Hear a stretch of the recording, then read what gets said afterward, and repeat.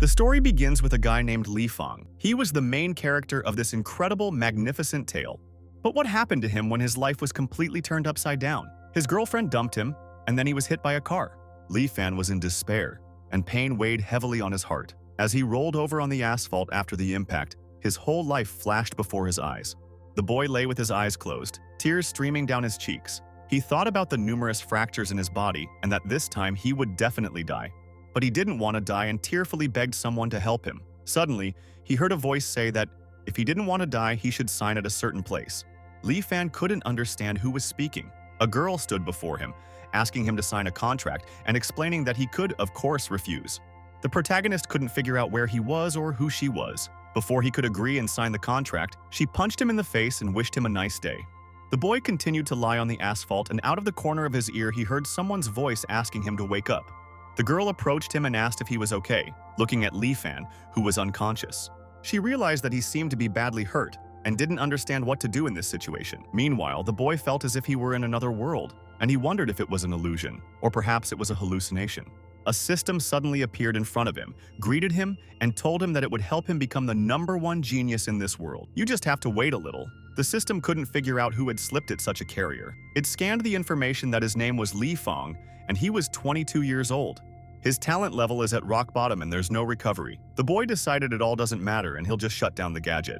The system asked him to wait a little, as it wanted to help him. It explained that he could gain points by absorbing emotions. Spontaneous emotions like fear or surprise are usually converted into points. You can try earning them right now. The protagonist decided it was some kind of nonsense, but if there was even a slight chance of staying alive, he had to try. The girl asked Li Fan not to move and promised to take him to the hospital. The boy wondered if spontaneous emotions could add points. He looked up at her and immediately agreed. He looked into the girl's eyes and asked her to bring him back to life as soon as possible. But suddenly he became frightened because he saw a ghost in front of him and grabbed his face with his hands, looking at her in horror. He pushed the girl far back and she fell on the asphalt, hitting her head and losing consciousness. He apologized to her and the system awarded him 200 points. The cost of a great heal was 1,000 points. The protagonist pondered this number of points. He wondered where he could find so many people in such a state. The boy began to look around and his gaze fell on the toilet, which was right in front of him. Meanwhile, the sweet girl was in this toilet and looking in the mirror, primping herself and smiling. Suddenly, she heard some noise, and her surprised gaze immediately fell on the door. She was very surprised when a boy appeared in front of her, whose clothes were bloody and whose look was creepy. Li Fan grabbed her leg and called her affectionately, smiling sweetly. He looked very ill, as streams of blood were running down his face. He continued to hold her leg and glanced at her lips. The boy asked the girl if they would kiss. The girl was terrified, and cold sweat began to run down her face. She couldn't understand where he had come from in the women's restroom. Her eyes changed dramatically and she started screaming as she approached him to strike. And the leg that he was hugging tightly flew straight into his face and she asked him to die, calling him a pervert. When the girl started running away screaming, the protagonist called himself a fool. He was doing such nonsense and had started having trouble breathing. The boy decided that as long as there was hope, he would never give up. He desperately wanted to live and clutched at any hope with his own hands. Li Fan rose to his feet and began making his way toward the women's restroom door again. He thought there must be people in the room. The main character began to crawl with all his might and still managed to open the door and get inside. He did this only to live and he simply had no other choice. The screams of terrified girls echoed throughout the area. They called him a pervert and begged for help, running away as quickly as possible.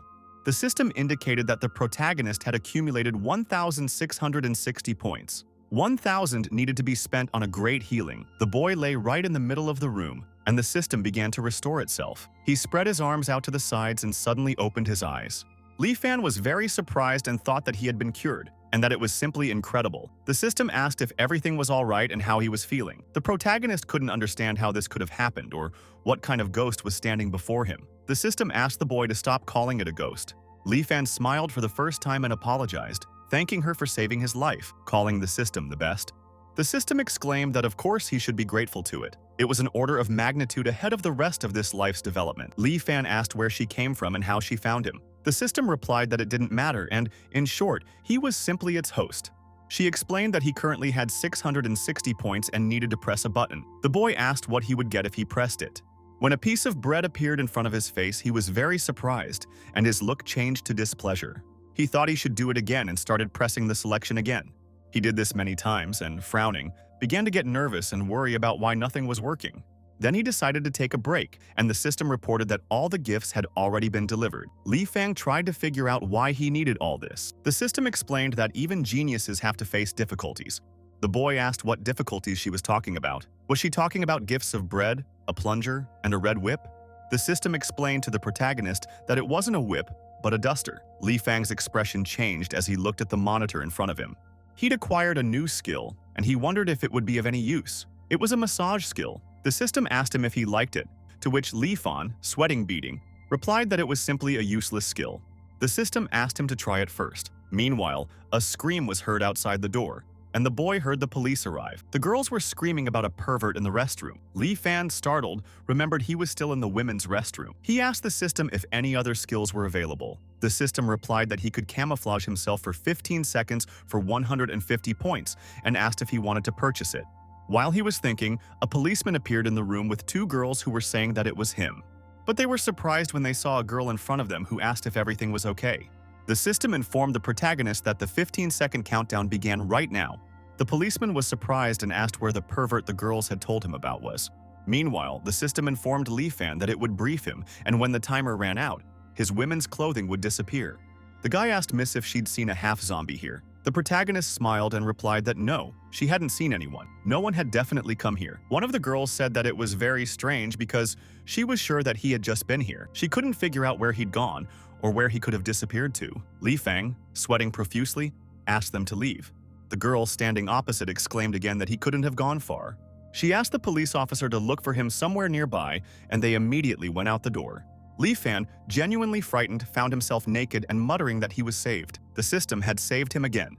She heard him and said that there was no need for thanks and that he should remember that the goods purchased in this section could only be used once. He needed to win it in a random lottery to gain permanent use of the skill. Li Fang wondered why she hadn't spoken up before. The system informed him that the more points he earned, the more skills he'd gain. Its job was to help him become a god, which wouldn't be easy. The protagonist exclaimed that he could read her thoughts. With enough points, the system could radically change someone's life, and that's simply remarkable. The boy realized that all he had to do was behave unpredictably. Meanwhile, in the restaurant which was nearby, there were many people who approached the window. They watched what was happening on the street. There was also a group of people there who heard strange sounds. Li Fan was standing outside this restaurant, and when he sat down on a chair, he was completely covered in drops of blood. The boy asked for meat to go, and everyone around him stared at his clothes and face in fear. The protagonist decided it wasn't just the glasses. He began wiping the drops of blood from his face, deep in thought. It is also possible to become an invincible genius thanks to this system that appeared in his life after death. The protagonist was a student at Shenzhou University. After his father died, he switched to distance learning. Now he works with his uncle and studies. He'll graduate soon, but today he feels like a squeezed lemon. After the system saved him yesterday, he found himself in a serious and long-term mess. The owner of this store was a friend of his father, so he allowed him to live there. What only happens in comics actually happened to him, despite the system's rather shady nature. Still, its capabilities are astounding, and it practically pulled him back from the brink of death. The first skill he learned was massage, and the star next to it seems to indicate his skill level, while the question marks seem to hint that he might be able to acquire other talents in the future. The boy became interested in how to take advantage of all this, and maybe he should become a superhero. Or maybe he should bring the whole world to its knees and become the Demon King. Li Fan imagined himself sitting on the couch next to beautiful girls, everyone kneeling and worshipping him. And there was a conversation on his phone where the girl was telling him that he shouldn't even beg her. She'd found another guy who was rich, handsome, and of course, much better than him in every way. The blonde girl was lying on the couch, and the protagonist was giving her a massage. She closed her eyes and said how good it felt. Li Fan asked the girl if his technique was good. He explained his number and asked her to come back for more sessions. The boy said with a smile that he would guarantee her complete satisfaction. After these words, something seemed to happen to him, and the system immediately appeared in the form of an angry smiley in front of him. She told the boy that this system should be used to develop talents, not to court girls. Li Fan exclaimed that he was not flirting and that he was using his skill in the professional field. The system inquired why it was then observing an increased heart rate. Li Fang said that in that case, he would practice on himself. The main character sat in a chair at the table and closed his eyes, thinking about how he needed to drown out the pain of a broken heart. He was standing in front of a monitor, holding a game controller, and he started pressing the buttons. The boy decided to do it at least once. He started pressing buttons and using fire in the airplane game. The planes continued to rise and soar in the sky as if they were chasing each other and trying to overtake each other. Li Fan looked closely at the monitor and was very surprised by something. He exclaimed with joy in his voice that this was very funny and interesting. The boy continued playing and noticed that all the tricks were performed by professionals. It's not recommended to try this at home. Li Fan wondered if it was even okay to use the massage skill for this. Meanwhile, the shop owner, Li Shu, was saying that the boy had apparently been studying all night and called him a diligent student. Why was he so exhausted today? The protagonist looked at the system monitor and saw that he currently had 1,343 points. Since massage isn't going so well, it's time to learn a new skill. Li Fan was really angry when he saw a plate of hot noodles in front of him. His expression changed as he didn't expect to win a bowl of noodles, and his gaze fell. The boy started poking at the monitor screen and asking the system to give him more gifts. He repeated these attempts many times, and when there were plates of noodles in front of him, he tried to understand what the probability of winning was. The system informed the protagonist that he had an equal chance of winning any prize. Li Fan, clutching his head, said that he had just spent 1,200 points and couldn't the system have stopped him. She replied that he was just a lucky man and had 100-odd points left. He could spin it again, and why not try it? Maybe something useful would fall. Li Fan got angry and called this system stupid, but still decided to try again by pressing his finger on the monitor. After another attempt, the boy furrowed his brows as he saw something interesting on the monitor. The system congratulated the boy on acquiring a new skill. Li Fan was already in the cafeteria, and the boys looked at him attentively. A couple appeared in front of him, and the guy calling him a loser said he actually worked there. This guy's name was Xiao Chao, and he was the heir to the Xiao family. Bai Siki was the protagonist's ex-girlfriend. A cafe employee asked young Mr. Xiao if he planned to have breakfast there. The young man then replied that he wasn't speaking to him and had no intention of eating in that cafeteria. He approached Li Fang and said that today, the young master would teach him a life lesson. He also called him a pauper who forgets his place. Even if he graduates from university, how is he going to buy a house? He couldn't even buy her a push-up, and it didn't matter that they were childhood friends. He exclaimed that it was Li Fang's own fault that she had abandoned him. He sent her messages there that his reputation was not very good and that it was better to stay away from him. He probably wants to take revenge on him, and in general, such a poor guy who can't even afford housing has no business here. She spread his arms out to the side and said that he could share with him since he had slept with her yesterday. But he couldn't do anything, even though they'd been dating for a long time. Xiao paused for a moment and asked what he was doing now. The protagonist explained that he'd just posted a video online since he loved to brag so much. He thought the guy would soon become a YouTube star. The video showed him saying he'd slept with Bai Siki. Xiao approached the boy, grabbed him by the lapels, and asked him to delete the video immediately. Li Fan replied that it would not be so easy to remove him from the internet and that the enemy had promised to kill him without fail. Suddenly, the main character clenched his fist and hit the scoundrel right in the chest with all his might, and he flew far back, falling to the floor. When Bai Siki saw what he did to her boyfriend, she called him crazy. Li Fang replied that he started it all himself. The girl began to explain to the protagonist that he couldn't give her what she deserved. She asked him not to interfere with her happiness. Li Fan then asked if she could really turn a blind eye to the fact that he was a scumbag just because of money. Bai Siki exclaimed in anger that he was from the richest family in Shenzhou. They could buy her as many houses and diamonds as she wanted. She certainly wasn't going to vegetate with him and lose the joy in life. The girl tried to explain that in their time, money gives much more than love. She turned around, asked him not to look for a meeting with her, and immediately said goodbye and headed towards the door. The man standing next to him told Li Fan that everyone knew that the Xiao family was untouchable and no one dared to go against them. Rumor has it that the guy who punched him last time is still in the hospital, and it seems Li Fang is in deep trouble. The man advised the boy to beg his forgiveness. The protagonist replied to Uncle Li that this was not necessary and immediately thanked him. The boy turned towards his uncle and, smiling, explained that it was his problem and he would deal with it himself. Meanwhile, Xiao was lying next to the car, very angry. He couldn't understand how this guy had dared to hit him. Bai Siki asked if he was okay. Xiao immediately gave the order to his guys to immediately beat the crap out of him, and they immediately rushed off in search of Li Fan. The man raised the mop as high as he could above his head and asked him not to dare hit his best friend's son. The protagonist clenched his strong fists and began to approach the opponents who were attacking him one after another. A multitude of blows flew in their direction, and he knocked each of the guys over himself. Xiao, watching what was happening, was simply shocked, and his jaw even dropped from surprise and such impudence that he saw in this boy. Uncle, still holding the mop, was also shocked and his jaw dropped in surprise. The gray-haired old man who was standing next to him said that this guy was no slouch. He was very curious about this boy's mentor. He was an old master, renowned throughout the region, and his name was Zhao. The uncle, looking at the boy, exclaimed that even he didn't know Li Fan was capable of such a thing. They continued to watch the fight together. The protagonist, clenching his fists, thought about how incredibly useful this new skill was. He had acquired the skill of boxing. While he was thinking about this, a girl appeared in front of him and said, clapping her hands, that this was not bad at all. He single-handedly took out 2 martial arts masters from their taekwondo society. The girl continued clapping for the protagonist.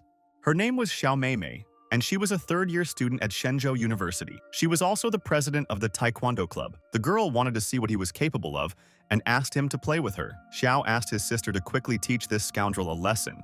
Xiao Mei kicked him in the face with all her might and told him to shut up immediately. The system alerted the protagonist that a serious enemy had been spotted. Li Fang explained that he only wanted to teach him a lesson and that his relatives had nothing to do with it.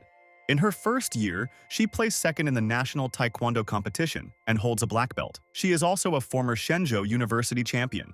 With incredible speed, she began to approach the boy and his gaze changed. He had never seen such speed as hers before, and Li Fan managed to block it when her foot flew straight at his head.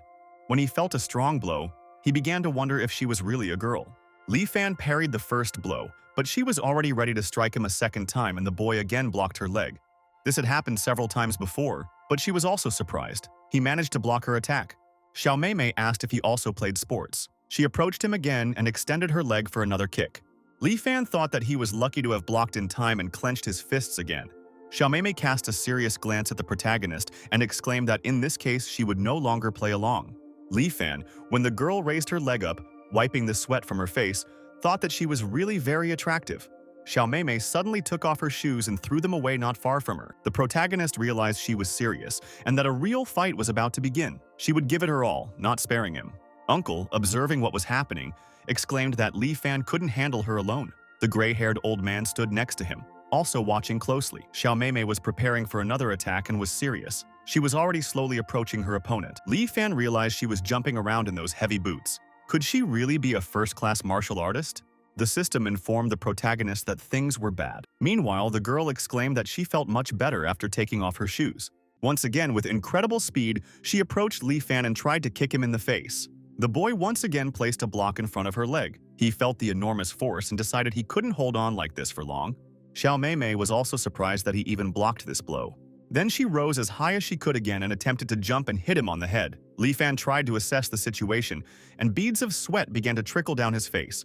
The boy realized that he wouldn't be able to block the blow again, and his only chance was a sudden counterattack. He wanted the girl to experience the full power of a boxing genius. Xiao Mei realized he could even counterattack under such pressure. But she became curious about how he would cope with her other move, and she began to use martial arts. In the form of the path of black silk, the girl's foot was already approaching his face, but Li Fan put out his fist and blocked the blow. The protagonist was very surprised that his blow couldn't counter this turn of events. He asked the system if it really was raising geniuses. The system replied that genius doesn't guarantee invincibility and that training is necessary. Li Fan asked the system why it hadn't told him this before. Meanwhile, Xiao Mei had already approached the boy again and began kicking him all over the body without stopping. Suddenly, he thought that he seemed to be starting to remember something, and with these thoughts, he fell headfirst onto the asphalt. He turned over and hit his back with all his might, his legs even lifting up from such a powerful blow. Xiao Mei stood above him and raised her leg to his wealth, asking him to apologize to her immediately. The boy asked not to do this and said that they all needed to apologize, and why should he do it? Xiao Mei, resting her hands on her hips, said that in this case he would die now and began to raise her leg higher and higher. Li Fan was seriously scared because she could have just taken away his entire future from him. The girl continued to stand on his wealth and the boy lowered his head down. If he hadn't been acting up last night, he wouldn't be in such a humiliating position now. The uncle was upset and thought about how he wouldn't be able to look his father in the eye after death, not after he'd allowed himself to be so humiliated by a girl. When facing a top-notch martial artist, resistance is futile and must be surrendered. Li Fan suddenly remembered something. If he uses this in battle, he'll get out of this situation. Xiao Mei continued to humiliate him and asked him to apologize immediately. But the main character suddenly grabbed her leg and squeezed the lower part of her leg with all his strength with one hand. The girl's gaze immediately changed as she did not expect such a turn of events, and he pressed on the Tijan massage point to calm the anger. After this, the boy used another point on the Tongan to put her to sleep. The gray-haired old man was very surprised by this, and his uncle also gaped in surprise. The girl could not understand what he had just done to her and felt weakness in her body. She slowly began to fall asleep and fell to the floor, closing her eyes. Xiaomei began to fall asleep, and in her sleep she clenched her fists in pain. She called the boy a scoundrel and asked him to let go of her leg, blushing a little and covered in beads of cold sweat. Li Fang pressed the Sanjiao point to relax the body. He pressed it gently, using his healing techniques. This was specifically to support the female reproductive system and ease menstruation. Xiao Mei, blushing, exclaimed that she felt very good. She feels that her life has reached its peak and takes a breath before falling asleep. When the main character had dealt with all of her points, he asked her to thank him for the treatment and walked away from the girl. The gray-haired old man was simply shocked when he realized what had happened. After all, this was the long-lost art of Wulin acupuncture. The boy didn't expect the scoundrel who had set his dogs on him to call him a great hero and an older brother. He explained that he had been ignorant and immediately apologized. And his ex-girlfriend exclaimed that he shouldn't even think she liked him, even if he won. She liked Master Xiao, not a barbarian like him. Li Fan was not far from them and had already come right up to the couple who were still sitting near the car. Xiao was very excited and fully acknowledged the protagonist's strength and power. Li Fan told the girl that it was her choice and he wasn't stopping her, but from now on, he would look only forward to the future. The boy turned around, said goodbye to her and went about his business. As he left, Xiao Mei looked at him with tears in her eyes. Meanwhile, Uncle was saying that he couldn't even expect this boy to mature so much. It's simply incredible, and he's doing a great job. The man told the boy's father that his son had grown up a lot, and he looked at him in surprise. When he approached the table, he saw many bowls of noodles, which also surprised him greatly. How did this boy manage to make so many noodles? One of the guys asked the boss for a portion of this dish, and he replied that of course he could. After all, why let the good stuff go to waste? So the man decided to sell them and finish his workday for the day, handing a plate of noodles to the customer. When the man began to inhale the aroma of these noodles into his nostrils, he was simply shocked by such a pleasant and rich smell. The customer's expression changed and his eyes bulged. He began greedily devouring the incredibly delicious noodles. The boss heard his client's satisfied cry and turned his head towards the window. The man ran to the window and approached his customer as quickly as possible, asking what had happened. He was very worried that something was wrong with the noodles, since the customer was making such noises. Before us loomed the spacious and bright Shenzhou University. Students listened attentively to the lecture, and some of them lay on the table, dozing off. Li Fan wasn't listening to the lecture, but was thinking about the glasses that were flashing through his head in the form of different digital combinations. The boy put his hands to his head and thought that he hadn't done anything.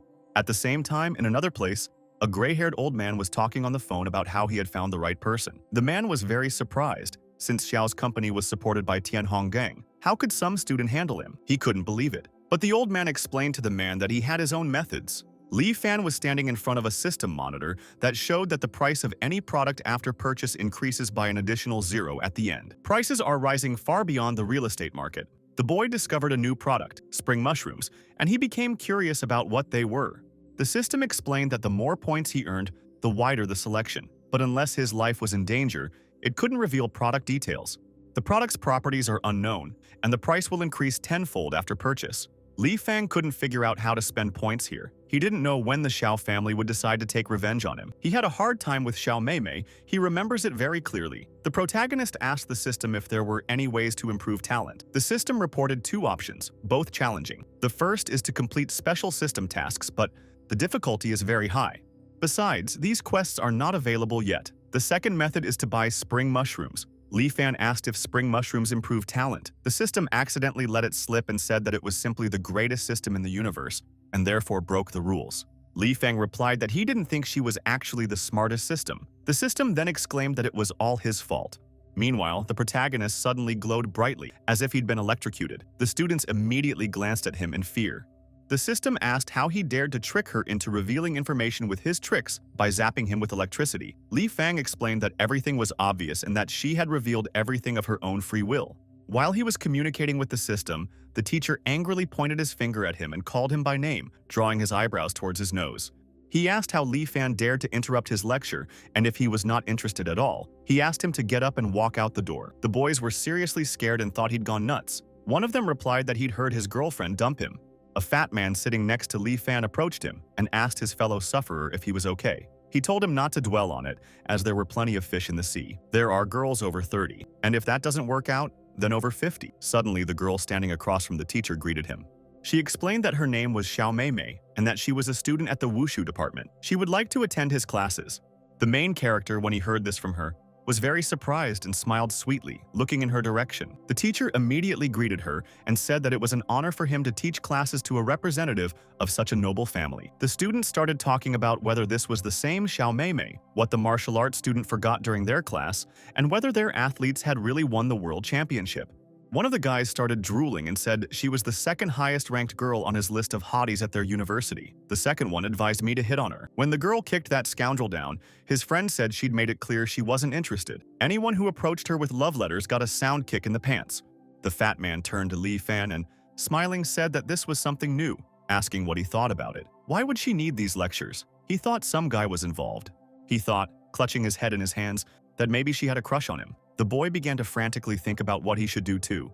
Xiao Mei walked up to him and, hitting him on the cheek with her hand, asked the lip smacker to get lost, since she had decided to sit in his place.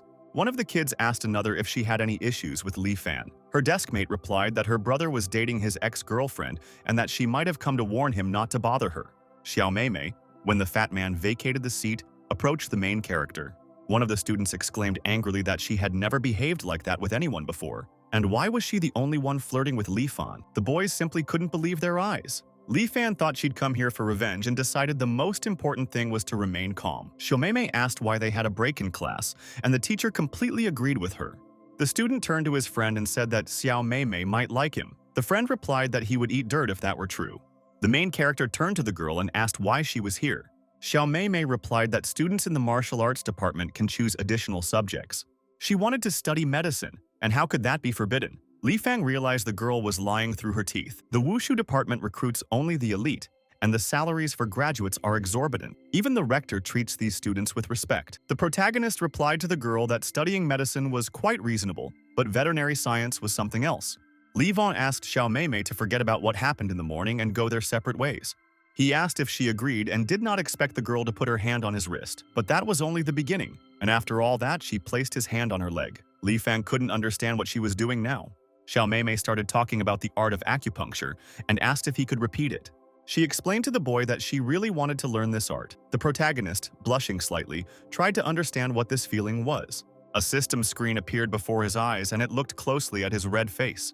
The boy said that, unfortunately, this was a family secret passed down from generation to generation, and he could not reveal it. He decided he wouldn't let this girl trick him. Xiao Mei approached him and said that she recognized him as her mentor, and wasn't that enough? Angrily, one of the students asked Li Fan how he had the nerve to harass Xiao Mei like that. His classmate asked his friend to calm down, holding his hand. The protagonist, not expecting such a turn of events, exclaimed that he could not stand it any longer, and again shone with a golden light like fire. The girl also received an electric shock, which surprised her greatly, as she also suffered a bit.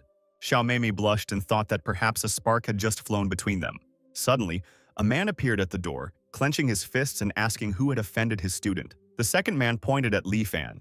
It was William, the martial arts teacher of Group E, a foreigner, and the girl immediately recognized her boss. When the professor saw the man, he started running for the door, exclaiming that he had urgent business to attend to. He asked for the lecture to be ended early. The man decided that he definitely couldn't handle these two and ran away from the auditorium as quickly as possible. In front of the guy who entered the room, there was a dog that started barking at him, making a nasty sound. He hit her with his fist and she flew far back, approaching the wall, and if it had been one more moment, she would have been smeared. Li Fan jumped out of his seat with one deft movement and caught the unfortunate dog, which almost fell and was not injured by such a powerful blow. The guy who entered the auditorium did not calm down and wanted this beast to die as quickly as possible, swinging his foot at it. But the main character held the dog with one hand, and with the other, he placed a block in front of the scoundrel's leg. He didn't expect this, and smiled slyly at the boy. He was waiting for some kind of explanation from him. Li Fan asked, holding the block, "Why harm an innocent animal? He's exactly what the guy's looking for." The students didn't know what to think, and decided that Li Fang had certainly crossed them. Xiao Mei turned to her taekwondo teacher. Xiao told the teacher that he was the one who had bullied Xiao Qi. And then when he found out who had beaten him and 4 other students outside the store, William exclaimed that it was terrible and that he had no respect for university rules. The man pointed at Li Fan and said he was expelled. The boy was simply shocked and didn't know what to say to William. One of the students remarked that he'd never thought Li Fan was so reckless. Another spread his arms wide and said it was no surprise that the martial arts instructor had come here in person. The protagonist began to explain that this was untrue, that they had started it, and that it was self-defense on his part. Zhao exclaimed that he had evidence to the contrary. CCTV footage shows him hitting him. Li Fang didn't expect such a turn of events. Two students who wanted to stop him were also beaten, and this is all clearly visible on the video recording. The guy came as close to him as possible and said that this was irrefutable evidence. He also heard that he was on good terms with the shop owner, Li Shu. His shop is located on land rented from his family, and his uncle is heavily in debt to them. The guy started threatening the main character and, approaching him, said that the store could be demolished. He continued to point the phone at him, then handed him a business card and said he wasn't too cruel. He asked the boy to come here after class. After which, the guy laughed very loudly and sarcastically and said that he would wait for him. And so it was evening, when classes had ended. Before us stood the red light district, where people strolled about, each going about their business. A loud shout erupted, with the guys screaming and asking to hit him as hard and fast as possible. Illegal fights were taking place in the ring. The guy continued to hold his opponent down with his legs and pull his hair.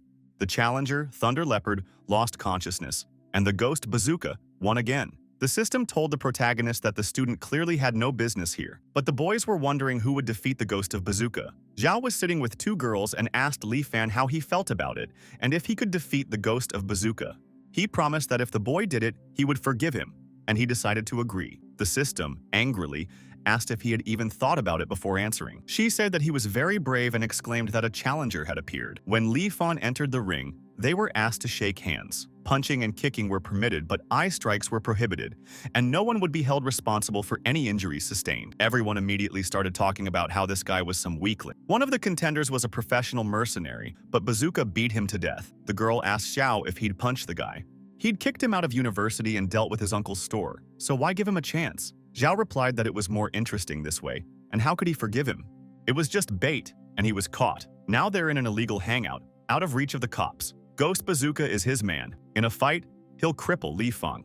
Ruining his studies and home isn't enough. He should be left crippled, and that only happens to those who cross him. The girl smiled and told the young gentleman that he was very cruel. Zhao asked her to eat some popcorn and watch the spectacle. Meanwhile, the enemy was already approaching the main character with incredible speed. He decided to use a flying punch and hit Li Fan with all his might, causing him to flip over and fly to the end of the ring. The boy grabbed his hand and said it hurt. The system exclaimed that it had told him so, and he wouldn't be able to stand up to it. But the guys around him were surprised that the boy had managed to block the blow. The system explained that these were illegal fights, not university training competitions. His boxing talent wouldn't carry him through. Li Fan decided that he had to strike back because he had promised his father that he would graduate from university. Uncle Li helped him after his father's death and would never allow his shop to be torn down. That's why the boy decided to get involved in illegal fighting. He must win, and his opponent is unaware of his massage skills. The key is to find the right moment to use them. But before he had time to think about it, his opponent approached him and said that he had been told that he understood acupuncture. Now the main character realized that he was definitely finished since he knew about this skill. The enemy began to approach faster and faster and, waving his fists, exclaimed that he would not give him a chance to use this on it. The system started telling him again that he was screwed and that this scoundrel wouldn't leave him a chance. Li Fang replied that the system was making too much noise. Meanwhile, Xiao joyfully shouted for the guy to beat him to death, and a malicious smile never left his face. The enemy approached Li Fan and thought that this guy was quite capable and agile. The main character, in turn, when he parried another blow, realized that he almost caught his chance. When the blow hit the powerful opponent in the stomach, he was seriously surprised to feel pain in his stomach. Li Fan, when he was cowering, decided that this was his only chance to get out of this mess. He hit his opponent with all his might in the face, and he didn't have time to block the blow, flying back a little. Drops of scarlet blood began to spray from the man's mouth, and his face was damaged by such a powerful blow. Shouts of surprise could be heard from the audience. Could this kid really have punched Bazooka in the face, and why wasn't the ghost moving? Was that blow really that powerful that he was even shaking afterward? Bazooka was furious as hell, and the kid was in trouble now. Bazooka couldn't understand why his stomach hurt so much and grimaced, covered in beads of cold, wet sweat. Li Fang asked him why he was standing there and said the fight was still going on. Bazooka realized he'd done something wrong with his acupuncture, and that he really didn't have a chance. While he was thinking about this, the main character had already come as close to him as possible and slapped the ghost with all his might. Bazooka grimaced and asked how he dared to hit him in the face, becoming even more angry. Now he was very furious and clenching his strong fists, he cried out as he approached that he would kill him. Li Fan asked him to break through his defense with his slow strikes if he could. But the enemy again clenched his legs as his stomach began to hurt very badly, and he cried out that he could not do it anymore. The Golden City was about to collapse, and they had to flee. The father and mother held their son's hand and ran as fast as they could. The father exclaimed, without letting go of the little boy's hand, that they had almost reached the end, and the boy continued to say that he was afraid. The man took the woman by the hands and asked her to ram the gate together. The son told his parents they were the best he had. It was necessary to hold on and not open up, Bazooka thought, covered in beads of sweat that were pitifully running down his face. The Golden City is crumbling, and will its inhabitants be able to escape? Just think, the ghost of Bazooka is in such a terrible and unfavorable state. When the man approached the door, he couldn't understand why it wouldn't open. The Golden City was crumbling, and they were begging to be let in. But now he can't do that, and he won't let him. The boy was in great pain, continuing to squeeze his knees. He writhed in pain and thought that if he were to let go now, it would be simply terrible and shameful. Xie stood up from his seat and asked Bazooka to hit him already, wondering why he was frozen there. Bazooka decided to focus and calm down. If he left the ring, it would be counted as a loss, and he couldn't go to the bathroom for now. The guys around him noticed that he was concentrating chi energy. It was the first time they'd seen a ghost work with this energy. One of the guys exclaimed that he'd said the ghost couldn't lose and wouldn't give in. Luckily, Bazooka could hold out for another 5 minutes, enough to finish the fight. Li Fang slapped him again and asked why he wasn't hitting him. Wasn't he the one who was drooling just now? The boys were even more frightened when he slapped his opponent again. Was this Li Fan trying to anger the ghost? Bazooka clenched his jaws and exclaimed that he had decided to meet his death at his hands. Before he could finish speaking, a voice was heard from behind, which said that it seemed he was looking for death and that he should at least give him back. Li Fang punches the ghost without encountering any resistance. Xiao starts getting angry and begs Bazooka to punch him. Why is he even paying him money? The protagonist tore the ghost's mask off with a single slap. When the mask came off, he asked how much Xiao Chao had paid him to beat him up. In front of him stood Teacher William, holding his red, battered cheek with his hand. Xiao was also shocked when he realized that the boy had torn off his mask and exposed his deception. The guys in the crowd were simply shocked and wondered if the ghost was actually a martial arts teacher at the university. How could he even think of fighting in illegal fights for money with such a status? William, hiding his face, realized he had just been exposed and would certainly be fired. The man and woman pulled the door from different sides and it gave in, but they had to push on it as hard as they could. The boys were shocked by the sound coming from Bazooka. They understood perfectly well what was happening and grimaced in displeasure. According to legend, first-class martial artists are able to push their bodies beyond their limits. When all 8 energy centers are open, the body is enveloped in a powerful energy called Qi. The muscles will fill out and expand dramatically, producing a loud sound. The microphone announced that it was most likely the sound of tearing muscles. It turns out the ghost is an exceptional martial artist. The sound is as resounding as thunder and as drawn out as a beast's howl. Even he is encountering such art for the first time, and he must savor the spectacle. The guys were excited and asked to film it on their phones, happy that their ticket purchases had been worth it. Xiao exclaimed that he was so cool. He asked to kill this scoundrel and get away with it. The crowd shouted at the ghost that he was the best and asked him to kill him. Bazooka thought, covered in beads of sweat, that it was very noisy around and that something would explode now. When the main character started singing the song, Bazooka thought that he was asking for trouble and that he would definitely kill him now. Men and women ran, saying that the Golden City lay in ruins and that they needed to quicken their pace. They ran faster and faster toward the Golden Gates, as it was the only way. Bazooka was very worried and, clutching his thigh, begged them not to jump out.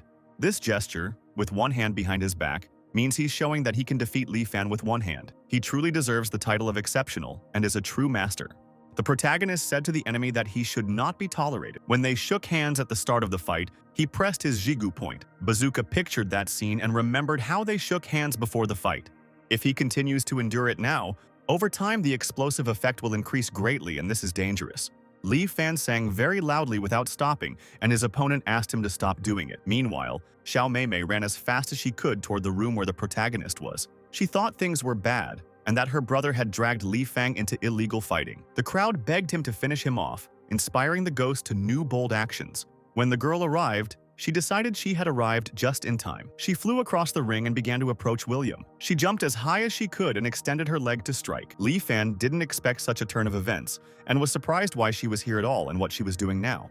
The boy asked her to stop immediately and said that he would soon win, asking her not to interfere in their fight. When he reached the girl, they unexpectedly met in a kiss, when he reluctantly knocked her down. The crowd was simply shocked, and the guys even stood up from their seats, clenching their fists. The protagonist stood above Xiao Meimei and, blushing, immediately apologized to her. He explained to the girl that it was a simple accident. She didn't expect this either and began to lose consciousness. The boy asked if she was okay, trying to revive her. Xiao clenched his fists and asked her to immediately take her hands off his sister. Bazooka thought about how loud they were all and how he couldn't stand it anymore. He just hated this situation and all of them. Xiao told Li Fan that he was asking for trouble again and squeezed the popcorn he was eating in his hand. Bazooka could no longer control himself and grabbed his stomach again, since it was necessary to open the gates, because the Golden City was falling on them, and they would all die. What should I do now? It's also terrible because a giant human hand has blocked the exit. But the man clenched his fist, which contained a powerful, huge hammer, and exclaimed that he was already coming. Oh, did their great brother the hero really show up and the guy decided that he didn't care anymore and needed to save the situation? He took this huge hammer and decided to finally open these gates by breaking them down. Bright, transparent tears sparkled on Bazooka's face and flowed down his cheeks in front of everyone. The man holding the microphone could not say a word because his jaw dropped, and the same thing happened to the other judges. Everyone was simply shocked, and the main character began to count points in his head. After that night, the illegal fights were suspended indefinitely, and young Master Xiao never ate popcorn again. When the gates were opened, men and women said that they had survived after all. Meanwhile, in a house in Shenzhou, there was a cake with candles burning on the table. The girl holding the phone was upset that Xiao's group and Tianhong Gang's illegal fights had been so exposed. Lin Fan had managed to defeat the ghost. She was shocked because before he was just a nobody, so there was only one possibility. Lin Tiankong handed him a map of the dragon's territory. The girl, lighting candles, said this was unacceptable. The map of the dragon's territory belongs to them, to their Anying group. It's their treasure, but they're located elsewhere and can't take action. A man sat across from the girl at the table, his mouth taped shut and bound, and she raised a huge cleaver over her head. The girl asked her not to worry and said Tianhong Gang's group would take care of it. The organization had just ordered a young man named Lin Fan to decorate a territory map and a dragon, and he was ordered to comply. The young man told the boss he had two pieces of news, one good and one bad. The good news is that the protagonist insulted the young master of the Xiao family. He caused a ruckus in their territory, and number 3 and number 4 were dispatched to deal with the situation. The girl asked about the bad news, and the guy explained that number 3 and number 4 are known for their bloodthirstiness and he is probably already dead. Naturally, the more spectators there were, the more points Li Fan received. He smiled, thinking about this and feeling happy. The boy looked at the system monitor, surprised that they were still dripping and who was remembering him. Looking at the sum of his points, one can't help but feel like he's gotten rich, and why not buy a spring mushroom? In front of him was a mushroom begging to be eaten. Li Fan was surprised that it was so expensive and thought it was simply too much to eat. The system asked him not to turn up his nose too much because as soon as he ate it, his skill level would be pumped to the maximum. Li Fan decided that it was too late and went back to the store when a terrible picture appeared before him, and he could not understand what was going on there. A man was holding a little girl in his arms and she was begging him to let her go immediately. It was Qinglong, a level E martial artist from Tianhong Gang's faction. Standing next to him was a girl named Bai Hu, an E-level martial artist also from Tianhong Gang's faction. The girl, perched on the scoundrel's shoulder, suddenly bit him on the shoulder. Then the man threw her far away from him and she began to scream in horror, afraid that she would fall on the asphalt and break. Meanwhile, the main character was already on hand and put his hands forward to catch this little girl. He was there in time and the girl fell right into the boy's arms. He recognized her as Little In and looking at her in horror, asked if she was okay, worried about her condition. The girl began to cry, wiping away her tears and calling her brother's name. Li Xiaoying was Uncle Li Shu's daughter. The girl began to explain that when she returned from school, there were a lot of broken glasses on the floor. Her father was also nowhere to be found. Then these people appeared, a man and a woman, who even beat her, and she began to cry even harder. The man exclaimed that he was the same Li Fan who had offended young Master Xiao and caused a commotion at the illegal fights of the Tianhong Gang group. Li Fan became extremely angry and asked what was going on. He explained that young Master Xiao had made a deal with him. If he won the illegal fight, he would forgive all his debts. What kind of gang is this anyway? And how dare they demolish a store and take Uncle Li hostage? The man replied that Tianhong Gang's gang does whatever they want in Shenzhou, and they didn't take any Uncle Li hostage, so what's he talking about anyway? The protagonist exclaimed as he approached to strike that they were completely out of their minds. The girl asked her brother not to do anything rash and that they could go to the police. But the boy had already tried to strike his opponent, who grabbed his fist. Li Fan used his other hand to press on a certain point on the villain's chest, trying to use the Langzun point, but he was simply shocked when this point was inaccessible to him. The man exclaimed, continuing to hold his fist in his hand, that his acupuncture wouldn't work on him. He, Qinglong, is Tianhong Gang's most powerful fighter. Even an army knife couldn't penetrate his muscles, let alone his finger. Before he could finish speaking, With one deft movement of his hand, he knocked the main character backwards onto the hard asphalt. He kept clenching his fist and saying that he thought the guy who beat William would be stronger. Who would have thought he'd collapse from one punch? Lee Fan said that he was in a lot of pain and that everything was broken so much that he couldn't even move. The system reported that she had asked him to stop, but he hadn't listened, and that the difference in their strength was too great. Meanwhile, the girl had already run up to the big guy and asked how dare he hit her little brother. The man hit the girl with all his might, and she flew far, far away, falling straight onto the asphalt. The protagonist asked him to stop and leave the girl alone because he needed him. Suddenly, a girl appeared in front of him and said that they both grew up in a military family, and it showed. They both don't give up, and it's a shame that now only those who didn't get into the military and losers who can't find work go into the military. The main character clenched his teeth and looked angrily at this scoundrel who was holding a knife in her hands. The girl inserted her silk stocking into Lee Fan's mouth and began to take out a cold weapon, raising it above the boy's head. She smiled slyly and said that now she would pierce his brain with this knife, and now he would definitely die. This is what awaits those who offend the Xiao family and the great famous Tianhonggang group. She continued to hold the knife above his head, ready to plunge it into the boy's body. Li Fan commanded the system to use super healing. The girl did not expect such a turn of events, and her gaze changed dramatically when he tried to do something. The situation took on a new meaning, and Li Fan tried to understand what had just happened. A man appeared behind the girl and asked what he was shouting. The girl replied that his shout had surprised her a little, and that her hand had slipped accidentally. There was something said about super healing, and even while dying, he was thinking about all sorts of dirty things. She called this guy a horny student. Through this conversation, Li Fan heard the spring mushroom's appeal, which said that it had come to the aid of its master. He is going to find the boy's mouth and ask him to eat it to help the owner in this situation. The main character was very surprised when, after eating the mushroom, he immediately came to his senses. When the boy got to his feet, the girl was very surprised and frightened, called him a ghost, trying to move away from him as quickly as possible.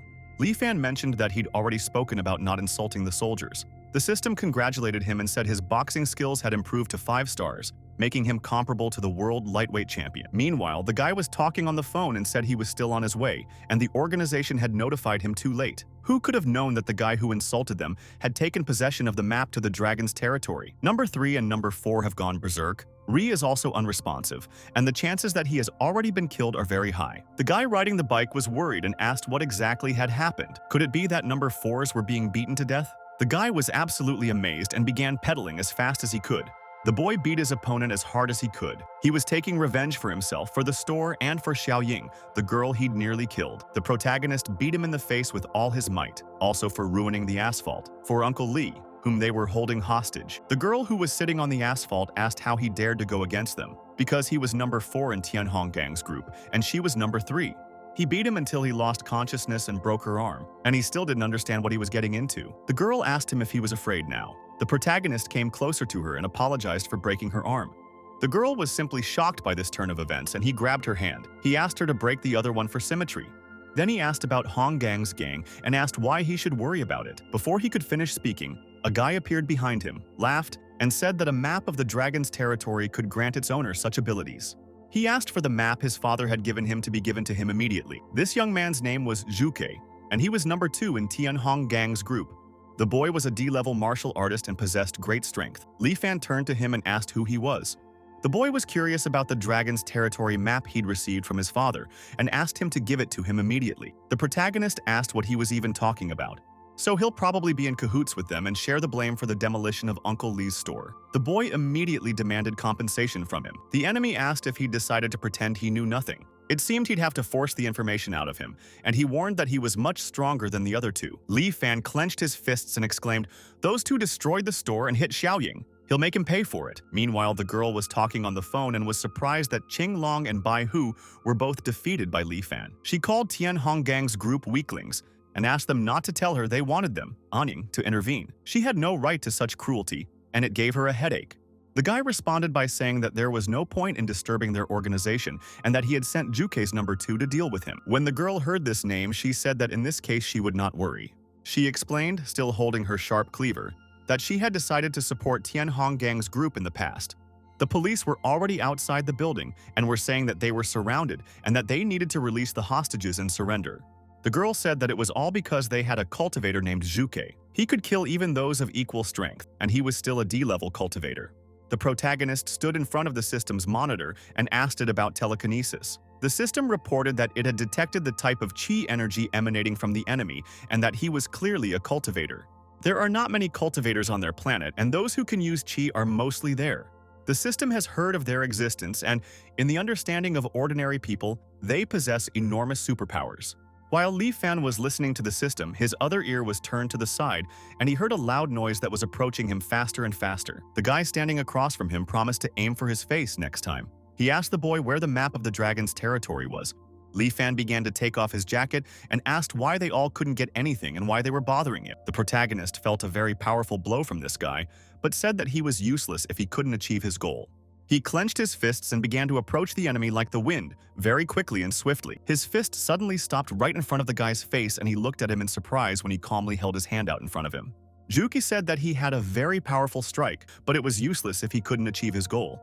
He asked Li Fan if he could move, and the protagonist responded by asking what was going on. Juke explained that since he'd decided to strike him, he obviously had no idea what was going on. If he couldn't use chi, he was far weaker than a cultivator. He just fired a knife, but it hit the wall. But the knife's real purpose is to surround him with its key lines. Juke approached the boy and explained to him that he could now control him, and he began to glow with bright blue rays. Meanwhile, the guys with machine guns were saying that the enemy was unknown, but he was holding the Shenzhen police chief hostage. Therefore, it should be considered a high-risk situation. He understands that they are all elite, graduates of the Wushu department, and moreover E-level masters, but he urges them to be cautious. A girl appeared above their heads and said that when it came to intimidation, Juke was much more effective than her. She kills people quickly, but he likes to mock and torture them a little first. The girl was talking on the phone about how she wanted to see him break this guy. At this time, Juke raised his hand up, and Li Fan found himself tied high above his head with his transparent blue threads. He laughed at the boy and asked him to pose for him, continuing to mock him. Li Fang asked them to stop laughing at him. Juke continued to laugh, saying that it was very lively. Then the enemy calmed down and stopped laughing, after which he simply asked to give him the map of the dragon's territory. Li Fang asked him what he was even talking about. His father had been missing for a long time and hadn't given him anything. Juke asked why he was still being stubborn, and it seemed he hadn't quite grasped the gravity of the situation. He was the chief expert in extracting information through torture in Tian Honggang's group. The enemy said his torture was far more sophisticated than the worst tortures of the Qing dynasty. He would remove his ribs one by one until he handed over the map. Li Fan raised his hand and tried to somehow control the blue lightning. He asked his opponent to try if he could do it first. Doku was very surprised that the boy could still move, even though his lines were entangled around him from all sides. Just a little more, and he would be able to break free from these lines. Li Fan asked the system if there were any other options. The system reported that the remaining points were only enough for one. But its effect is limited, although there's a high chance the enemy will loosen its grip. Li Fang asked the system not to say another word, but rather to act and break the shackles. The boy clenched his fists and began to pull the blue threads with all his might, delivering a powerful blow. Juke was very surprised and started to block when he felt the poisonous blow. He didn't understand where the poisonous hand had come from or why this man had appeared here. The man began to explain to Juke that this guy was from their Zhao faction. If he harms him, he will show no mercy and will give him the world's most terrifying poison to taste. This man's nickname is Poisonous Duan, and he is the head of the Zhao family's guard and an E-level martial arts and healing master. Juke replied that the rumors were true, and he really was strong. Just think, he'd be dead by now if he'd breathed in the poisonous blast, but he was very curious why he was protecting this young man. Poison Hand asked for no comment and to leave. Juke realized he wanted to compete with Tian Honggang for control of the dragon's territory map, then let him see how he handles a couple of his tricks. But before he could finish speaking, a gray-haired old man appeared and asked him to stop there. Juke was very surprised when he saw Elder Zhao in front of him. The old man smiled and told Juke that they had not seen each other for a long time, calling him Little One. Elder Zhao was the founder of the Zhao group. He asked for respect because he liked this young man. The system, helping the boy, transformed him into camouflage for 15 seconds. The girl ended up in the elder's arms, and he looked closely at the boys, wondering who was responsible for her being left lying on the cold ground. He called her home, as her grandfather had plenty of warm blankets. The boys were simply shocked, looking at Elder Zhao in surprise. Juke asked not to tell him and decided to see what would happen next. When the elder opened his eyes, he saw in his arms not a girl, but the main character. He looked at him indignantly, surprised, and said that today he would have nightmares. Li Fan walked up to the elder and asked if he was okay, touching his back. Juke decided that since Elder Zhao and Poison Hand were both here, it was worth holding off. Besides, it seemed the boy wasn't lying when he claimed his father hadn't left him anything. Li Fang asked what he wanted from him. Zhuke explained that his father was supposed to leave him something before he disappeared. This card is very important, and there are only 5 of them: dragon, sand, water, acupuncture, and feng shui. His father had one of these cards. He doesn't care whether he goes to his hometown or digs up the grave of his ancestors, but he must find what his father left him. The guy imagined what he would do to him, and a slight, malicious smile appeared on his face. In 10 days, he would take either the card or his life, and as he left, he said goodbye. Li Fang asked him to wait and asked if he knew why his father had disappeared. The protagonist thought, stretching his hand forward, that he had left very quickly. He didn't know if his father had left him a map before he disappeared. The boy wondered if it was because of it that he had disappeared. The first thing that comes to mind when he thinks of his father is the Wall of Honor in their old house in the village. The wall was covered with medals and notes about his father's achievements. For him, his dad was and remains a great hero. The last time Lin Fan saw his father was when he was in 3rd grade. To honor one of his father's achievements, the villagers prepared a ceremonial welcome and waited for his return at the village entrance since early morning. Lin Fan was nervous because he hadn't seen his father for a long time and didn't know what to call him. Dad is too casual, father is too formal. He could call him daddy, but that sounds too childish. But he was already grown up and couldn't act like a baby, lest he embarrass his father in front of everyone. So the boy decided to call him daddy instead of daddy because it sounded more mature. When the boy was sitting near the tree, a guy with other guys approached him and asked how long he had been waiting. At first, Li Fan was scared, but then he decided to calm himself down because his daddy was back. He was completely drenched in sweat when the boys approached him, but he began to catch his breath, calming himself down with his father. Today, Li Fan learned something new about his father, but he also got into trouble that day. The gray-haired old man suggested playing a game of League of Legends, but the man stopped him, and Li Fan said that it didn't matter anymore. He seemed completely lost and asked to explain what was going on here and who they were. The gray-haired old man introduced himself as Elder Zhao. He explained that he led Zhao's group. Next to him was Meng Gang, the head of his security department, and he was clearly in trouble. In short, he's offended the Xiao family and is suspected of possessing a map of the dragon's territory, which the Anying organization is trying to obtain. Therefore, both organizations have tasked the Tianhong Gang faction with dealing with him. At this point, only Zhao's group can help him. The protagonist thought about how he'd merely taught Xiao Chao a lesson and how he'd gotten himself into all this in the first place. The boy told the old man that he was a simple, humble student and why they had decided to help him. Zhao explained that there was only one condition. He was supposed to become his granddaughter's boyfriend and marry her within a year. The boy didn't expect this turn of events, and his expression changed. The little sister congratulated her brother and said that her dad said that after he finds a girlfriend, he won't play quietly by himself. Li Fang, angrily, asked his sister what she was even talking about. What was Uncle Li teaching her anyway? He asked the elder if this was some kind of joke, and he seemed to understand their intention. They want him to pretend to be his granddaughter's boyfriend and secretly protect her. Zhao replied that no, they don't need fakes. They need a real boyfriend. Li Fang exclaimed that this was nonsense, and that he was sure many people wanted his granddaughter. And why was the old man talking about him specifically? The boy thought she looked like a Picasso painting. Zhao explained that his granddaughter was the most beautiful girl at Shenzhou University and a very delicate flower. Li Fang wondered if she might be mentally ill or paralyzed. The old man replied that she was in good health and that he had chosen him because they were about the same age. He also has an acceptable appearance, good skills, a good nature, and they have a common enemy, the Xiao group. Although here we should begin the story if we're talking about the most important things, starting with his youth. When Zhao began telling the story of his 18th birthday, the boy stopped him. He asked not to tell mossy stories, but to simply state everything briefly. The gray-haired old man did not expect this from this impudent man and cast a stern glance at him. Zhao turned to Little Menu and asked him to take him to the underground secret room and tell him the whole truth. The man didn't want to do it, but he couldn't disobey the elder, so he immediately began to carry out his order. And so they found themselves at a high wall with hieroglyphs. Zhao said that what he was about to tell them was very tragic, so they left the girl to wait outside. Li Fan was surprised by the tall wall, filled with names, and there were a huge number of them. Li Fan asked not to tell anyone that his granddaughter was cursed, and that this was a list of those who had sought her hand in marriage and died.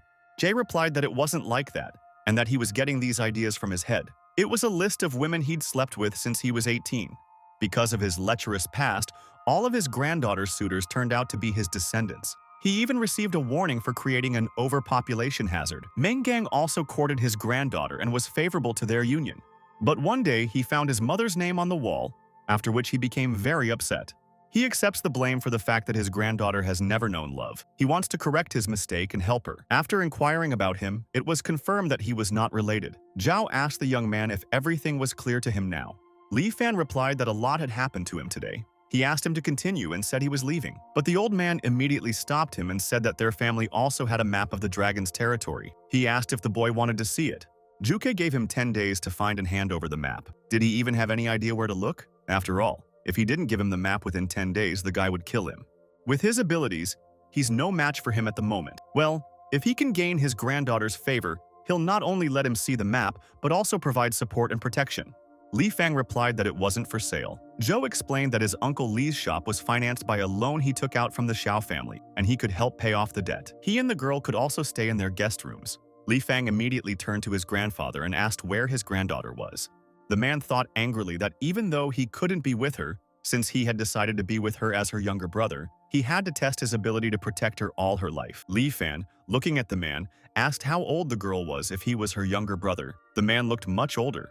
Then he replied that his poisonous hand was poisoning his body and that this was a side effect. But he will give him a head start and will not use his poisonous hand. He asked him to win against him and then he will receive his blessing. The old man asked Meng Gang not to complicate things to the point of absurdity because even with one arm he was an E-level martial artist. The protagonist approached the elder and asked to be taken to see his granddaughter. Zhou replied that his granddaughter was currently on a business trip and wouldn't arrive until the following morning. He prepared 2 guest rooms for them to stay in temporarily because their store was now in ruins. The girl said she didn't know where her father was and that he wasn't answering her phone. Zhou replied that the police only accept missing persons reports 24 hours after a disappearance.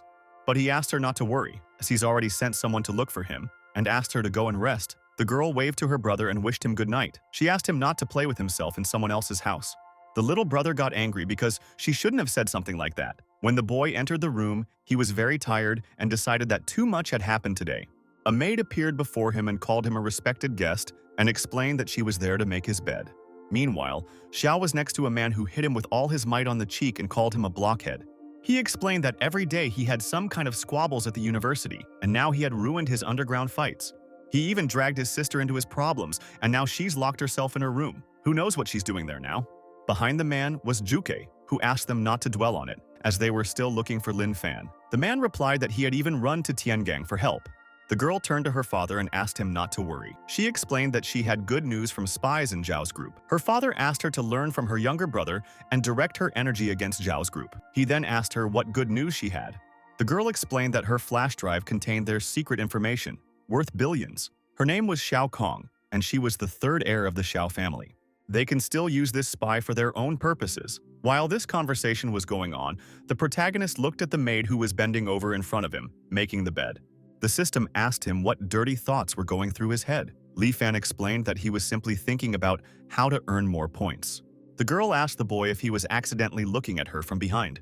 She explained to the esteemed guest that if he had any needs, then as a servant, she was ready to fully satisfy them. The protagonist, flushed and sweating, told the girl there was no need. Meanwhile, the system announced he had a quest. He couldn't figure out who Wen Xiao was. When the system told him everything, he asked the maid if she was the girl, which greatly surprised her. Li Fan recalled that the system explained that there were only 2 ways to improve skills. One of these paths is spring mushrooms, and the other is completing special quests. Eating a spring mushroom was really difficult for him. Li Fan thought about the fact that prices also increase significantly after purchase. It's difficult to improve skills this way. In 10 days, he will have to face Juke again, and even if he finds his father's inheritance, he certainly shouldn't give it to him, so he needs to make a leap in his skills. In 10 days, he needs to not only earn points but also complete as many quests as possible. The girl told the boy that not many guests remember her name, so she could lie down with him and tell him a bedtime story. She asked if he was against it, and the main character smiled and agreed. The system immediately made an angry face and explained that it had detected a jump in heart rate and that this was what he had just planned. Is she telling the truth now? Li Fan replied that he had not intended anything, and that it seemed so to her. He began explaining to the system that he was doing this solely for the quest. He had only 5 minutes to discover her secret, and he could only do so by listening to a bedtime story. It's like a battle of spies extracting information from each other. Of course he's nervous. And what could she possibly be thinking? The system replied that he was thinking about a quest, and that it had misinterpreted it, after which it apologized to the boy. Li Fang told the system not to worry about its mistake. Li Fan clenched his fists and said he was doing this for their shared mission and for their prosperity. When he approached the girl, she asked him what he preferred. "I am an invincible genius. The soul of a god or an immortal teaches him to wear X." Li Fan could not understand why his glasses were creeping up. She didn't seem to have any emotional outbursts, so where could this come from? The protagonist thought about this frantically and suddenly said, smiling and closing his eyes, that he thought differently. And although he is truly interested in all the stories, the young lady may misinterpret them. The boy approached the bed on which the girl was lying and asked permission to walk her to the door. The girl, of course, did not expect such a turn of events because no one had ever refused her. After this, a gray-haired old man and his companion suddenly appeared in the room. They exclaimed that he had passed the test. Zhao apologized to the boy and explained that he wanted to test him before introducing him to his granddaughter. The girl immediately introduced herself as Wei Xiao. She was his granddaughter's personal maid and a member of their family, but she was already married, and he asked her to pretend to be and try to seduce him while they watched. Zhao shouted to the boy that he had passed the test of seduction and was worthy of his granddaughter. Li Fan immediately and humbly thanked the elder. He thought to himself that he hadn't realized this was a test at all, and fortunately, they had misunderstood. The old man added that when he saw him walking toward her, he almost lost his temper and stabbed him. Everyone around burst into laughter. The protagonist, covered in beads of sweat, thought that it was very good that he was able to react quickly and correctly. Zhao explained that his granddaughter had actually been home the whole time, but he wanted to check on him before allowing him to see her. Since he'd passed the test, he'd definitely introduce them. A girl appeared at the door and asked who wanted her baby. The girl's name was Zhao Lingman, the CEO of the Zhao Shi Corporation and the heir to the Zhao Group. Li Fang didn't expect to see such a beauty before him. When the girl came as close to him as possible, she asked how it happened that it was him. Zhao was surprised and asked how they knew each other. Zhao Lingman exclaimed that it was the pervert from the toilet she was talking about. Suddenly, he crawled up to her and started licking her leg, hugging her very tightly, and everything was exactly like that. But the boy denied what she said. Li Fan was simply shocked that it was exactly that girl and it was really a coincidence. Zhao asked the boy how he could explain everything, and the girl asked him not to give him a chance. The protagonist immediately asked them to wait and thought to himself that everything was really bad, and how could it even be explained? He couldn't tell her about the system. The system began reminding him that he had 30 seconds left before the quest's activation time expired. If he failed this task, the quest would no longer appear. Li Fang replied that he thought he'd discovered her secret. Zhao insisted that the boy explain it if he could. The girl, in turn, crossed her arms and asked them to call the police. When they noticed him running away, the elder asked him to stop immediately. Li Fan thought that he couldn't let her escape, and if he didn't make it in time, there would be no quest. He was very scared and thought that he had no time left and the secret must be hidden on her body. The boy ran up to Wei Xiao and asked her to wait a bit. He asked what she was hiding on her body. When the girl began to run away faster and faster, the boy realized that he was indeed right and began to catch up with her. In one deft jump, he clenched his fists, asked her to stop, and caught up with the girl. She took a few more steps to escape from him, and he delivered a crushing blow with his palm to the floor. The floor began to crack and the girl paused a little after such a powerful blow. Li Fan, putting his hands forward, exclaimed that he had caught her, delighted by this.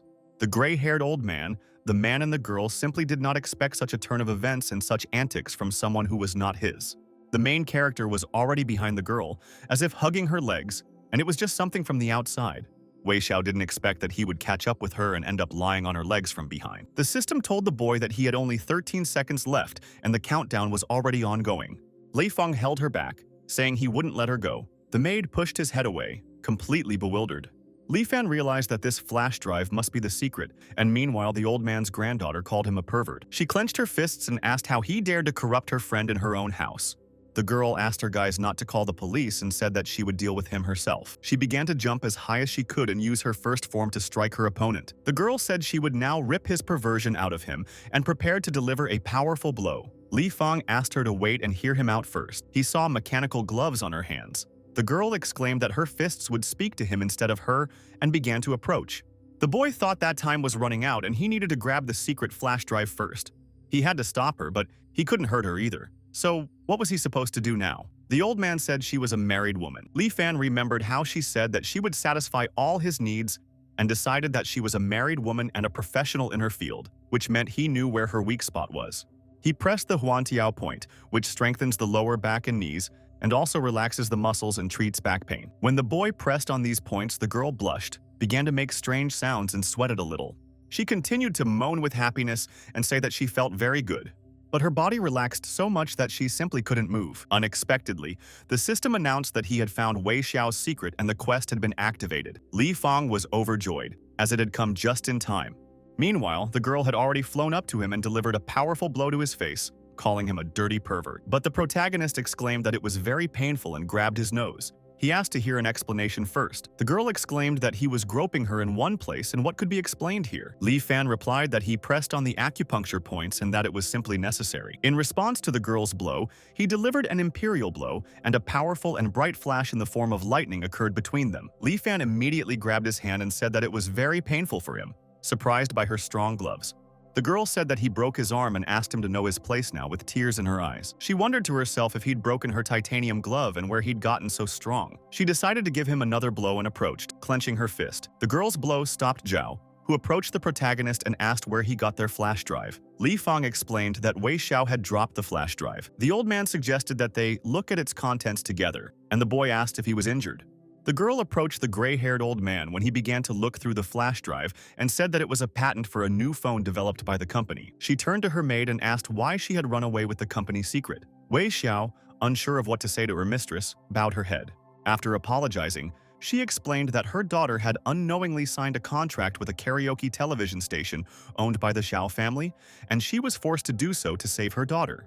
The guys were shocked that she had a daughter, and the girl said that she never told anyone, and she knows that she is doing wrong, but her daughter is the most precious thing she has. She had to promise Xiao that she would spy in exchange for her daughter's freedom. The girl asked the maid not to worry and to tell her everything in order. The others also waited for an explanation. The protagonist thought that this mission was directly related to the current situation. Wei Xiao had been explaining this since she was 18. She was living with a guy, and one day they forgot to clear the table after eating. When they fell asleep, rats came running and chewed through the condom, and that's how she got pregnant. And when her boyfriend ran after the rat, he fell into an open sewer manhole and died. She tried very hard to raise her daughter properly, but adolescence rebellion occurred. She and her friends became addicted to drugs and began stealing money frequently. But that wasn't enough, so she borrowed money from Xiao's group. Unable to pay off her debt, she sold herself to KTV. She tried to save it, but her debt was enormous. Even if she worked tirelessly, she wouldn't be able to pay it back. So Xiao offered her to spy, and they promised to exchange her daughter's freedom for the secret of Zhao's company. The lady was simply shocked and exclaimed that she should have told her everything. The Xiao family are nothing but scum. The lady blushed slightly, looking upset. Li Fang found it hard to imagine that Xiao Meimei's family wasn't above protecting prostitution. Zhao said that the Xiao family had crossed the line. He asked Zhao Lingming and Ming Gong to go to the Xiao family's cable TV station and, on behalf of the Zhao family, rescue his granddaughter. The guys immediately agreed unanimously, and the main character, together with them, clenched his fists and was ready to engage in battle with the villains. But the guys, with a deft movement of their fists, hit him in the face, asking him not to interfere in these matters. The woman explained that he had been harassing her and her relative and now wanted to go have fun on cable TV. The girl asked him to stay there and await her grandfather's verdict. The protagonist continued to stop them and asked them to listen to him.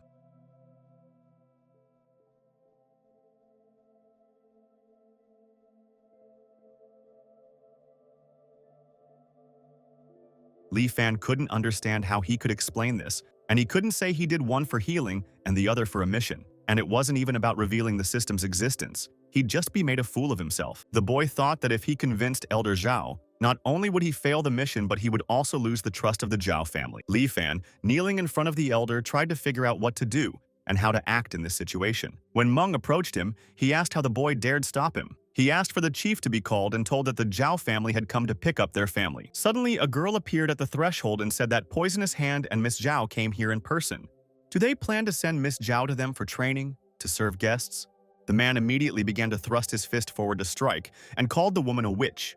How could she possibly insult his mistress? The girl tried to resist this blow and began to raise her hand. There was a bright red flash and the two forces met. The man felt incredible power and beads of sweat ran down his face. The girl smiled slyly and said that it seemed she could parry his attacks, and that was just wonderful. She did not let go of the fan in her hands and, attacking the man, asked him to close the main exit. As they came to them, the girl asked to be allowed to show hospitality. The girl asked permission to introduce herself and said that she was Madame KTV Liu from Tianhong Gang's group. The man replied that in that case, she must be in charge. They suspected their KTV was forcing girls to sell their bodies, and they called the police. Madame Lu smiled and said that she was absolutely shaking at the mention of the police.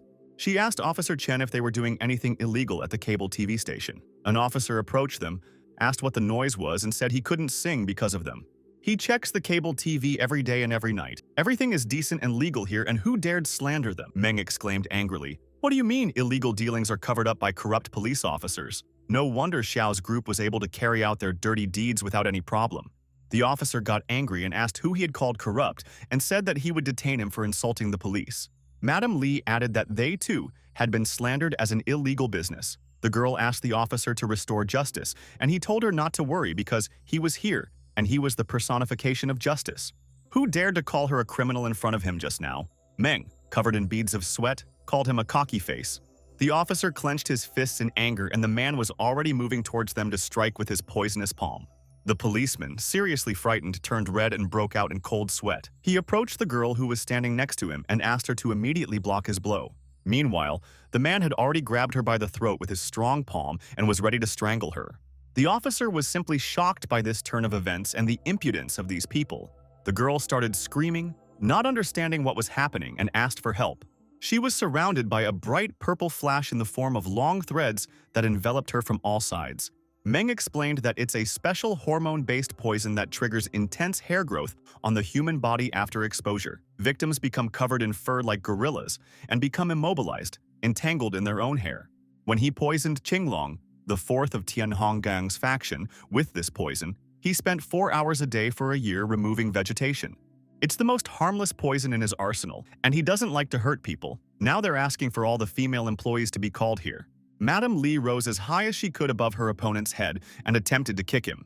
Meng didn't expect such a turn of events because she dared to attack his hand directly. He tried to block the blow and grabbed her leg to perform a takedown, but she was already approaching him for another attack. Meng, enraged, called her shameless and asked her to prepare to taste his poison.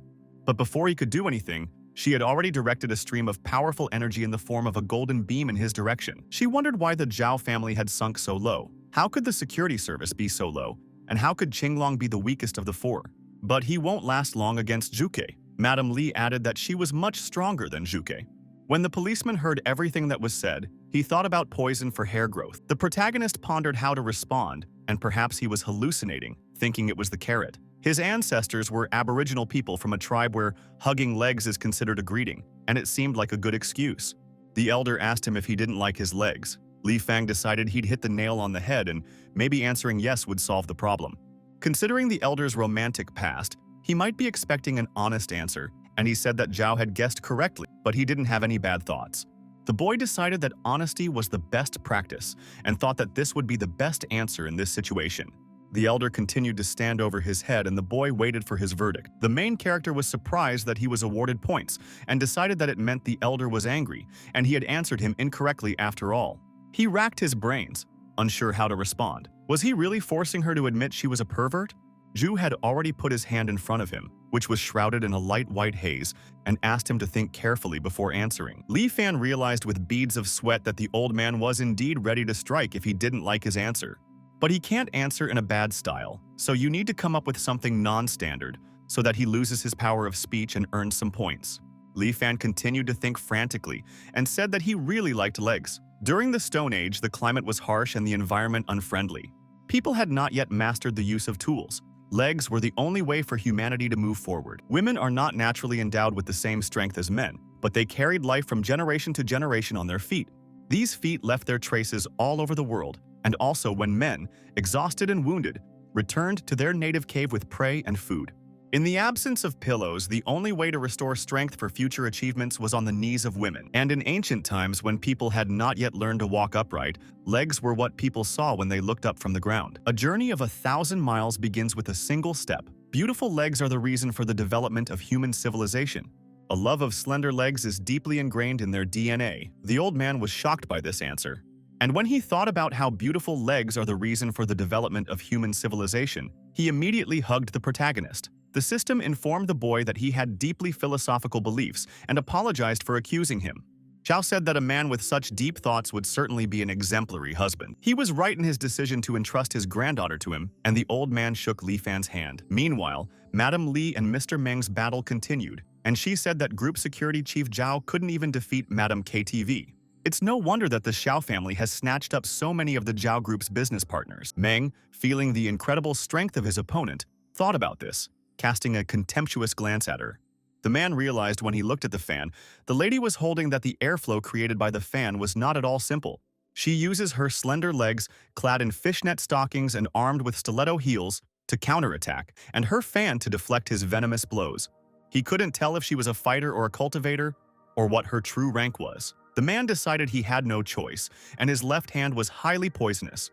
It has 3 seals to suppress the most dangerous poisonous gases, and each time he removes a seal, he releases more poison. But with each seal removed, the effects on his body intensify. When the 3rd seal is opened, all living things within a 10-mile radius die, including himself. He would allow them to witness the true power of the poisonous hand. But before he could finish speaking, the girl appeared behind him and struck him in the back with all her might. Meng couldn't understand what had just happened. It was simply unexpected for him. The old man asked the main character if he wanted to go to KTV and save her. Li Fan replied that yes, both his granddaughter and the poisonous hand would need help. Zhao laughed and said that there was no need to do that, since each of them could handle the Xiao family on their own. Ming Gang practices both medicine and martial arts. He once single-handedly killed several members of the Tianhong group. Word of the poisonous needle quickly spread, and since he took over their security department, neither the Xiao family nor Tianhong dared to disturb them.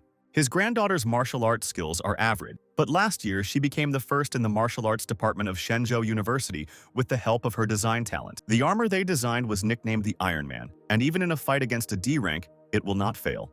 Zhou asked them not to worry about them, and to think instead about making his granddaughter happy. He would call them, since everything was most likely already sorted out. But when the old man dialed the number, it was disconnected.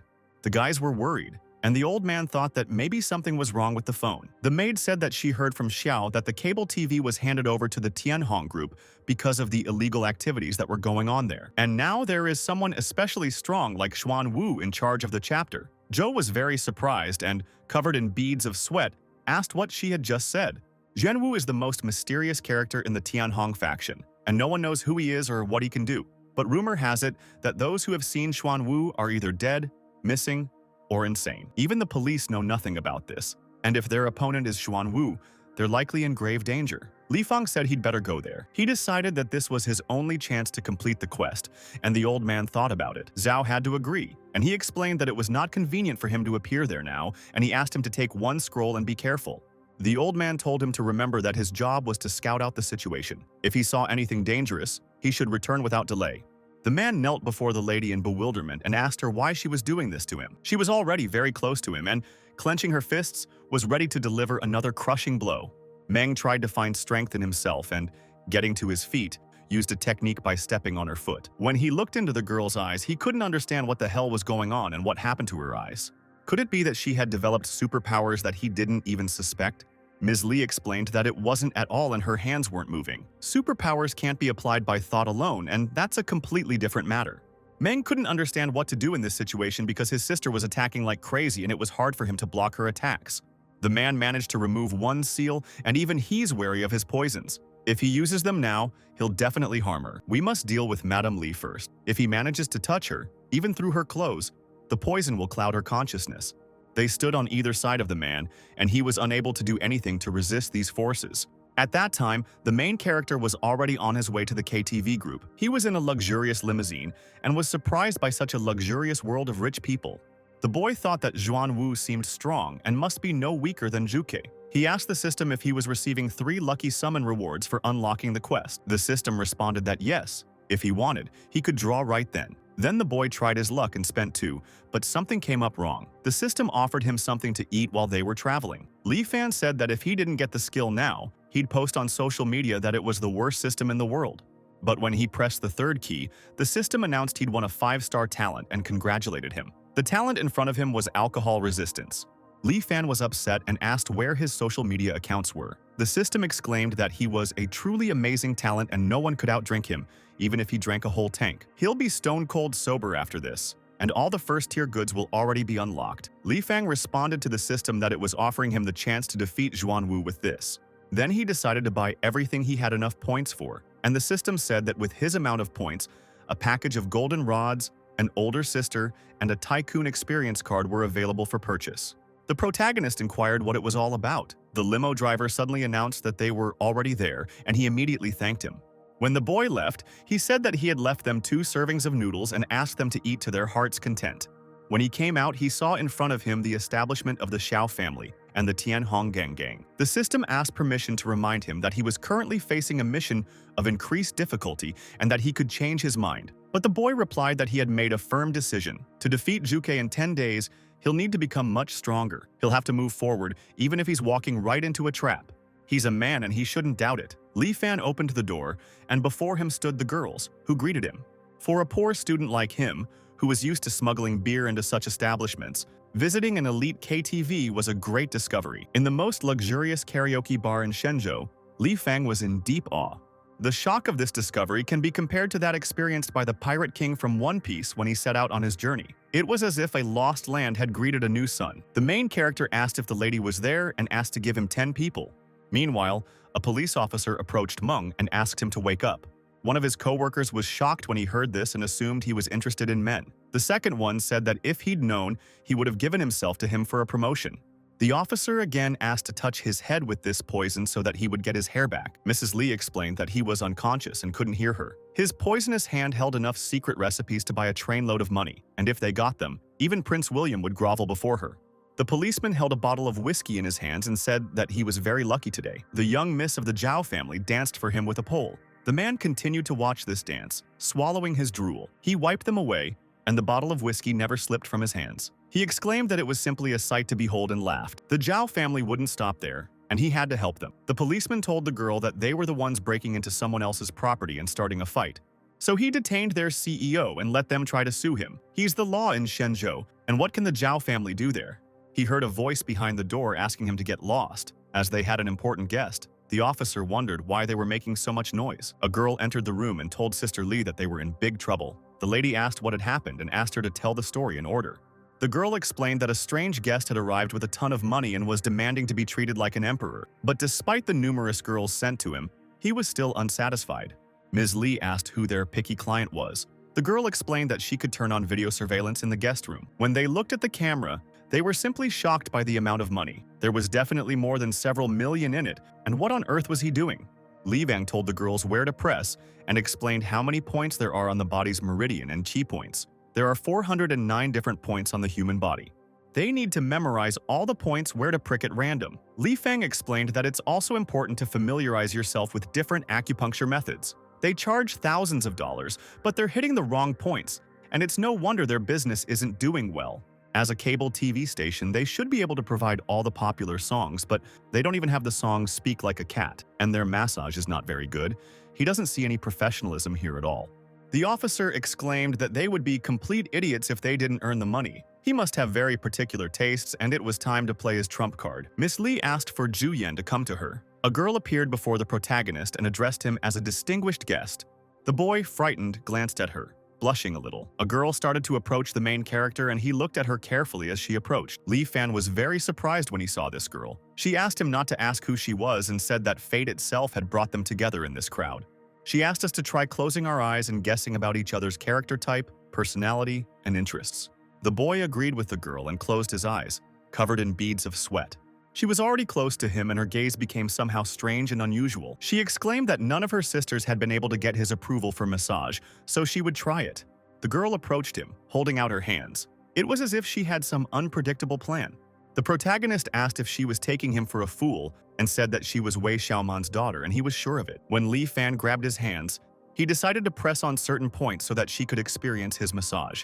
When she made a move in response, the boy asked why she was attacking him stealthily. The girl immediately blushed and was unable to do anything to surprise Li Fan. The pink blush didn't fade from her face, and beads of sweat continued to trickle down her cheeks. There was a flash of something between them as their forces met, and they were thrown back from each other.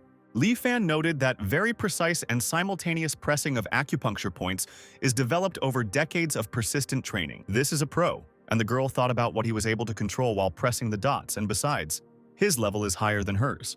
She became interested in who he was, and she really had now met a worthy opponent. The system informed him that, as a reward for opening the first mission, the system would provide the opportunity to improve a skill of his choice, and it suggested that he take advantage of it. He thought it was just in time and opted to improve his massage skill. The girl replied that it looked like he'd have to resort to her secret technique. This level of massage can't be bought for any amount of money. She said that the few who were lucky enough to experience it fell at her feet. The girl began to use the multi-armed bodhisattva, and it was something incredible.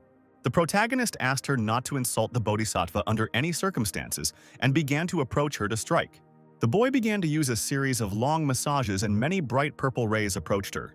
There was a bright flash, and it was like lightning struck her the moment Li Fan approached. The girl thought about how he pressed all the points on her body 6 times in sync. This sensation was better than the last one. She asked the boy how he knew. Li Fan replied that learning such a high-quality technique required a huge amount of money. Unsurprisingly, his mother couldn't find her, so he reached out to the girl, asking her to come with him. He explained that they were going to visit her mother.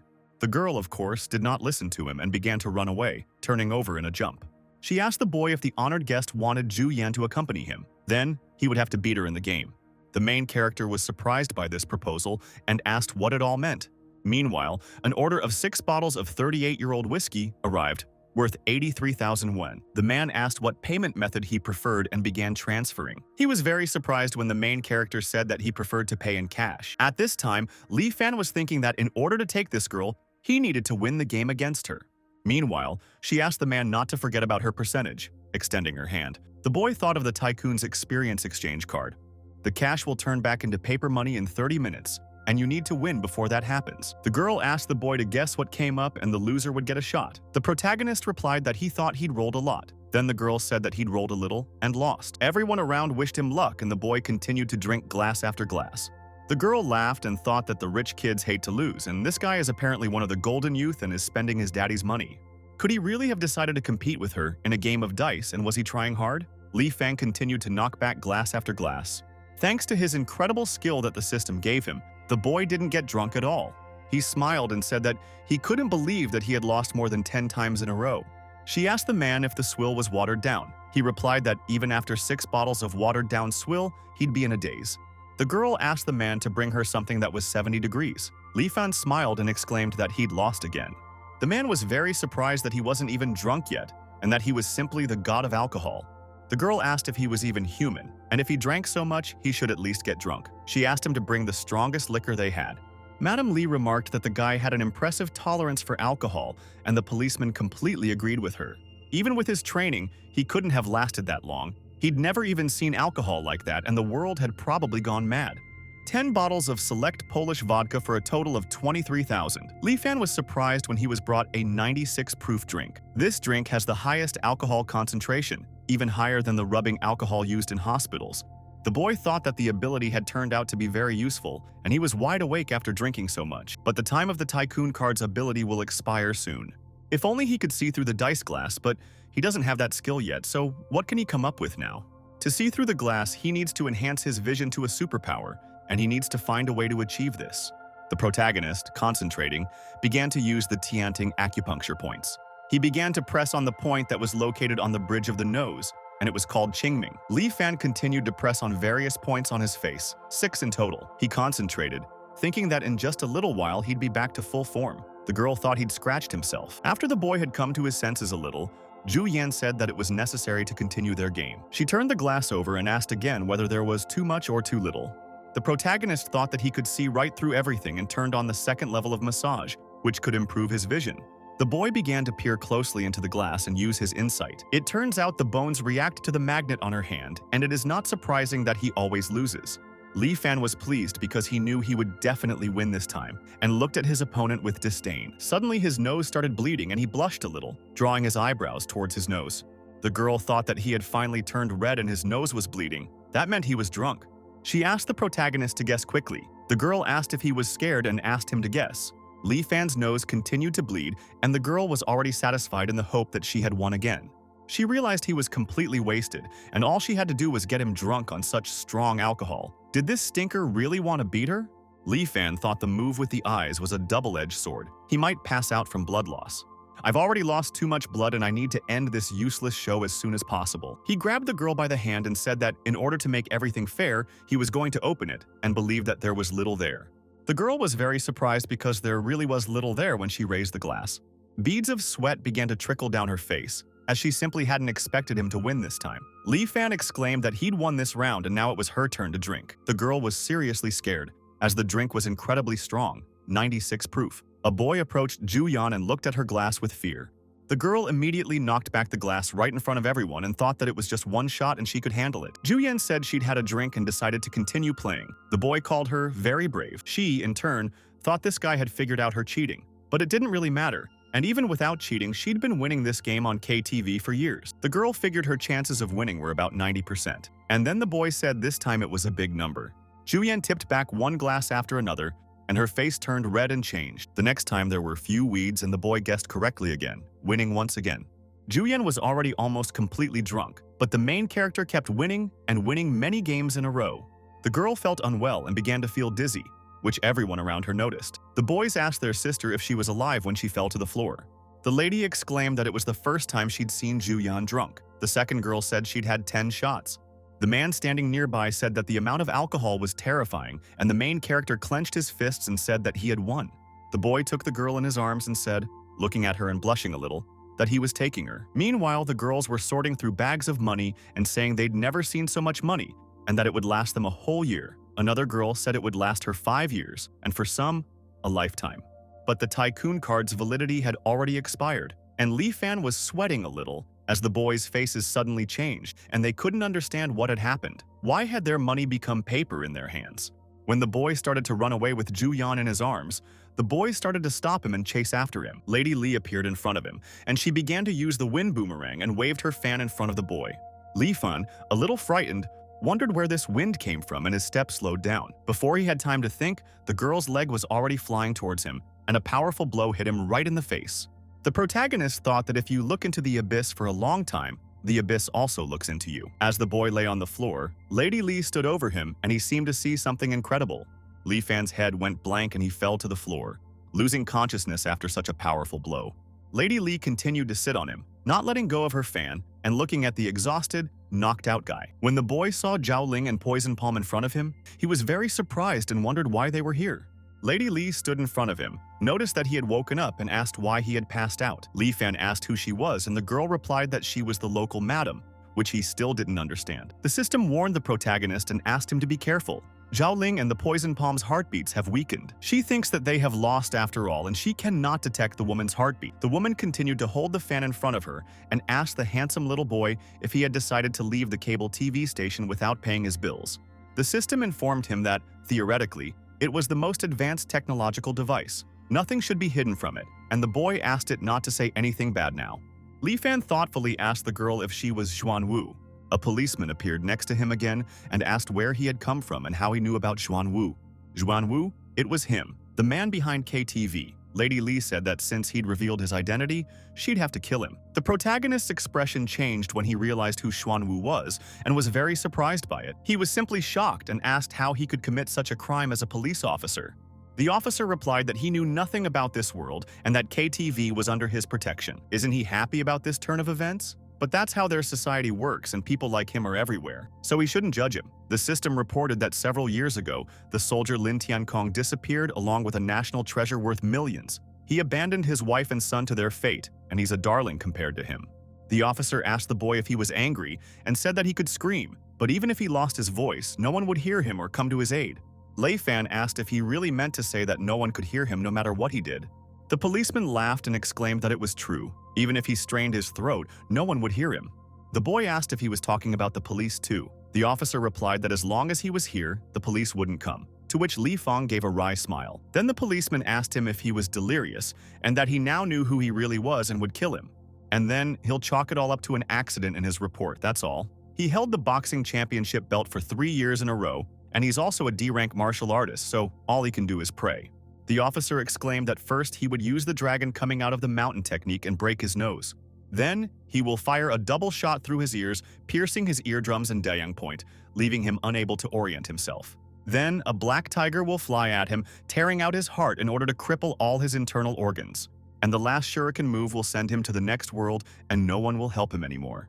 Before he could hit him, the ropes broke and the boy found himself free. The policeman did not expect such a turn of events, and he threw himself far back and began to scream with a terrible cry. Lady Li, when she heard this sound, unexpectedly began to worry and moved her eyebrows towards her nose. When she glanced at his hand, where the rope had broken, she was even more surprised. Could he really have freed himself? Meanwhile, the policeman was screaming in pain and saying that his arm was broken.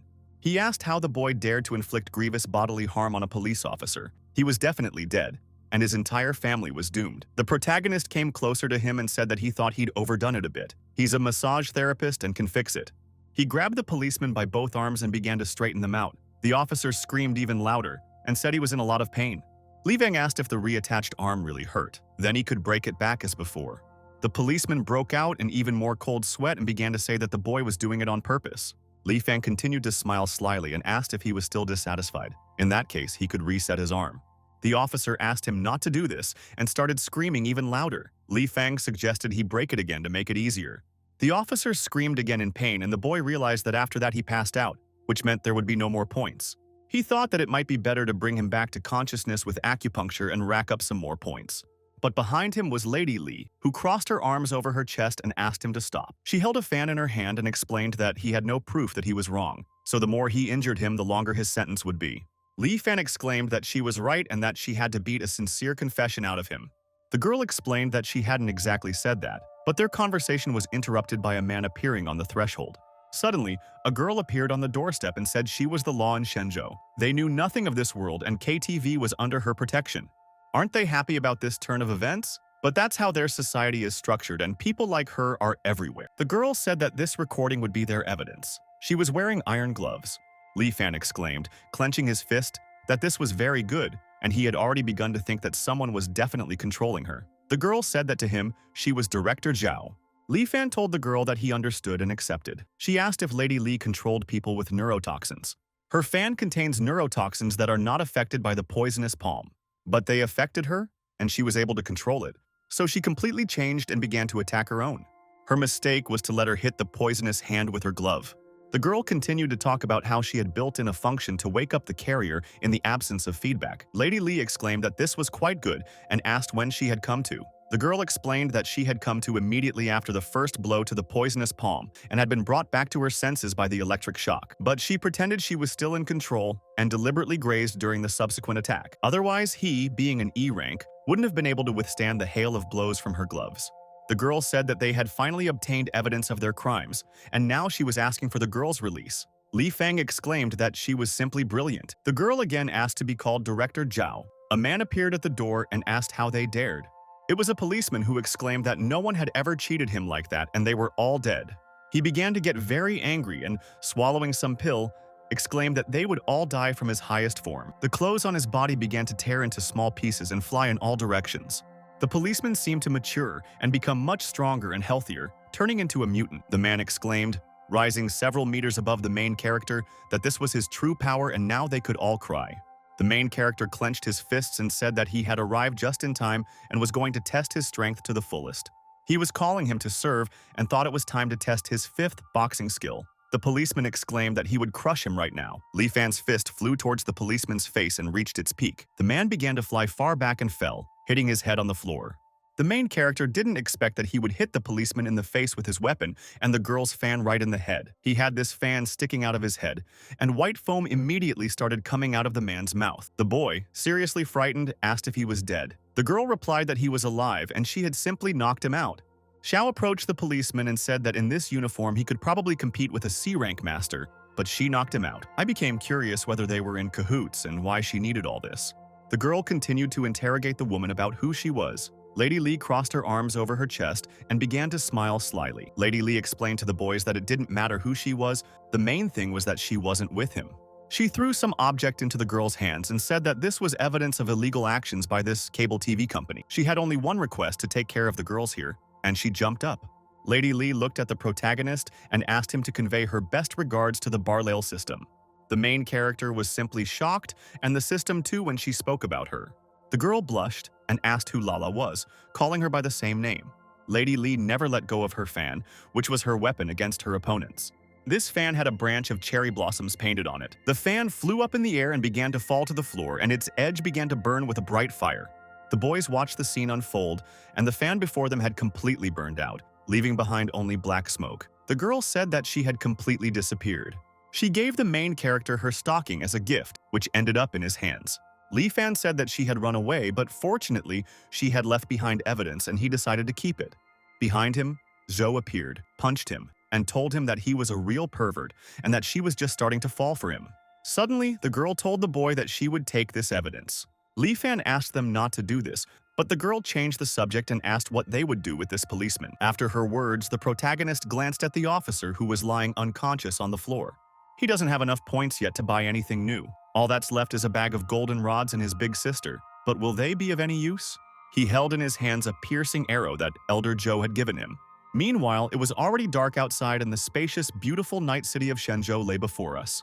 A multitude of fireworks decorated the sky, and it was as if some hieroglyphs were written on it. The boys in black suits recognized Elder Zhao's terrifying, piercing arrow. The guys immediately declared a state of emergency and decided to mobilize immediately and as quickly as possible. At this time, the police received an urgent report about the illegal activities of the cable TV station. The chief gave the order to immediately leave for the arrest, and the guys rushed towards the police car. The guy asked what the Zhao family's security guards were doing there. The guy in dark glasses and a suit asked who had called the police. Suddenly there was a cry and the boys asked to look up as they noticed that someone was on the roof. There really was a guy there who was holding some kind of staff in his hands, and the guys couldn't figure out who he was. One of them pulled out his pistol and, looking at the roof, pointed it at the man. The police announced that he was surrounded.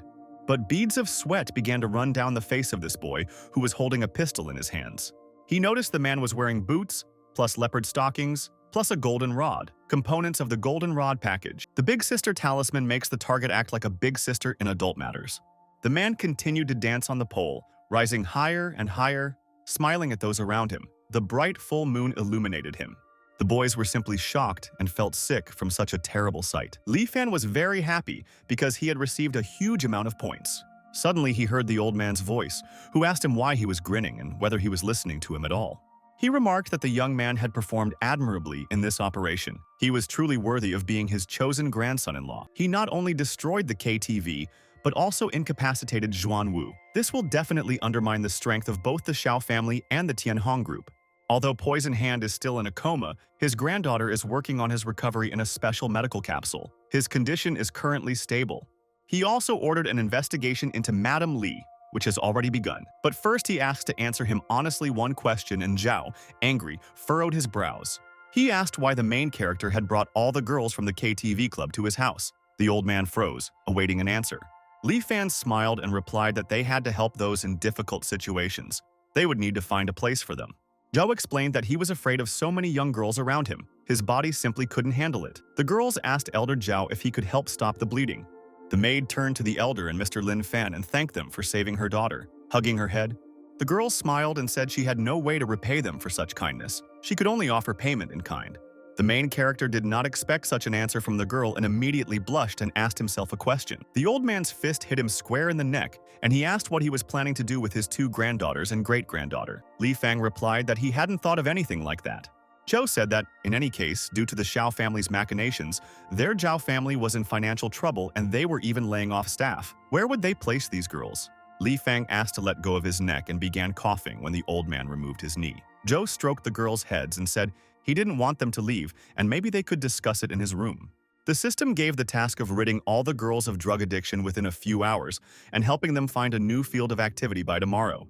The boy thought that he had saved only a part of them, but now he still had to rid them of drug addiction and he only had 2 hours to do it. Suddenly, he heard some noise and the old man told the boys who were knocking on the door to come in. In front of them was a man in a black suit and glasses who told Elder Zhao that they had found Uncle Li. Li Fan was very happy when he saw his uncle and rushed to meet him. Meanwhile, at the police station, the deputy chief was asked not to get so excited. The KTV is under the protection of the Tianhong group. They recently suffered heavy losses of personnel and are not worth taking any risks now. But the girl, still holding her gun, spoke of how justice waits. The killer had killed the boss's family and their boys. She owes her life to her boss. Judging by the flyer, KTV and Tianhong gang's gang are connected. A girl with a machine gun opened the door and said that this time they would deal with them once and for all, giving the order to equip themselves and leave. Her name was Wu Tenglin, and she was the deputy head of the Rapid Response Force. I had just been informed by the girl that the cable TV station had just been shut down. It turns out so much has happened, and even though the dumpling shop was forcibly demolished, Lin Fan and Xiaoxing are perfectly fine, and that's the main thing. Joe explained that his daughter was vacationing there and asked him not to worry. Lai replied that he was very grateful for the helping hand and that it was all his fault for borrowing from the Xiao family. Joe asked that the thanks not go to him, but to this young man, as he had helped him so much. Li Fan said that helping him with his business was indeed not easy, and he still had a sore spot.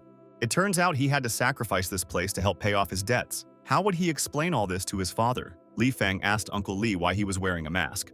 The uncle replied that he needed to ask him. When he removed the mask, the boy asked what happened to his mouth. Uncle decided to start his story with the plate of dumplings that was on the table. When he left for school yesterday, he noticed a pile of dumplings he'd made in the kitchen. Although they didn't look like they were made according to his recipe, his motto is to sell them fast. And this motto made him sell to their clients. Suddenly, pitiful cries were heard outside, and he immediately ran to check. He saw a client there who was scalded so badly that his own mother wouldn't recognize him. And despite the fact that he was so scalded that he couldn't really speak, he still continued to point at the dumplings with his mouth and make strange sounds. The man said that it was very tasty, and after that he also decided to try this food.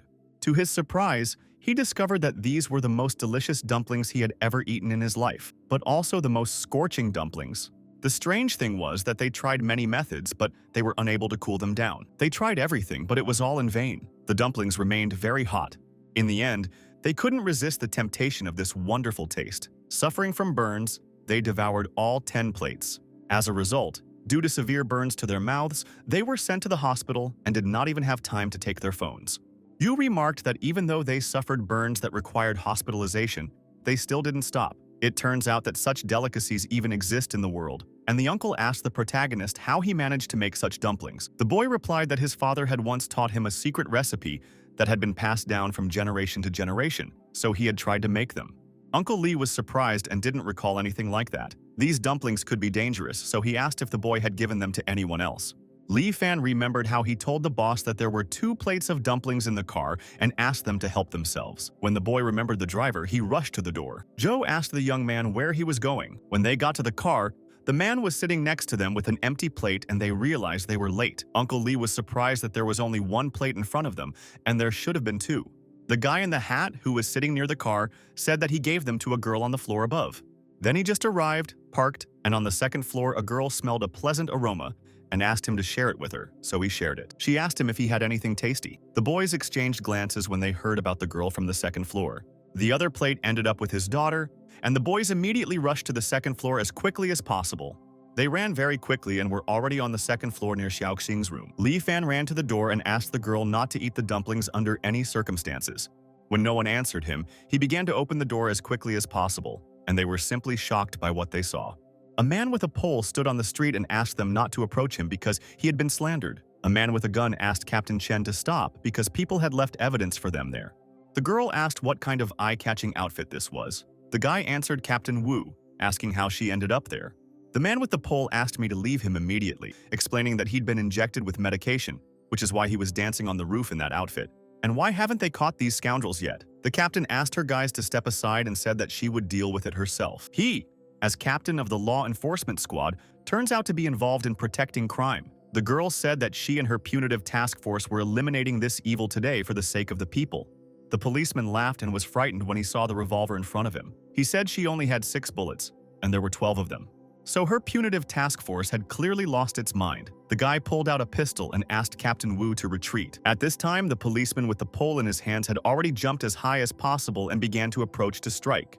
When the guys with guns looked at him, they were simply shocked and threw up again. The girl found herself holding a pistol and a lot of shells in her hands. She started loading her pistols and found herself with a super fast burst of 12 bullets. The captain took out an entire group with just her pistol, and it was simply incredible. The policeman and his guys were already lying on the floor and couldn't move. The captain's comrade was frightened and unable to form a single word. The girl asked him to calm down and said she had fired rubber bullets. If it really was Zhuan Wu, he wouldn't have been shot so easily and he was probably already seriously injured, but she wondered by whom.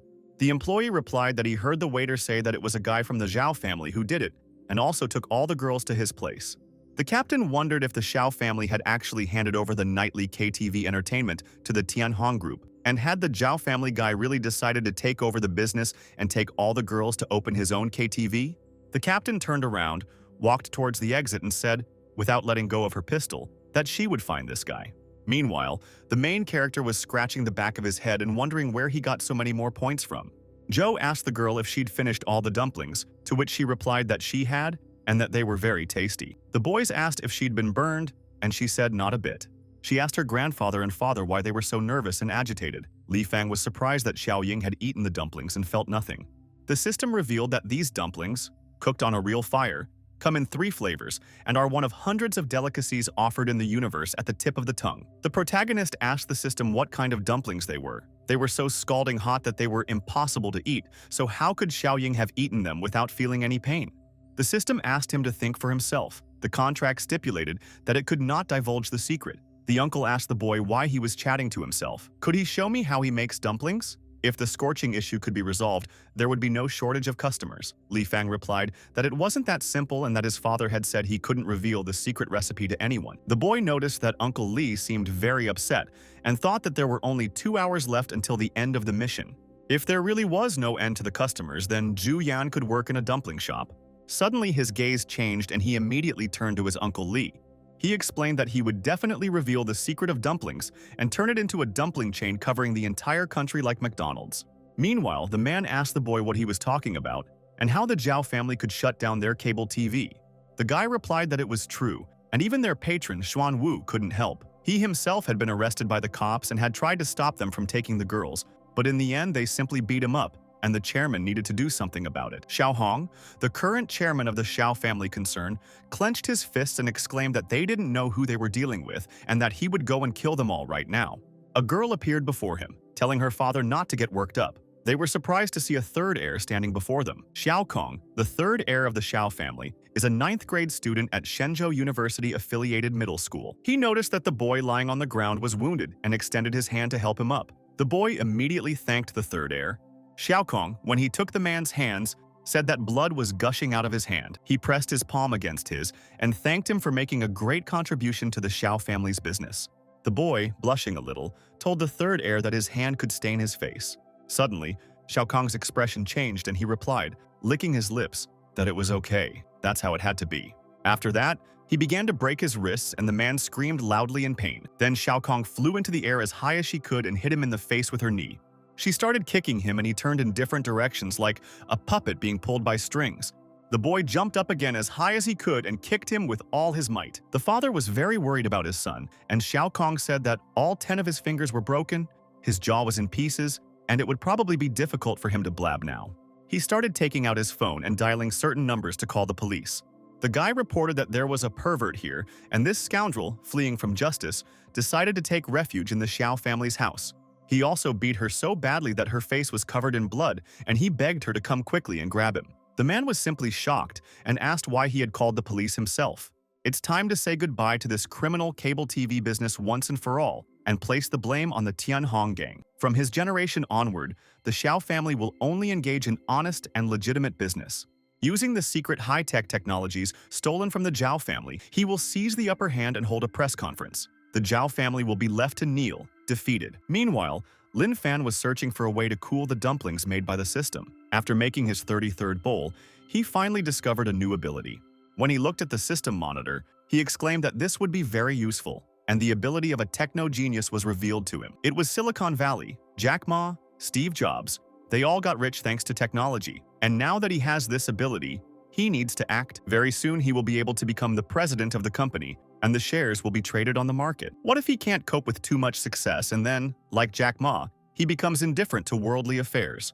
The boy decided to be realistic and try making a cooling device first. The system praised him and said that even these abilities at the first star could greatly enhance his intellectual abilities. Elder Zhao reassigned a large number of workers and returned the dumpling shop to its former glory in one night. Li Fan, in order to avoid being exposed to the system, asked his uncle and elder to wait outside for a while. The uncle and the old man standing outside the door were wondering what the boy was doing there.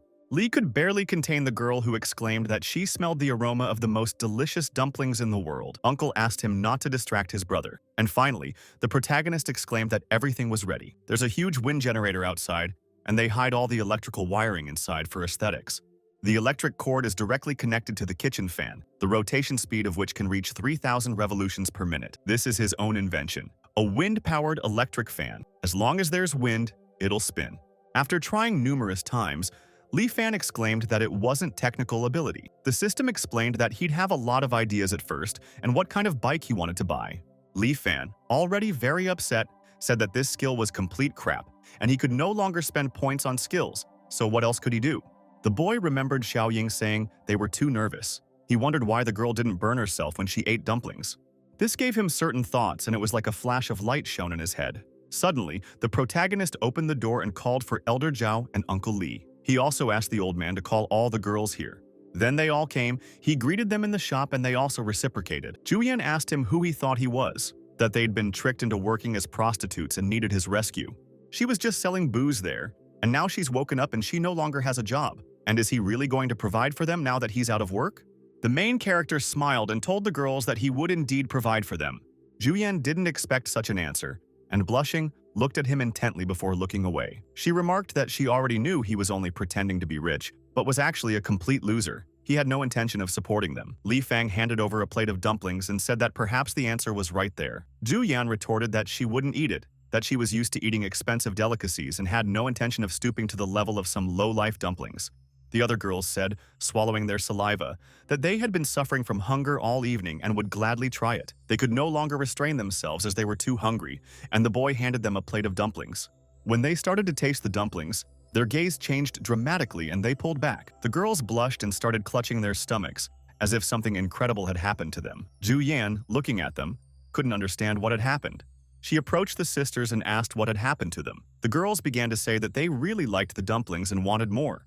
Li Fang exclaimed that he had expected this. 3 flavored dumplings cooked on a true fire possess a distinctly hot yang energy, and when the girls blow their feminine, cool yin energy on them, it neutralizes them and lowers the temperature. Li Fang explained that he had figured out a way to provide for them and asked if they would be okay with it.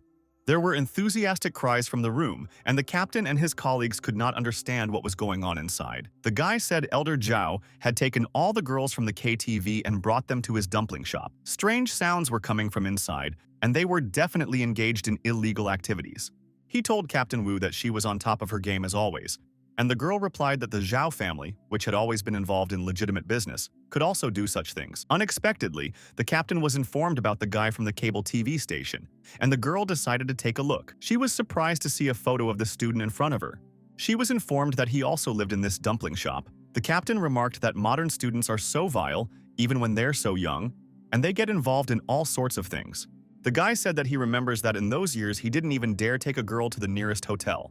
The captain asked them both to listen and said that their target had even managed to deal with Xuan Wu and that they absolutely mustn't relax. They would fly in after her now, and they would take them all at once. The girls turned to Mr. Lin Fan and said that, as he had ordered, they had already changed their clothes for the crime of their duties. The old man exclaimed, blushing a little, that it was good that he had saved enough maid costumes and that they had all come in handy today. Julian laughed and said she thought this was something new and that others were opening coffee shops with maids, which was her idea of glamour. Was he really planning on opening a dumpling shop with maids? Was it just horribly tasteless? When the maid asked the girl not to do this to their benefactors, Uncle Li turned to Li Fan and asked what his plan was. The main character began to explain that since no cooling devices were helping, there was only one way left, and that was girls who would blow and cool. So he thinks they can just hire them as workers who will be responsible for cooling the dumplings and how they like that idea. This way, they'll solve the dumpling burning problem and provide the disadvantaged girls with new jobs. Everyone will be happy and content. Uncle Li said that blowing with the mouth did not sound very hygienic and could damage their reputation. The old man and the main character replied that he simply could not understand a heart attack and that they were in cahoots. Lin Fan, arms outstretched, exclaimed that the super delicious dumpling restaurant had opened for the morning shift. Meanwhile, one of the boys asked the other if he'd heard about Teacher William from the military department. They say he's involved in underground fighting, and it's interesting to see if they beat all the bad stuff out of him. His friend responded that the video had already been shared online, and the school announced his dismissal that same evening. Then the fat man said that William had been pestering Lin Fan the previous day, and that evening he himself had become the subject of scandalous news. And didn't he think it was a coincidence? His friend laughed and said that if it were true, he'd eat a pile of feces right there on the live broadcast. When the fat man saw the girls, he suggested to his friend that they go have some dumplings for breakfast. The guy replied that only country bumpkins eat dumplings for breakfast, but then suddenly, his gaze fell somewhere into the distance, and he was simply shocked and his gaze changed immediately. In front of him were girls holding plates of hot dumplings in their hands and cooling them. Uncle Lee approached the young men and asked if they would like some breakfast. He invited them inside, and the boys froze. Lee said they had a new chef at their restaurant, and he made absolutely amazing dumplings. But the problem was they were so hot, they needed special people to blow on them to cool them down. Although it might be a little unhygienic, if they object, they can substitute regular dumplings. Before he could finish speaking, the boys said there was no need to change anything and that was all they needed, asking for a few more plates. The girls approached their customers, wishing them good morning. They brought each one a plate of dumplings. After this, the girls began to blow on each dumpling and the boys looked at them in bewilderment. When they finished, they told the boys the pelmeni had cooled down and they could eat them. The second girl asked them to open their mouths and held out a fork with a pierced pelmeni. The boys were even more shocked and could barely contain themselves from such an unusual delicacy.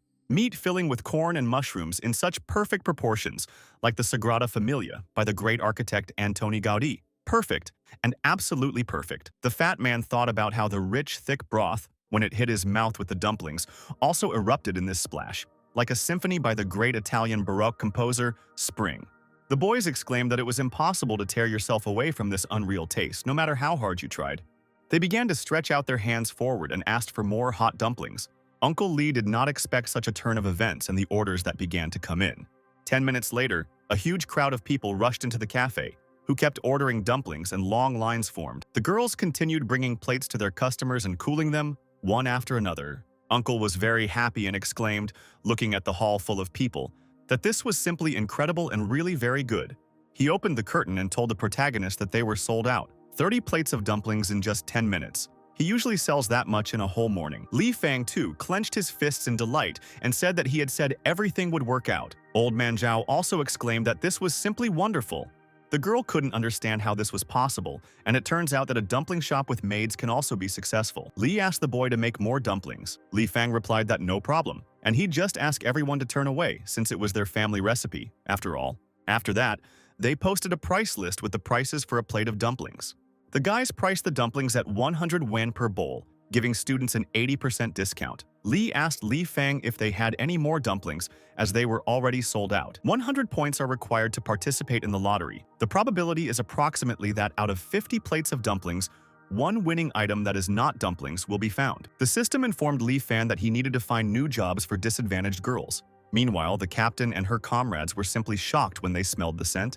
The captain was surprised how so many people had gathered outside the doors in such a short time. Would this interfere with the operation? They needed to scout everything out with a quadcopter first. When the guy put on the headphones, he said that it was a bit far and the signal might be lost. Meanwhile, the girl was telling her dear brothers and uncles to line up. Their dumpling shop with its maids was operating in test mode for the first day. She began to explain how much one plate of dumplings cost, and the captain and his colleagues listened attentively to the information. They thought the girl was quoting a price for the night. That's why there were so many people crowded at the door, and they're using a strategy of underpricing. The captain asked them to stop chatting and noticed that the speaker was a little girl.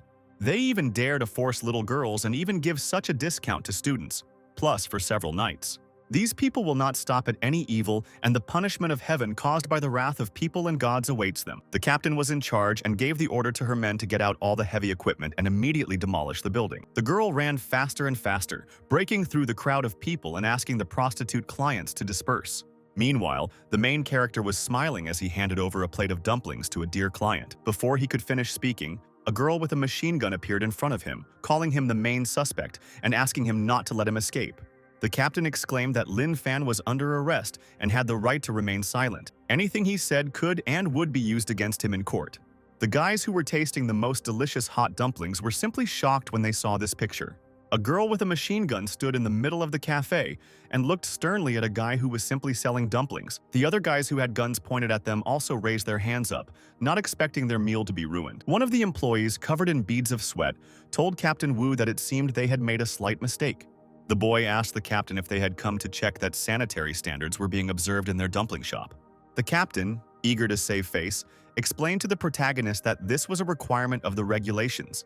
Naturally, he didn't believe her, and the girl asked him to go with her to the station to testify in the cable TV case. And even though he saved the disadvantaged girls and found them new jobs, he's a good guy. But to what extent does it comply with sanitary standards for using people to blow on dumplings? One of the boys asked her to cool another plate for him, which surprised the policewoman even more. She asked the two not to embarrass her. The girls realized it was a test and asked the elder if they could continue selling dumplings. Uncle Lee replied that he didn't even know, and the policewoman said she needed to speak privately with Lin Fan, so they should just trust him. The girls were surprised that in one morning they earned more from selling dumplings than they did at the KTV all night. Lin Fan offered Captain Wu some of their dumplings. The policewoman replied that she wasn't interested in dumplings puffed up by girls. The gray-haired old man saw that little sister Ju Yan had gone somewhere and asked where. Meanwhile, one of the girls replied that she was probably playing her trump card. While she's not the prettiest girl on KTV, she's truly top-notch. Because KTV usually attracts male clients, but Sister Ju Yan isn't just good with men. She can also cater to female guests, which is why she's been nicknamed the National Opener. The girl approached the police nurse and said that they had worked very hard to make these dumplings, so she asked her to try them right now. She's finally freed from the devil's clutches of that damned KTV and just wants to have a regular job like everyone else and earn money for her paralyzed mother. She just wants to sell dumplings. The policewoman responded, touched that it was good and that something like this would awaken feelings no matter what. Julian approached her and asked her to open her mouth. When she started to taste the dumplings, she accidentally bit off a piece of the spoon. It was simply the most wonderful taste that was impossible to tear yourself away from, and the girl was captivated by this delicious taste. No one expected the policewoman to say it was simply unbelievable and insane. Ju Yan replied that the main thing was that her sister liked it. The girl exclaimed that she really enjoyed having a plate of dumplings after a day of work. Unexpectedly, Ju Yan approached the policewoman and said that she had crumbs on her face. She hadn't expected this and looked questioningly at the girl. She approached her, asked her not to move, and promised to help her remove them. Julian hugged the girl very tenderly, licked the crumbs from her cheek, and realized that her strategy had worked. The system informed the protagonist that the first mission had been completed. Lin Fan thought it was time to leave, as he was already late for class. And now, before us, stood a huge auditorium with a teacher and students. The teacher was saying that no matter what their major, everyone should have at least a 4th-level English proficiency. The protagonist sat pensively in front of his system's monitor. He thought about how the first mission had been completed, and perhaps it was time to take stock. The system explained that while he was participating in the lottery at the dumpling shop, he had unlocked 3 new abilities. The first was the Nerd's Memorization, the second was Master Slim Danko, and the third was Supernatural. A whole list of all the abilities he possessed appeared before the boy. Because he helped not only Ju Yan, but the entire KTV girls, he received an additional reward. Thanks to it, he can further improve abilities 2 times, or he can add 1 star to the primary ability, or bring 1 secondary ability to 100%. When Li Fan said he didn't understand, the system explained that Techno Genius was a primary ability, and he could only increase it by 1 star at a time. Slim Dang, on the other hand, was a secondary ability, and he could only fully upgrade it at once. In addition, he has already unlocked the 2nd level of the market. Abilities will now be available in unlimited quantities and will never increase in price again. And finally, she can congratulate him on his first breakthrough, reaching 10,000 points. The protagonist clenched his fist and exclaimed that this was incredibly cool and that this was his definition of results. Since he was in the classroom, everyone around him stared at him, even though he'd barely touched the desk. The system explained that he'd just discovered his supernatural ability and wasn't yet accustomed to controlling it. The teacher was angry and asked Lin Fan how to understand all this and whether there was something he didn't like about his lesson. The man thought the boy was trying to rebel. Li Fang immediately stood up and apologized to the teacher. The teacher was already next to him and asked what he had just said. The boy thought that although he had not listened attentively to the lesson, everything was imprinted in his mind as if on a recording. Li Fan began explaining that the teacher had just conducted an English listening session and had relayed the entire text he'd spoken. The title was crucial, and the first sentence of this exercise presented the main idea of the news item, after which the boy explained what the emphasis was on in a particular sentence. This also makes it clear to them that we're talking about unemployment statistics on a global scale. Therefore, the correct answer is C. The teacher and students were simply shocked. The teacher exclaimed that the pronunciation was absolutely correct. He had memorized the entire listening text without a single omission. Li Fan was also shocked because he could read 10 lines at a time with just 1 glance, or even 1,000 lines. Meanwhile, a guy and a girl were walking down the corridor and asking their sister if she had changed her gender. She hasn't said a word since last night. She's been walking around all tense, and where has she gone? She couldn't have fallen in love with this Lin Fan. This guy might know a little kung fu, but he's no match for those guys with a military background. And Beishi also said his family was as poor as church mice. And because of his constant work, his grades are all Fs. And people like that aren't fit to hold a candle to them, the Xiao family. He took the girl's hand and said that if she didn't believe him, they could go and see. since they had an English test. Even the guards in their family speak English, but this Lin fan of hers can't even string a line together. When they opened the door to the classroom, the protagonist was explaining everything to the students, a book in hand, in English. He was reading out the answers to the test. The Royal Oxford Dictionary is also worth learning, and then level 4 English won't be a problem for them. The students froze in their tracks at the door of the classroom when they saw Lin Fan teaching the teacher. He continued to talk about what is most difficult to remember. The main character looked like a handsome man and an incredibly strong and smart hero in front of Mei Mei. The girl was simply shocked, and the blush never left her face. The guys asked Lin Fan when he became so good at English. He usually got only 2s and he hid his abilities all this time. What a vocabulary he has. Li Fang replied that he didn't even know that. Time was short, and he was only halfway through learning the Oxford English Dictionary. The teacher invited him to take the 8th professional English course. Lin Fan exclaimed that this was quite unusual, and he simply quickly flipped through the dictionary, stopping on the pages for less than a split second, and even then he was able to remember so much. If he were to go to the library now and leaf through all the books there, wouldn't he become a genius? A master of all techniques and sciences, from ancient times to the present day? Lin Fan asked the boys to move aside and said he needed to go to the library to read a few books. As he walked down the hallway, a girl suddenly called out to him. Xiao Mei Mei was next to him, holding her comrade by the scruff of the neck. The boys were surprised when the school's second most beautiful girl came to see Lin Fan again. The girl hit him and told him to get lost. She said that today there would be an international final match at the military faculty. Her little brother hadn't had breakfast this morning and had fallen unconscious, and that he needed to be replaced. Lin Fan told the girl that he wasn't from the military department. Mei Mei said she was the team captain, and as long as she agreed, everything would be fine. Lin Fan thought about how there were usually a lot of people at the final matches, and they were also broadcast on TV.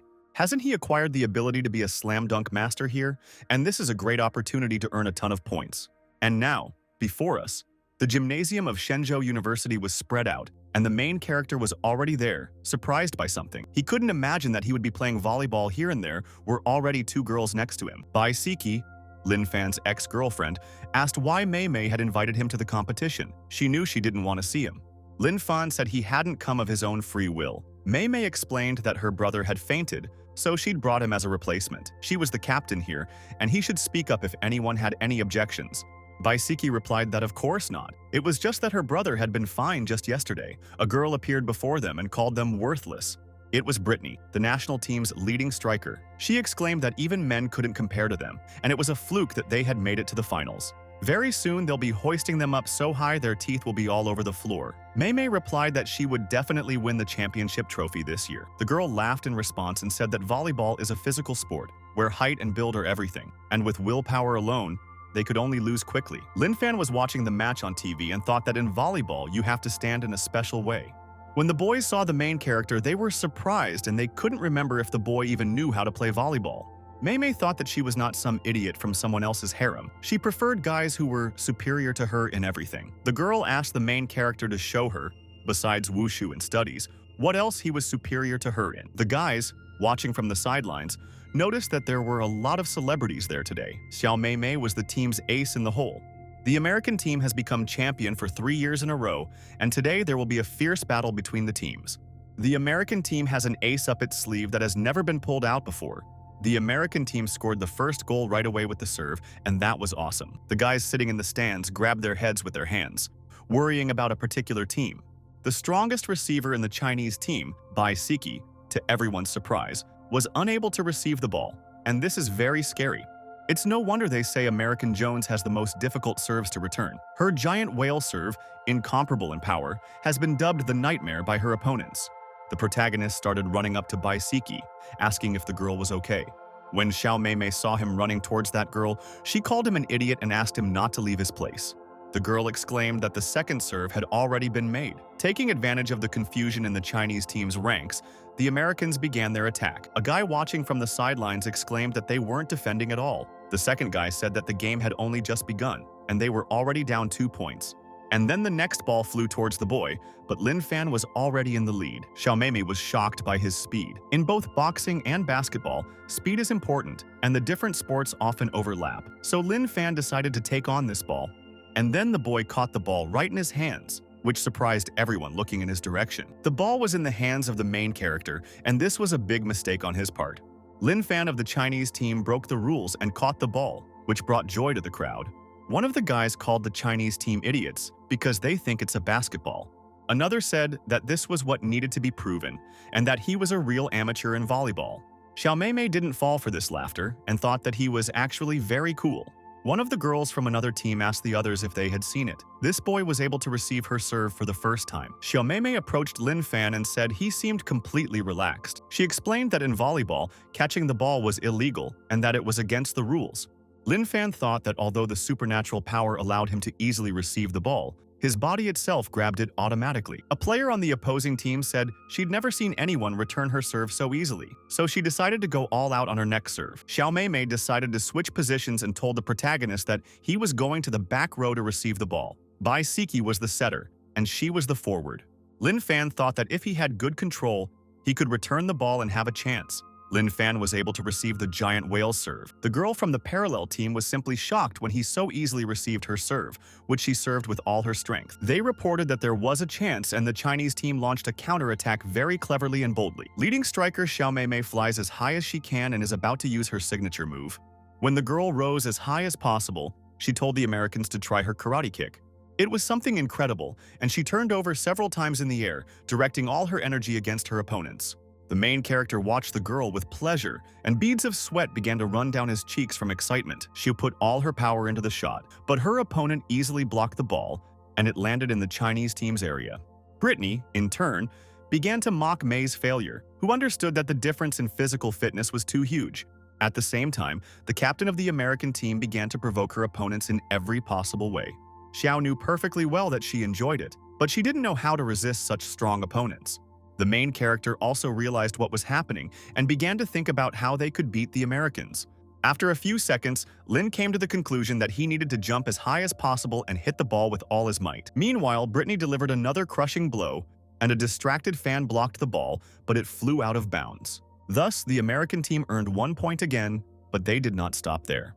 Knowing that her opponents would do everything they could to get ahead on points, Mei called on Siki to cover the net. As Brittany prepared her next powerful serve, Lin took the initiative. At the same time, the guy assured his teammates that he could withstand his rival, who in turn soared into the sky.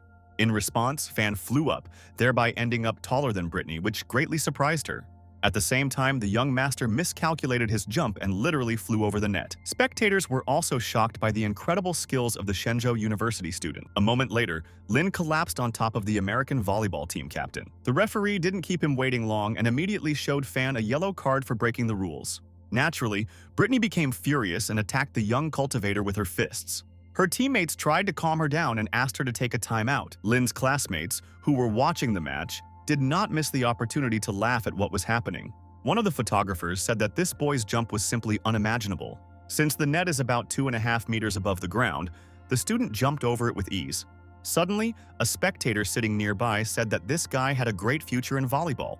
Meanwhile, Fan suddenly felt ill and stepped aside. Bai tried to help him, but the young man urged her not to touch him. Mei, in turn, caught herself thinking that she was starting to like Lin more and more. The girl literally saw him as a hero who could undoubtedly change the course of the match. The teenager himself did not understand why he received a warning from the referee, since he did not know the rules of volleyball. But he knew one thing for sure: he couldn't lose to the Americans, and besides, the university wouldn't forgive him for it. Then the guy asked Mei to give him the phone so he could look up the volleyball rules on the internet. A stunned Sitsi declared that if he didn't know the sport, he didn't belong there, but Xiao quickly convinced her otherwise. After which the girl handed her beloved the phone, and he immediately familiarized himself with the rules of the game. She noted that his skills would be well suited to basketball, and Fan only smiled at her in response. But Mei couldn't shake the thought that if he channeled his power in the right direction, they could win the match. In this regard, the captain of the Chinese team asked him to pass the ball to her so that she could score goals, which, in Xiao's opinion, should bear fruit, especially since the gap in points was only widening. It seemed like a start had been made, but there was only one question left: who would receive the ball then? Naturally, the role fell to Bai, who personally volunteered to change her role in the game. At the same time, the hated person noted that she did not intend to lose to the Americans because of their personal animosity with Lin. By then, the timeout had ended and the teams headed to the court, where Sitsi was struggling to receive Jones's serves. Xiao, in turn, began to run away from the opponents covering her, in order to wait for a pass from Fan. Thus, everything depended on the newly minted setter who could not calm his emotions. The end result was that Lin overdid it and sent the ball too far towards the team captain. It was obvious that Mei didn't expect such a quick transfer from the young master. As a result, the ball literally flew into her, thereby crushing the girl to the ground. Enraged, Bai immediately attacked the guy with her fists, and Lin immediately began to apologize. After a certain amount of time, the game resumed, but the Chinese team still failed to score a single point. Under constant pressure from the Americans, they could only fight back. A few minutes later, the agonizing first half for the main character and his teammates ended. Without wasting any time, Fan turned to his powerful system for help. But as soon as Balala began to tell him about his problems, the American team approached them with caustic remarks. It seemed that Lin had fallen for the opponent's provocation and therefore called on the system to increase his slam dunk skill. The extremely self-confident young man also informed Mei that he would now play the role of striker. A surprised Xiao tried to object, but Fan made it clear that it was for the good of the team. Of course, she couldn't refuse him, and soon the captain agreed to his terms, completely trusting the guy. Lin was full of determination and confidence, which was inspiring, and the young man urged the team to counterattack. As it turned out, Zhuke was present in the stands and was extremely curious about the student from Shenzhou, especially his skills. Soon the second half began, so it was the Chinese team's turn to serve the ball. Naturally, the crowd perked up, especially the protagonist's classmates who tirelessly supported Lin's team. The ball finally flew towards the Americans, but Jones easily parried the serve. The highly experienced Western volleyball players demonstrated their skills to the fullest extent. Suddenly, Brittany rushed towards the open area and waited for a pass from her teammate, using a special technique. But at the moment of the pass, the young master instantly jumped towards her to block the blow. The captain of the American team did not expect this at all, realizing that she would not be able to break through the guy's screen. But since there was no way out, she still delivered her crushing blow to the ball, which bounced off Fan's head. But the ball went into the American zone, and her teammate immediately tried to save the situation, but was unable to do anything. Meanwhile, Lin landed on the ground with an unperturbed expression on his face and was completely calm. The young man broke into a sly grin, saying that they had earned 1 point. The spectators in the stands instantly jumped up from their seats and began enthusiastically shouting words of support. The journalists, in turn, were stunned by the guy's unimaginable speed. Mei and Siki immediately rushed to Lin, asking how he was feeling. Fan hastened to reassure his partners, saying that everything was fine. Meanwhile, the American team was perplexed, unable to understand how he managed to withstand Brittany's blow. Unexpectedly, Anna called on her teammates to give her the opportunity to prove herself in order to restrain Lin. Assurance that her physical strength was enough to deal with this self-confident youth. A moment later, Bai sent the ball into the open area of her arrogant opponents. But at the very last moment, Anna managed to put her foot forward to block the ball. In doing so, she redirected the game to her opponent's court, while using her unique technique. However, Siki was prepared for her opponent's trick and easily hit the ball back towards Mei, who in turn played the role of a setter, transferring the role of striker to Fan. For a moment, the stadium fell silent in anticipation of the moment. The American team was also curious to see the power of the young talent. But suddenly the ball began to twist in a cunning way, and Xiao was unable to pass the ball. Mei herself could not understand how this could have happened and why she had not been able to take control of the situation. Seeing the ball flying into an open area, everyone began to understand that a lost point was inevitable. Lin, in turn, could not allow such an absurd loss of a point and rushed towards the ball. And only Brittany understood perfectly well that no one was able to repel Anna's whirlwind blow. A few seconds later, Fan had carefully changed her mind and was already a few centimeters away from the ball. Once again, shocking everyone, the American team captain's grin instantly turned to bewilderment. Everyone seemed to sense Lin's incredible aura, which left no one indifferent to his person. The next second, the young cultivator sent a projectile into the American zone. The blow was so powerful that no one even had time to glance at the ball, which literally cut off Brittany's braid. Jones, like everyone else, began to realize that they had clearly underestimated the young volleyball player. The stands exploded with another round of applause, and the joyful Xiao and Bai rushed to their savior. Thus, the score was in favor of the Chinese team, which could not help but infuriate the Americans. An enraged Brittany began to examine her hair, not understanding how Fan managed to strike so hard. Jones, in turn, noted that she had never seen such power before. Naturally, Mei couldn't help but thank Lin for his good work in order to get at least a little closer to him. However, they quickly realized that it was too early to rejoice, because they had a long road to victory ahead of them. Fan's tactics literally caught the no longer so self-confident Americans off guard. In doing so, he literally nullified all the efforts of Brittany and Anna Jones. It seemed as if Lin was simply mocking them, as they couldn't keep up with his serves. The scoreboard spoke for itself, and the American team never found a way to counter the youngster. Meanwhile, the young master's system was scoring him well-deserved points.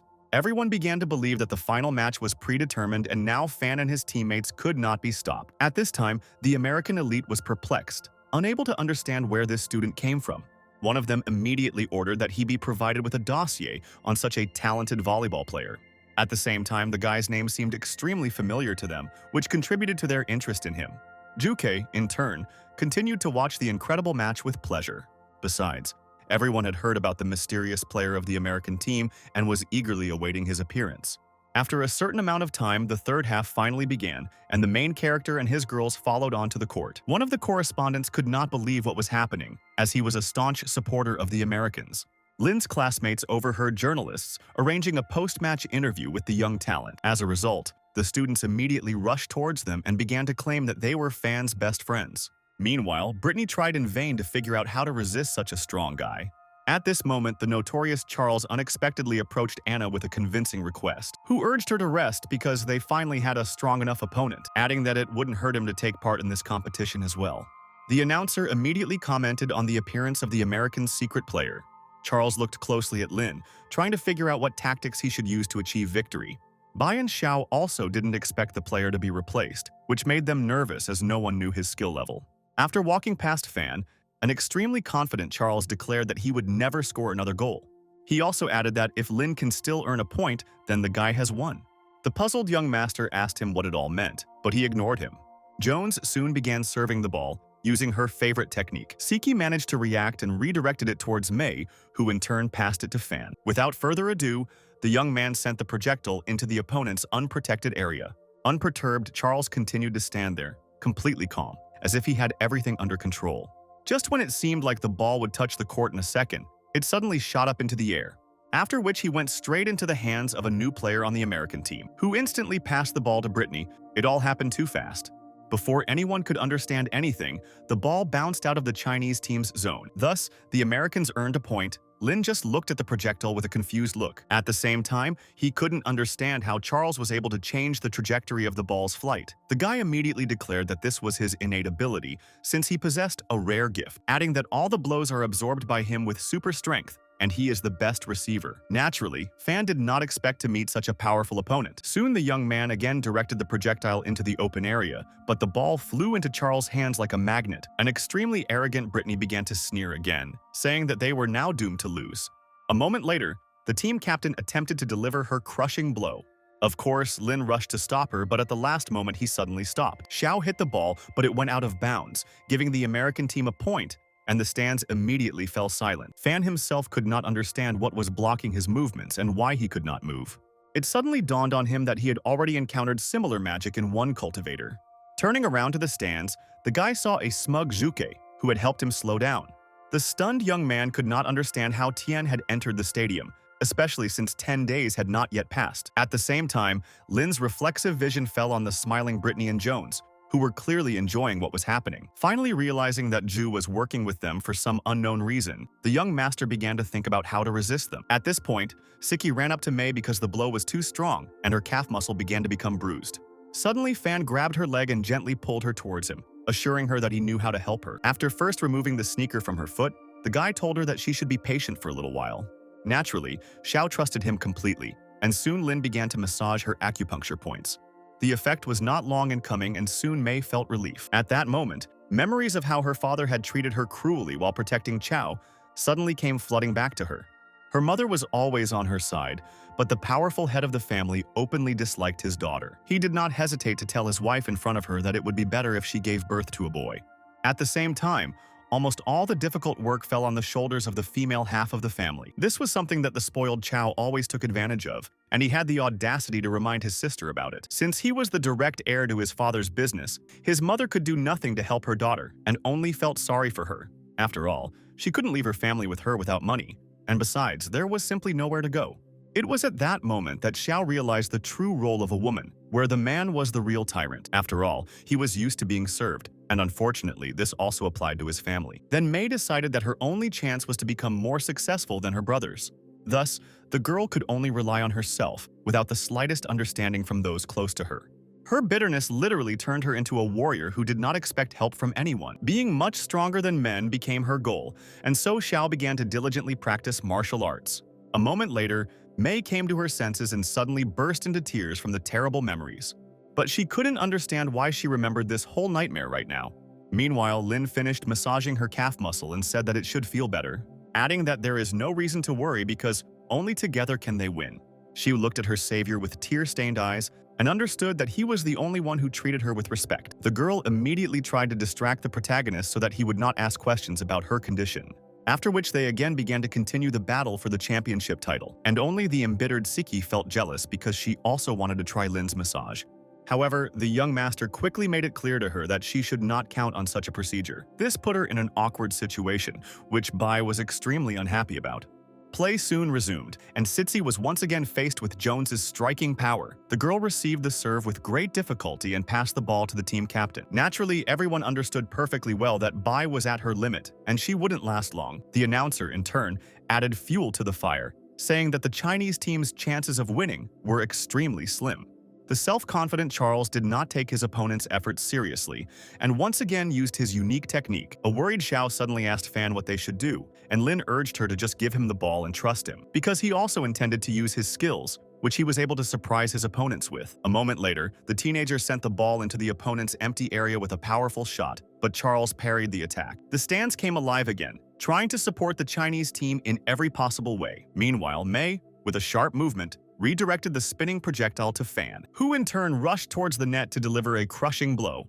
Juki also did not sit idle, and immediately began to restrain the movements of the young talent. The guy instantly felt a heaviness in his body, as if his hands and feet were tied. But Lin managed to use a 5-star slam dunk to get out of Tian's net, after which he immediately soared into the sky, shouting to Qi that he could not hold him back. The Americans, like Zhu, did not expect the young man to be so strong.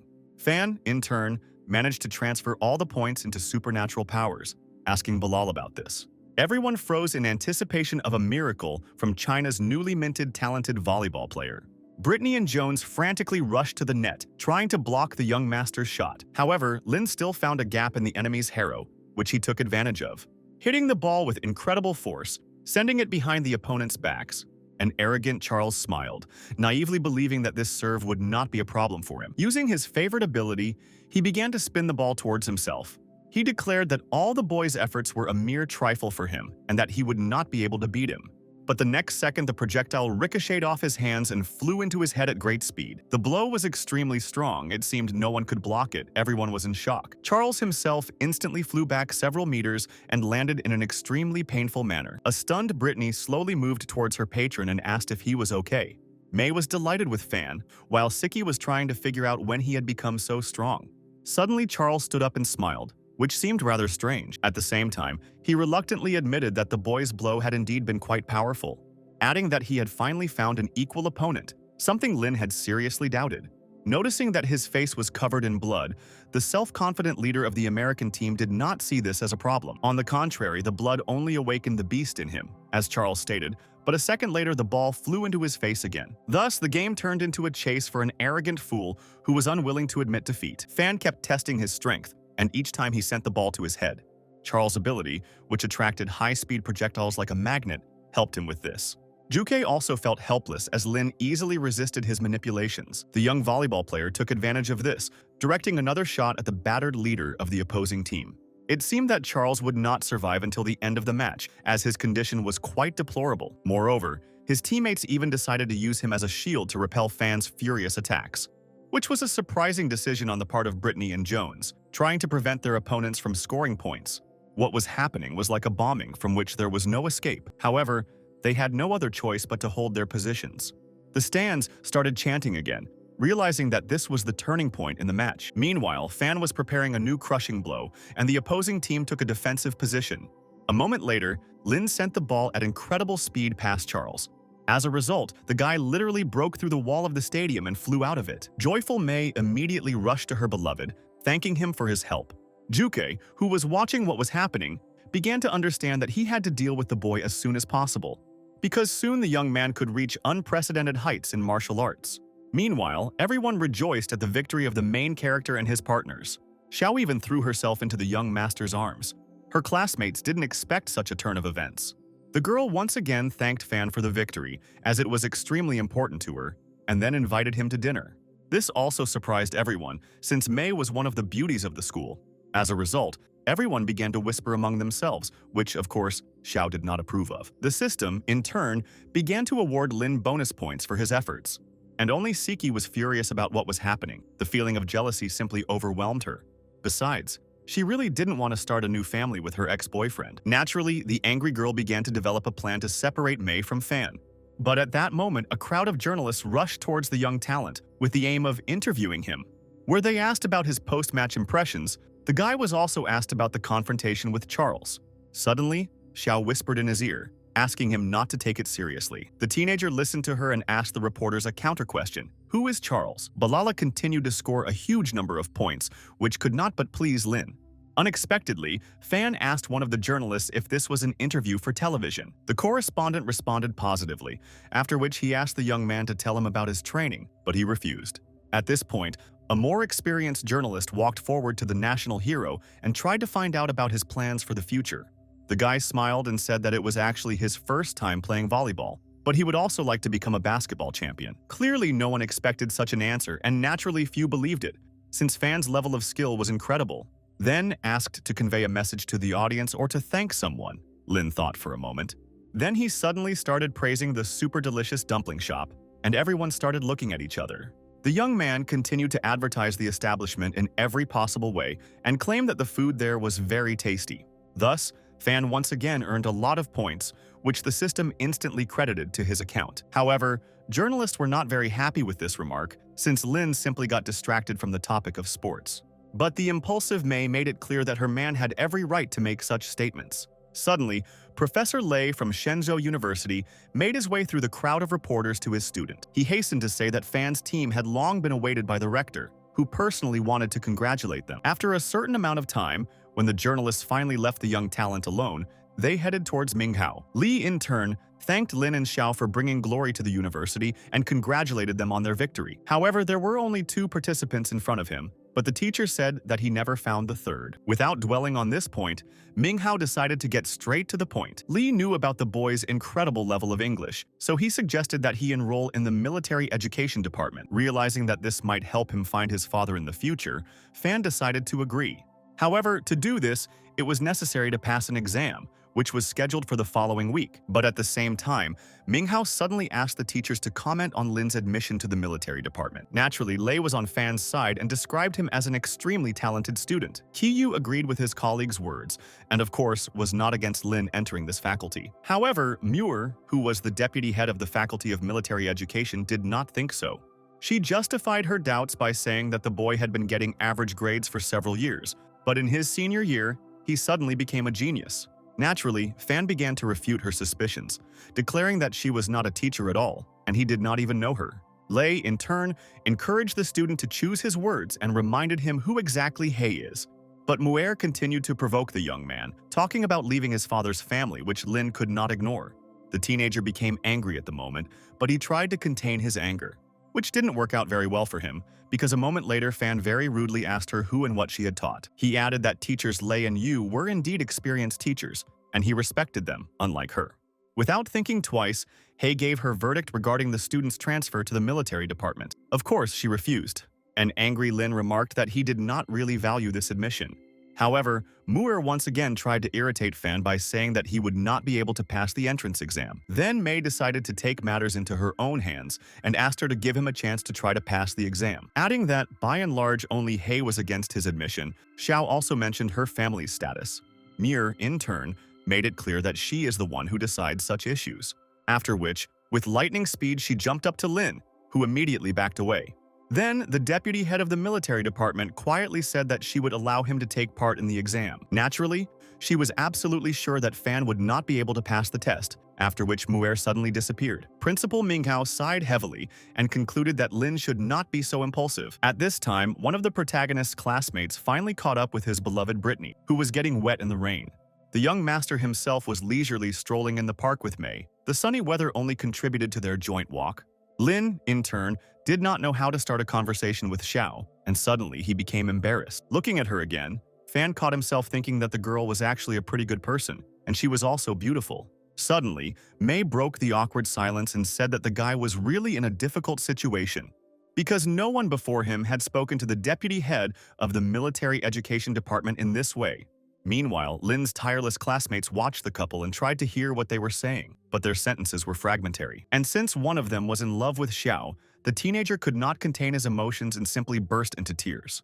May, in turn, decided to remind Fan about the invitation to her home for dinner. She also hinted that they could prepare for the upcoming exam in her room. Realizing that he had destroyed the Xiao family's underground fighting and KTV, Lin was in no hurry to go to her home, so he refused. Moreover, he needed to figure out the system since he had a huge number of points. Fan also remembered Zuke, who unexpectedly appeared at the volleyball match. But the most important thing is that his father's disappearance was directly connected to the map of the dragon's territory. And of course, support from Elder Zhao could help him in this matter. While Lin was thinking, Mei suddenly stopped him and said that he had to come visit her when he had time. Naturally, the young cultivator replied that as soon as the opportunity arose, he would come and visit her.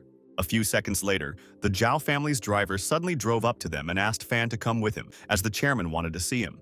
The young man, of course, agreed to visit the elder, and after saying goodbye to Xiao, he got into the car. Waving her hand after him, the girl only looked with displeasure at the car driving away from her. But she couldn't understand which chairman they were talking about, but the car and the driver seemed familiar to her. Lin opened the window and caught the gusts of wind, breathing in the air of his hometown. Suddenly, Balala spoke to him about the beautiful Mei, which Fan was not very happy about. Moreover, he was more worried about the fact that his father had disappeared, and the army simply turned a blind eye to it. Zhuan's words haunted the young man because Wu was talking about Tiankong, and the map clearly figured in this whole story. In this regard, Lin asked the system to find the location of the dragon card. Balala immediately began digging through the archives, but instead of a map, he discovered that he had a mother. Then, having nevertheless begun searching for the necessary artifact, he came across a 5-level information protection. This once again confirmed the document's secrecy, so it is not surprising that a hunt began for his father, but whether he remained alive. Suddenly, Fan remembered Liu Ne, who had sent greetings to Balala, and the young man asked him about it. But the system responded that this name is extremely common, and that there is also a cartoon with this name. Adding that this was the first time he had been unable to scan her, there was only one conclusion: this person was extremely dangerous. In this regard, Lin was eager to find out from the elder the details of the map, as well as its location. After which, Fan decided to find out how many points he had accumulated over time in order to choose the next bonus. But the best thing to do was to use the points to counter the likes of Zuke, which is what the teenager thought about. At that very moment, a smiling Kui appeared, which the young master did not expect at all. Tian immediately tried to move the car off the road, causing the driver to lose control. Lin himself could not understand how Zhu managed to catch up with them on a bicycle. The end result was that number 2 used his magical threads to suspend the car in the air. Having thus overtaken his worst enemy, Fan was naturally prepared for such a scenario. A moment later, Zhuke released the limousine from the nets, and the car crashed onto the asphalt. The self-confident cultivator slowly moved towards the car, naively believing that he had now gotten what he wanted. Coming closer, Kuei urged the boy to give him the map of the dragon's territories in order to avoid death, but there was silence in response, and after a couple of seconds, Fan appeared behind him and tried to deliver his crushing blow. Hong Gong's stunned henchman instantly turned around and saw the teenager, not understanding how he managed to get past him so quickly and practically unnoticed. Naturally, Zhu began to block the attack with his Taoist barrier. However, this was not a problem for Lin, as he literally pierced the magic shield, which ultimately collapsed, something Kei clearly didn't expect from the student. The young master continued to wear down number 2 with his furious blows and continued to attack, after which Fan hurried to restore the health of the Zhao family's driver. The effect was stunning, as the guy had previously spent 200,000 points on this skill. Then Kuei finally realized that the kid wasn't that simple and shouldn't be underestimated, so he had to use all his strength. Meanwhile, Black Eye punished Chao for missing the volleyball match without a valid reason. The protagonist, in turn, continued to play the game with Zhu, declaring that he supposedly had the card, but he would not give it to him. Number 2 instantly crossed his fingers for a magical summoning and said he would soon regret it. An enraged Lin attacked him with his fists, saying that he could no longer control him. A puzzled Zhuke asked the young cultivator what exactly he meant. Then he stepped aside and the magic mark on the ground immediately activated, which resulted in a huge mechanized robot appearing behind Fan. The guy didn't expect such a turn of events and immediately backed away. The android immediately went on the attack, but the young man managed to avoid his heavy blows.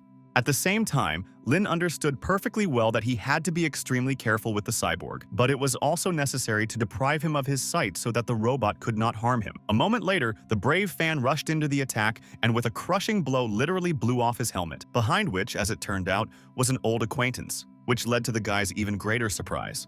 It was teacher William. Naturally, he dreamed of taking revenge on the boy and had been waiting for this meeting for a long time. The angry teacher said that the young man must answer for his actions. Lin himself could not understand why Juke had summoned him, but the smiling number 2 said that he was his mercenary. William, in turn, continued to talk about how the student had deprived him of his job and disgraced him in front of everyone. However, just a second later, the robot collapsed to the ground, as Fan still managed to press on the acupuncture point on William's head. Then Kuei called upon his friends Qinglong and Bai, who were already familiar to Lin. At the same time, number 2 deliberately tore off Tianhong's armor from the defeated William. Then he pointed it towards the big guy number 4, which the young man also didn't expect. The metal armor literally embraced He Qimen's body, thereby recreating an exact copy of the cyborg. The typhoon did look terrifying, but Fan, as always, was prepared for anything. White Tiger also didn't keep her waiting long. The girl looked at the guy with a grin. The perplexed young master asked Juke who they really were. Number 2 was surprised and noted that they had already met not long ago, and he should have remembered them. Then Lin asked the next question, why do they look so strange? Adjusting his glasses, Kuei replied that they had failed the task and were subjected to his experiments.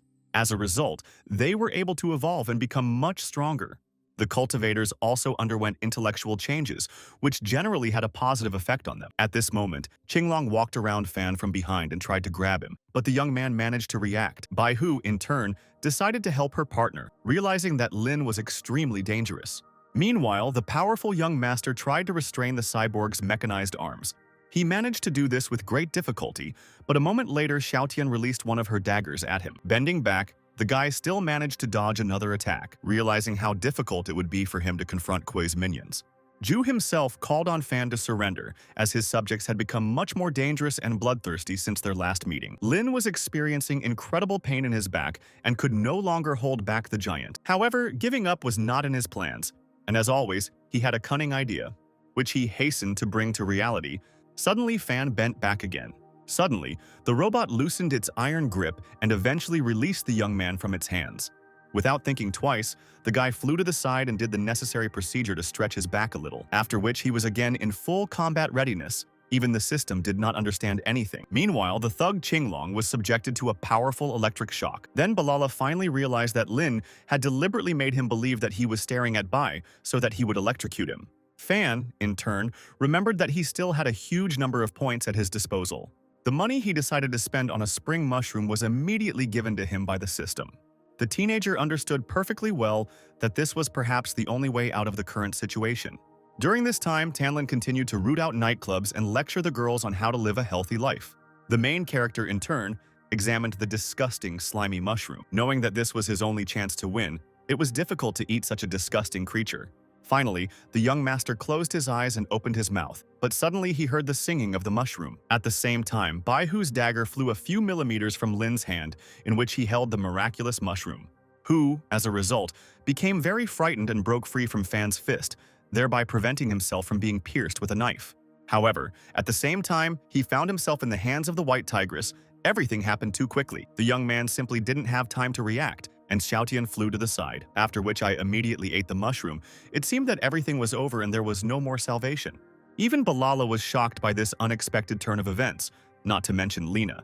Juke didn't understand what had happened and what exactly his subordinate had eaten. The effect was immediate. An incredible aura enveloped number 3's body. Fan asked the system what would happen if someone ate a mushroom without the program's support, but Balala himself didn't know. Then, Lin decided to try to return what she had eaten using her inner strength. But at that moment, Typhoon attacked him from behind once again, and the guy managed to run back. The enraged Qinglong said that shocking him with electricity was a huge mistake. Fan began to understand that the cyborg's strength had increased many times over, and its only weakness was its slowness. Lin intended to take advantage of this. Having flown into the sky, the young man began to think about how to defeat the Titan. But He Qimeng didn't leave him time to think and rushed to deliver a powerful blow. Miraculously, the young cultivator was able to dodge the attack and jumped onto the robot. However, Juke bound his hands and feet with magical threads again. Naturally, body control became a problem for the protagonist, but he continued to move towards his goal. Even though Kuei had managed to throw him off the cyborg, Fan only needed to buy time. But Qinglong once again rushed into the attack and tried to simply crush the guy. Thus, Lin found himself under the weight of the cyborg, which also added to his problems. But Juke didn't stand aside, but regularly restrained the teenager with his favorite trick, because he didn't want to take risks, realizing that his opponent was really dangerous. At this, Kui urged his subject to turn on maximum power. This increased the workload on Fan several times over, and it seemed that he was holding on with all his strength. But suddenly Lin started the countdown, which greatly surprised number 2. Ju, in turn, smiled and asked if he was really counting the seconds until his death, and a moment later, a plate of hot dumplings appeared above Qinglong, which instantly fell on his head, causing the system to crash. Since it was simply unbearable to tolerate the fiery dish, Kui was once again surprised by the young man's tricks. Perplexed, number 2 wondered only one question: how did dumplings come about? Taking advantage of the moment, the young master slipped out from under the thug and ran to the side. A joyful Balala immediately praised his exhausted master, but the battle was not over. In fact, while Fan was in the air, he managed to order a plate of dumplings through the system. Meanwhile, Heechiman was experiencing extreme pain. His head felt like it was melting. And as soon as Kuei tried to help him, Lin rushed into the attack, realizing that this was his chance.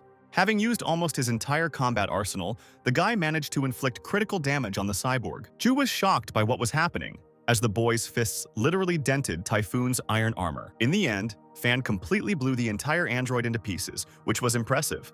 But seeing Qinglong's robotic gloves, just like Zhao's granddaughter's, Lin became thoughtful. After all, even the design looked exactly the same, so it clearly couldn't be a coincidence.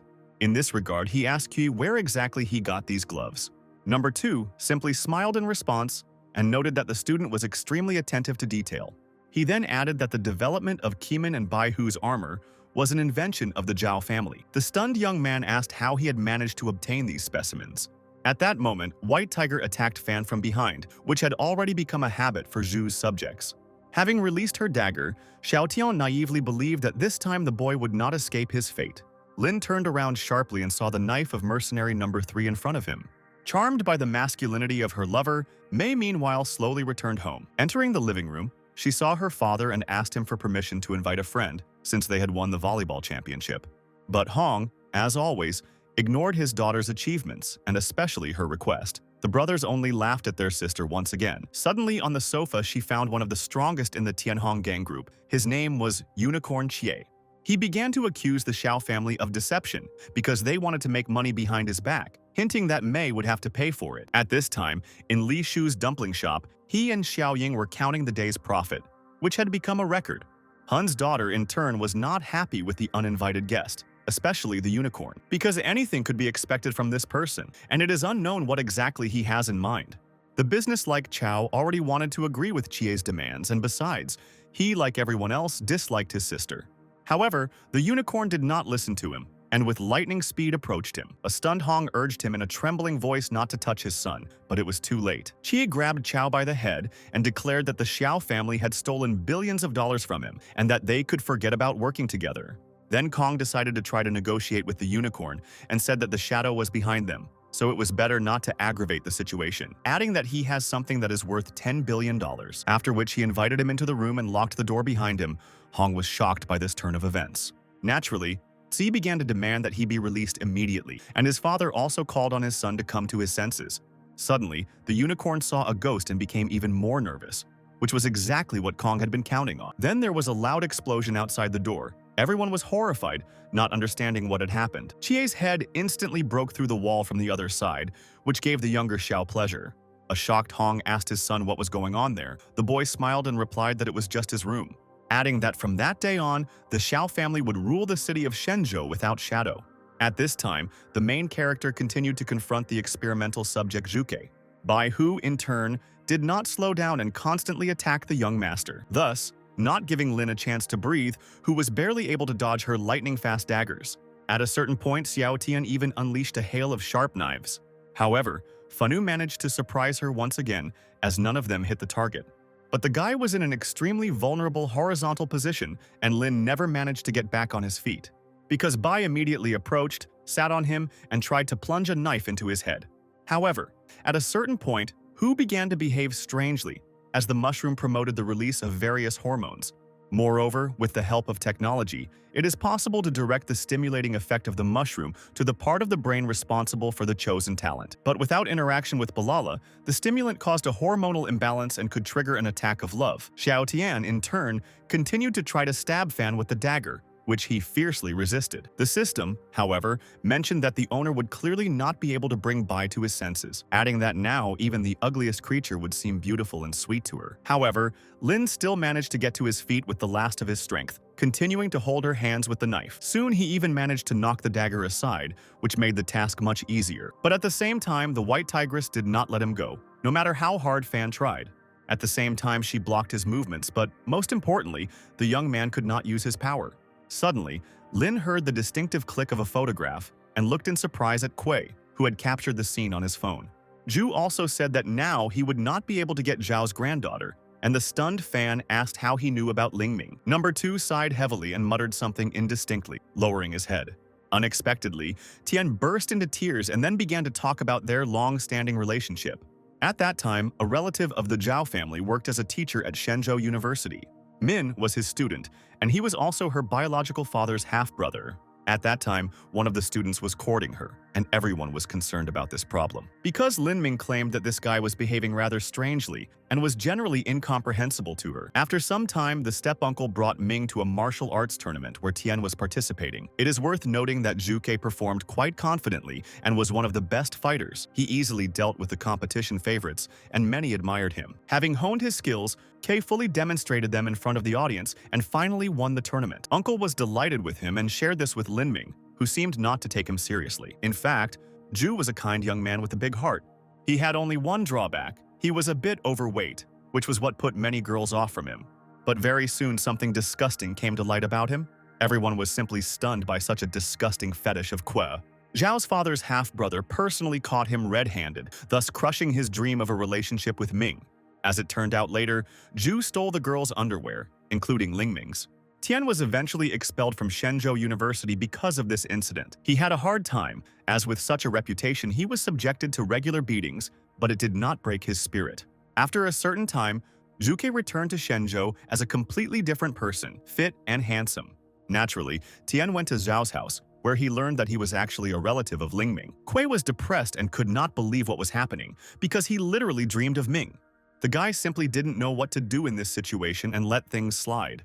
The main character, in turn, did not expect to hear such a tragic story from Zhu, who still couldn't forget Lin Ming and longed to meet her at any cost. Taking advantage of the moment, White Tiger instantly rushed towards the young master. Mercenary number 2 suddenly jumped on Fan's neck, trying to attack him.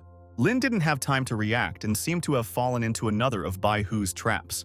But at the moment of waving her hand, the girl suddenly stopped. The young man could not understand what was going on. A moment later, number 3 finally delivered a crushing blow, believing that she could defeat the boy. Zhu Ke also counted on the fact that he had already dealt with his worst enemy. However, Fan miraculously neutralized Bai, saying that Tian didn't actually need the map and just wanted to kill him, after which he pressed a certain point on the White Tiger's head, and she immediately fell to the ground unconscious. Although Lin was able to defeat Kuei's minion, he still received significant damage. Since his whole body and especially his neck hurt terribly, this did not become a problem for the young cultivator. Zhu himself could not believe that the teenager was able to deal with his test subjects. Unexpectedly, Tian said that he now understood why Old Man Zhao chose him as his son-in-law, because Fan had incredible skills. But at the same time, he noted that it would be better if Lin submitted to him, since the outcome would be disastrous. Moreover, the guy didn't want to give up the map. At that moment, Kuei tore the wheels off a nearby bicycle and they burst into flames. Then, with a lightning-fast movement, Zhu sent the burning hoop towards Fan. Naturally, Lin managed to dodge the flaming projectile, but it wasn't that easy to do. Thus, the wheel headed towards Qinglong, who was standing opposite the youth. The flying coals also rushed towards him and burned his face. Following them, the flaming hoop flew into Keeman's body and literally cut him in half. The stunned Fan did not expect that the maddened Zhu Ke would kill his own subordinate. But what surprised Lin even more was that he was unable to break Qinglong's armor, while Tian did it in a couple of seconds. Meanwhile, the fiery hoops were again directed towards the main character. The guy immediately began to avoid the typhoon's fate, dodging the burning wheels in every possible way. However, this time things turned out to be much more difficult, as he was exhausted while Zhu Ke's attacks were gaining momentum. In this regard, Fan called on the system to give him any item to defend himself. Balala immediately gave him a long stick, with which Lin was able not only to contain the flaming projectiles, but also to send them back to his master. Naturally, Tian went on the offensive, thereby not giving the young man a chance to catch his breath. The young master understood this perfectly well and began to think about his further plan of action. And since Kui kept him at a distance, Fan needed to get close to him. However, this was quite difficult to do, because the extremely capable Ju did not let him get close to him and controlled the battle. Seeing a stick in his opponent's hands, Tian was surprised and asked where he got it. Lin smiled and said that he actually had a magic bag. Of course, Juke didn't believe him and fired burning hoops at him again. He declared that the naughty boy had brought trouble upon himself and that now he would have to burn. But at that moment, its flaming wheels suddenly sank into the ground. Kui couldn't understand what had happened when suddenly Fang unleashed a devastating series of attacks. He clearly didn't expect the fight to develop this way, realizing that Lin still had many more skills in his arsenal. And since during the battle, the cultivator developed the ability to become invisible. Thus, the initiative shifted to Fan's side, but Tian was not going to give up.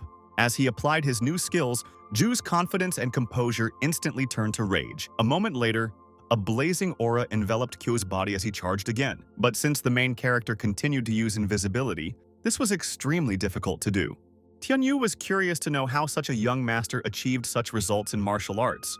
Moreover, it was unknown what kind of true power the young cultivator possessed. But most importantly, Ju was trying to figure out how to counter Lin's invisibility. Covering himself with his powerful cloak, Kui decided to summon the test subject Bai again. The magical threads immediately grabbed onto the white tigress's body and pulled her upward.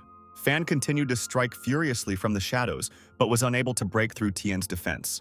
At the same time, the guy did not understand why Juke used Xiaotian because he had more effective techniques in his arsenal. In fact, the cunning Kui had calculated everything, and it was not without reason that he used the girl. In this case, Bai was the bait, which ultimately worked, and a moment later, Tian actually tracked down Fan, who was invisibly. This became another problem for the young man, as he now had to find another option to continue the fight. Before he could do anything, Lin discovered fiery projectiles flying towards him. He tried to stop them again, even though he was at the limit of his abilities, but Ju prevented him from doing so. And a couple of seconds later, a powerful explosion thundered, which literally crippled Fan.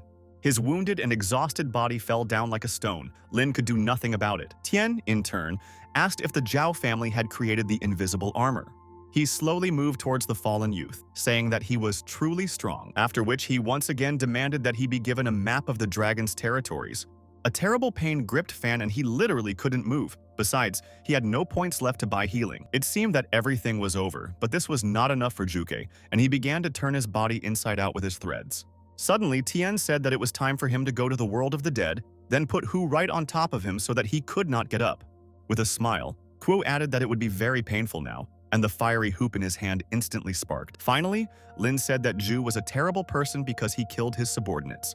But Tian claimed that in fact he had helped the White Tiger gain true freedom.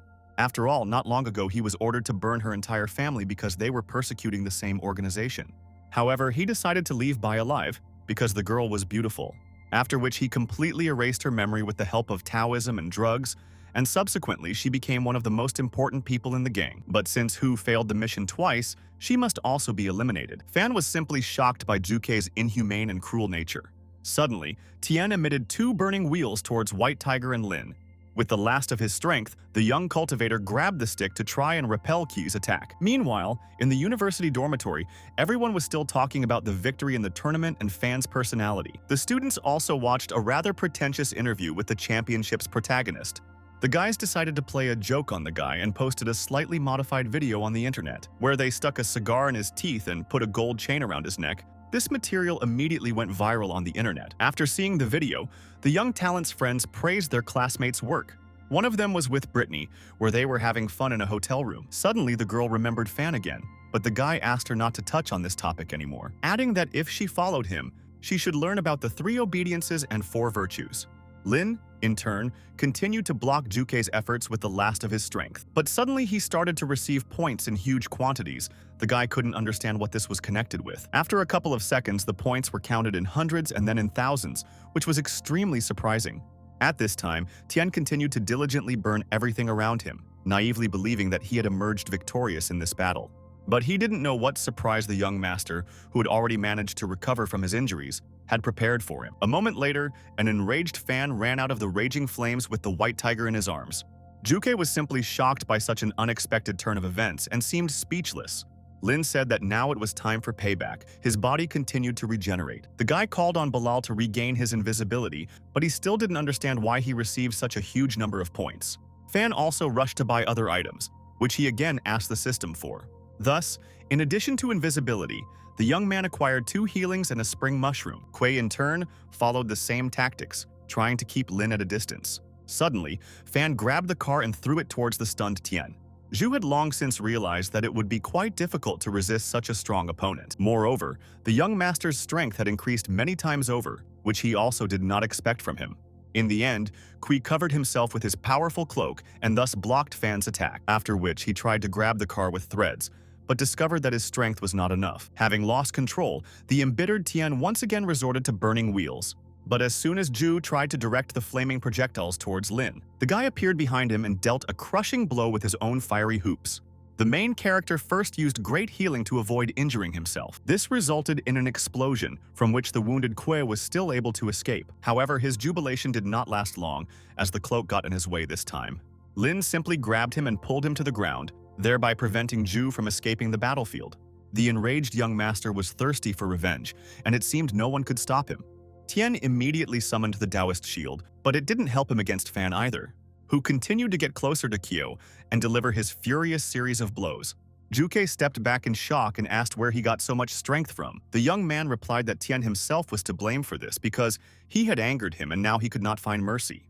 But the cunning Kuei resorted to his tricks again, and this time he was really able to surprise Lin, taking out an automatic weapon from the Taoist teleport, something Fan never expected. The smug Zhu saw the fear in his opponent's eyes and began to boast in every possible way.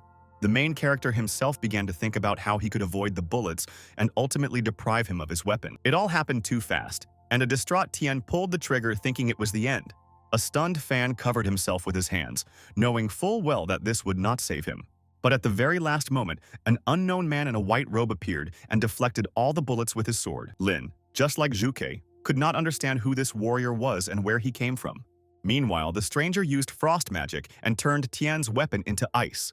Then, with a lightning-fast movement, the unknown cultivator cut the pistol in half. The young master tried to make out this incredible stranger, but his face was unfamiliar to him. Moreover, his eyes were covered with a blindfold, but Kuei suddenly had an idea and recognized him as a great warrior. It was China's first swordsman, named Yulong, but his sudden appearance raised questions. A few seconds later, the extremely surprised Fan also recognized the stranger. But unlike Zhu, Lin felt this man was familiar, as if they had seen each other before.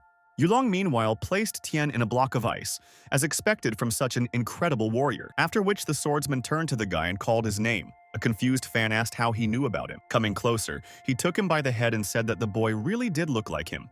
For the first couple of minutes, Lin seemed to be trying to understand what was happening and simply silently looked at the stranger. Then he began to inquire about his family, whether he knew any of his relatives. Yulong then declared that Tian Kong was actually his loyal friend. Naturally, the impatient teenager began asking him about his father and the dragon card. The swordsman expressed Sun's concerns, wanting to know that his son was on the right path, but he could say nothing more. Fan sighed heavily and asked again why he felt like they had seen each other before. Yulong replied mysteriously that this was one of the reasons why he came to his aid, adding that if Lin agreed to become his student, he would learn the strongest swordsmanship in the world. The offer from the strongest swordsman seemed very tempting to the boy. He still couldn't believe that the strongest swordsman in Yulong was asking him to become his apprentice. The professional master expressed calm and confirmed his intention to make him his apprentice. Lin Fan still couldn't believe his luck and decided to stall for time. He received the glasses and said he wanted to think about it for now. The master's patience was beginning to wear thin, because his future apprentice was still hesitating and he had many other suitors. Lin came up with an explanation for the swordsman. He was a friend of his father. It would have been difficult for the hero to fight against Suzaku and her employer, Krin, the eldest of the Tianhong faction. The Zhao family could protect him, but he could face his enemies alone. There was no time to waste. The boy's bow and his agreement pleased the master standing nearby. The boy glanced furtively at his new teacher. He had his own interest in learning details about his father from him. Yulong gave the boy 1 week to pass the test. Before entering, he had to practice fencing every day, and Lin Fang decided he was being bullied. Only in this way could the boy understand as much as possible immediately. Yulong vanished into thin air before the surprised boy. After the disappearance of his new teacher, the boy became completely convinced that he had seen him somewhere before. A car appeared on the streets of the evening city. Lin Fang already guessed who was approaching him now.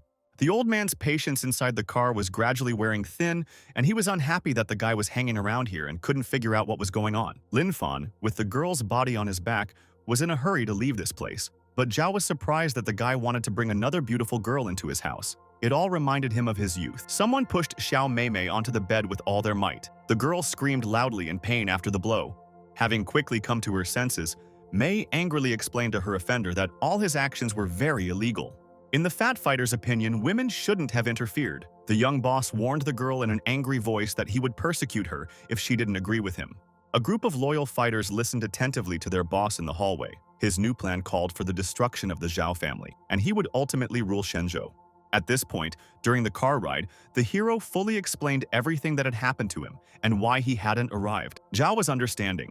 The moans of a wounded girl on the seat were heard in the car, which is why the guy and the old man examined her anxiously. Zhao pulled himself together and confirmed to the guy that he was listening attentively. He wanted to ask him something. Lin Fang sensed a catch but agreed to the question. The old man was very curious whether the guy had ever had girlfriends. Lin became nervous but remained calm and did not answer the question specifically. Zhao, sitting in the back seat, became suspicious of the guy. He was unhappy with the girls who were regularly brought to his home and decided to guard the injured stranger. The protagonist felt very embarrassed. He extended his hand forward and didn't want to listen to the old man's love stories. He needed to get back to the topic of conversation. It was extremely important for Ling Fan to find out where the Tianhong fighters could have gotten the Zhao armor from. The old man immediately reminded the boy of that important fateful incident when the girl Wen Xiaoan stole their secret. The flash drive contained the latest chip designs from the Hua Xin group. These were the ones that had been troubling the Zhao family for 10 years. Their performance was even comparable to that of the US. All the design drawings were military-grade, undecipherable even by specialized software. Xiaojia lacked the technology to produce the chips, so he only made an alarm system. It just so happened that this afternoon, the entire armor of the car suddenly flew off. It couldn't even be tracked by radar. The Zhao Group announced a new product launch at the stadium tomorrow evening. Xiaojia was very excited when he told viewers about the incident during his television appearance.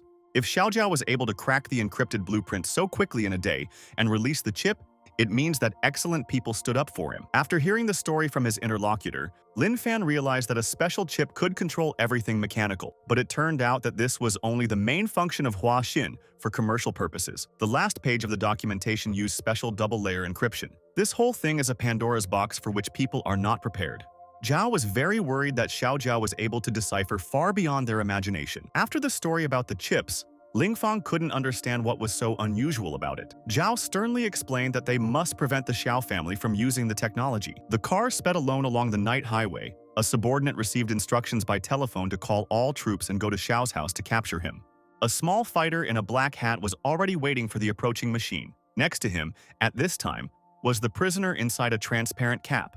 Zhao was in a hurry in the car. He had already called the police and the fighter had to wait here for a minute. While Xiaojia was languishing inside the dome and could not free himself, the fighter was bored and still waiting for the police to arrive. The leader still hoped to somehow free himself. He grabbed a gun and decided to shoot through the dome. Xiaojia decided to look for ways to escape before the police arrived. The only way to do that was to break the dome. Late at night, a young couple in love was relaxing. Brittany wiped the mouth of the protagonist's friend while they ate pizza. The granddaughter was very angry when she saw guests at the entrance to the house. Most of all, she couldn't understand why her grandfather brought the guy here. The irritated young mistress waved her hand and reminded the old man that their night guest was a pervert and could not possibly become her husband. There was no time to waste. Zhao reminded the girl that they needed to deal with Xiaojia, who was responsible for the loss of her armor. Poison Hand was still unconscious, and Ling Fan was the only one they could count on. The hero had no intention of helping the girl. He simply wanted to learn from her what the map of the dragon's territory looked like. After that, he was ready to leave. But this map of the dragon's territory was intended only for the Zhao family. Lin Fan became sad. He couldn't come to terms with the fact that he had no right to the Zhao family map.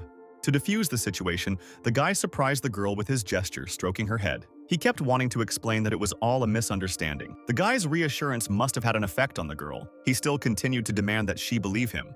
But the young mistress did not calm down, and the next moment the main character shuddered from her strong blow from below. The girl's confidence never left her. Standing near the wall, She reminded the beaten guy lying on the floor not to even try to seduce her. The hostess's excessive cruelty upset the beaten boy. The agitated grandfather was still trying to convince his granddaughter that their guest wasn't a liar. At that awkward moment, the maid decided to prepare a room for the girl who had just been brought into the house, which greatly embarrassed the owner. In as calm a voice as possible, Zhao, with an outstretched hand, accused the surprised protagonist of asking him to bring the stranger here. The protagonist could no longer justify himself. He was amazed that the old man had already stopped being on his side.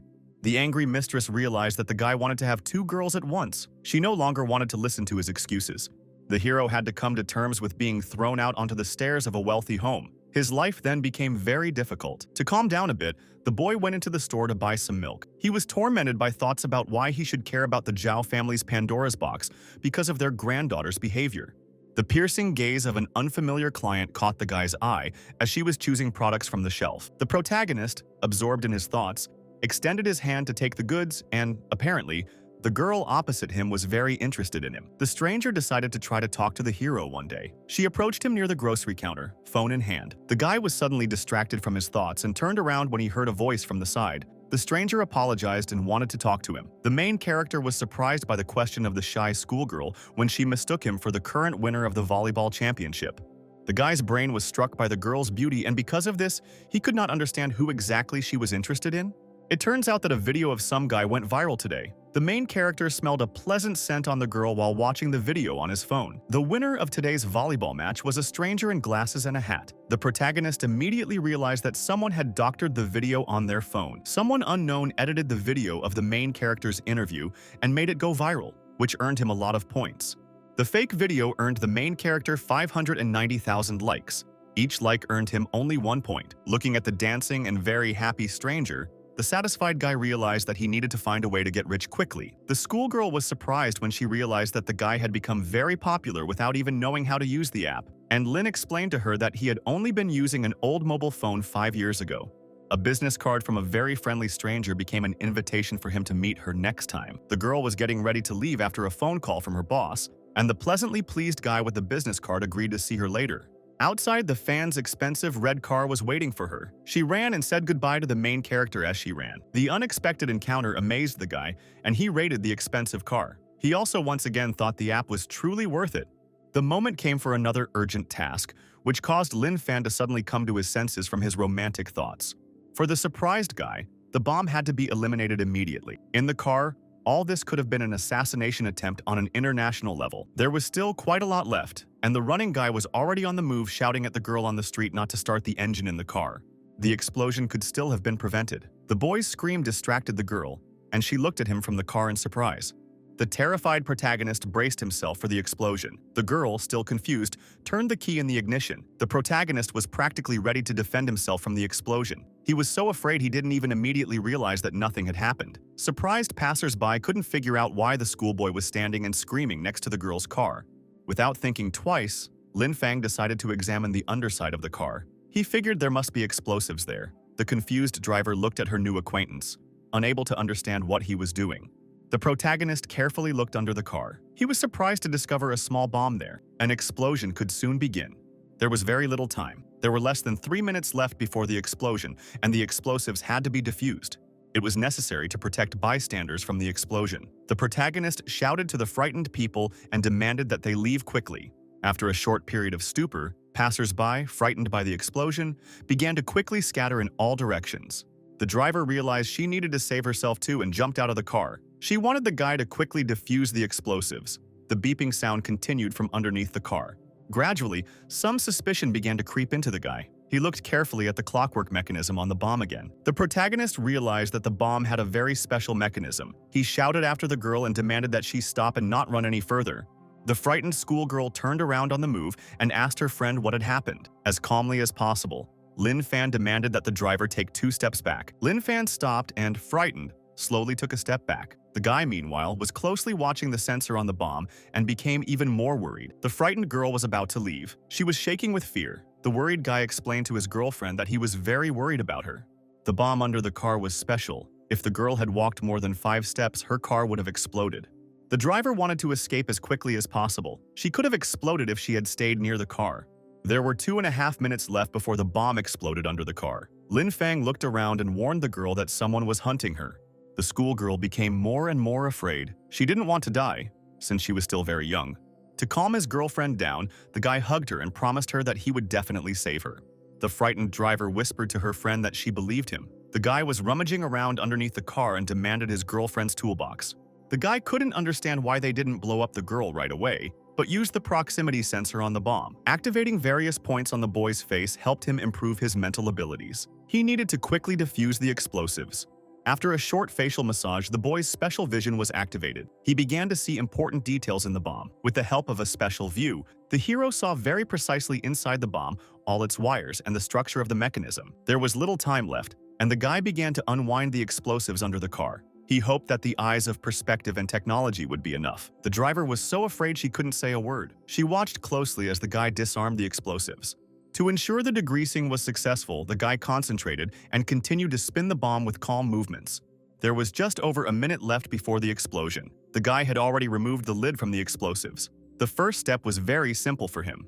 5 seconds before the explosives were activated, the hero used wire cutters to cut the necessary wire on the bomb. A disgruntled deputy captain of the Special Operations Team, Wu-Tang Lan, appeared on the street. Surprised passersby realized she was upset that the young man wanted to defuse the bomb himself. A sharp and alien scream on the street disturbed the hero out of excitement. He even dropped his tool from underneath the car. Having calmed down a bit, the main character shouted that someone had interrupted him and that he had almost made a mistake. A girl approached from the side. The main character leaned out of the car to take a closer look at her. The surprised guy needed perspective eyes to understand who had just come up and lifted the car from above him. The driver was becoming more and more amazed. She could not understand how it was possible to lift her car. A young couple sadly said goodbye to each other in the pouring rain. Schoolgirl Brittany was returning to America. The fat man opposite her waved softly toward the eastern sky. Meanwhile, with the help of a jack, the car on top of the main character began to rise up very quickly. The surprised guy continued to lie on the ground and didn't move. The car flew off to the side. The driver at the side was even more surprised. The bomb still hadn't exploded. The distance from the car to the girl was only 4 meters. The bomb's timer continued to beep. There was less than a minute left before the explosion, and they had to hurry. The frightened hero realized that the car could explode 5 steps away from the Yachin. Something had to be done quickly. The car was parked on its side on the road. The protagonist could no longer reach the bomb to defuse it. Yakun was too afraid to say anything. At the most inopportune moment, a small wasp appeared from the side. The insect flew over the people and headed towards the car. After a short flight, the wasp landed on the side of the car. The car began to sway to the side. Even the small weight of the insect was enough to cause the car to flip to the side and begin to fall.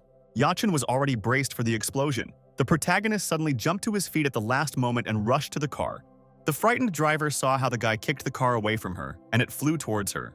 The guy's blow was very accurate. The car stopped right next to the frightened driver. The bomb's timer stopped, indicating that the sensor had approached the girl. The protagonist's actions shocked passersby. Some thought the guy was from the wushu department. Lin Fang was angry because the policewoman suddenly screamed. She could have blown him up because of that. To calm the guy down, the policewoman shouted back at him that he himself should not have approached the bomb without experience.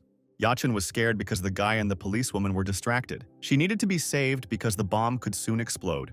The hero calmly looked at the worried girl near the car and promised her that he would come soon. The policewoman didn't want to let the guy defuse the bomb and grabbed his arm to stop him. The main character was still a young student. The policewoman wanted professionals to defuse the bomb instead. There was only half a minute left, and the team might not arrive in time. The policewoman decided to act on her own. She bent down to grab the tool and shouted at the guy to move away.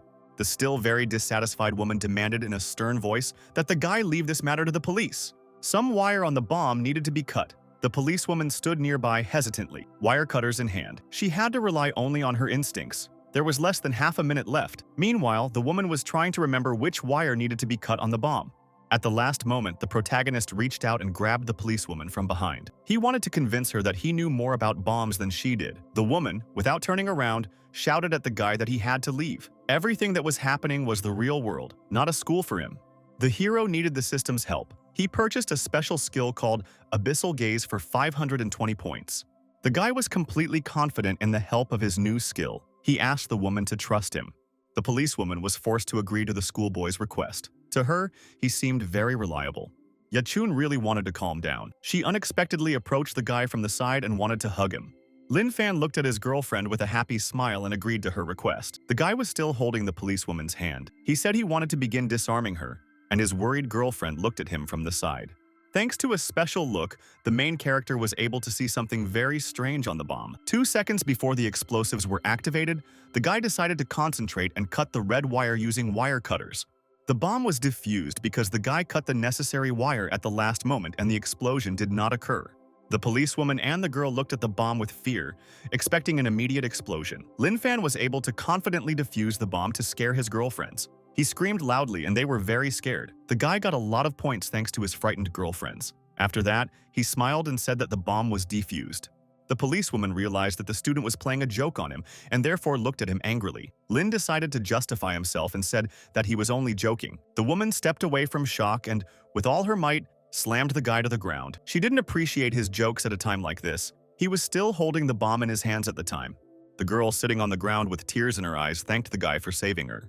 Lin was still fighting the woman off with his hands, but he was able to turn to Yanqi and thank her for her attention. Suddenly losing his vigilance, the main character dropped the box containing the bomb from his hand and became very scared. The policewoman decided at the last moment that she could save people. After that, she rushed forward to grab the bomb. There were still 2 seconds left on the timer. The woman angrily shouted at the guy that he wanted to kill everyone too. At that moment, he remembered something strange. Lin Fan remembered very clearly the conversations of his classmates. He listened to them when he sat with them in lectures. Some kind of solution was spinning around in the guy's head. He was still remembering the photo of Yanqi on his phone. Lin Fan was very surprised when he realized that the person he needed turned out to be a man. After examining the bomb, the police officer couldn't understand why the criminals had set the time on it instead of detonating it immediately. It also had a proximity sensor. Lin Fan continued to think. He carefully dried up the information from the policewoman and began to analyze it. The guy started to have some clues. They could help him find the criminal faster. During the incident, the perpetrators could not have gotten far because they had just planted explosives under the car.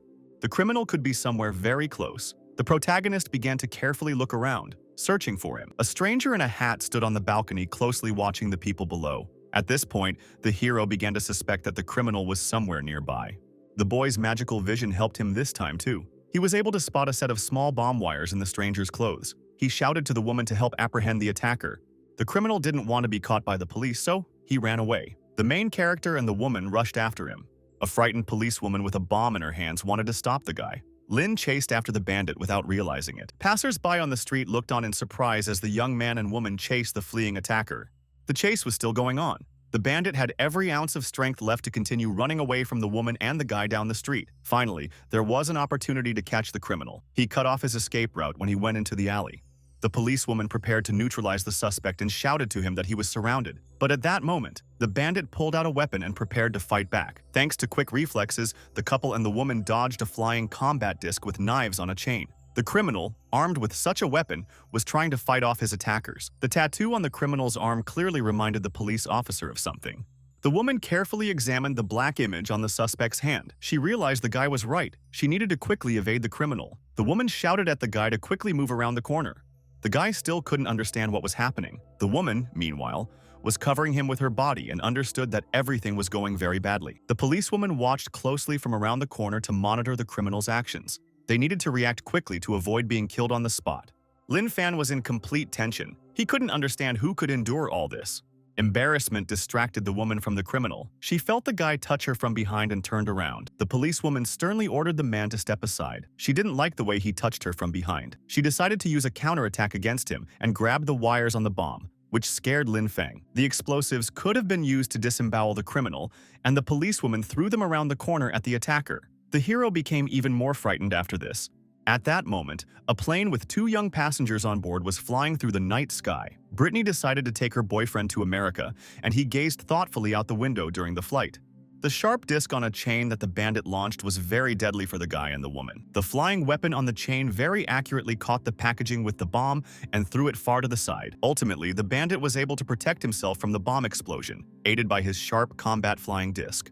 The surprised and dissatisfied guy and the girl realized that the attacker had somehow managed to deflect the bomb. The policewoman and her friend were forced to take cover around the corner from further attacks. It was time to call for backup. The woman reminded the schoolboy that he could not fight with bladed weapons and should not carry them. To help catch the bandit, the policewoman began calling for backup on her radio to the Shadow headquarters. She needed backup.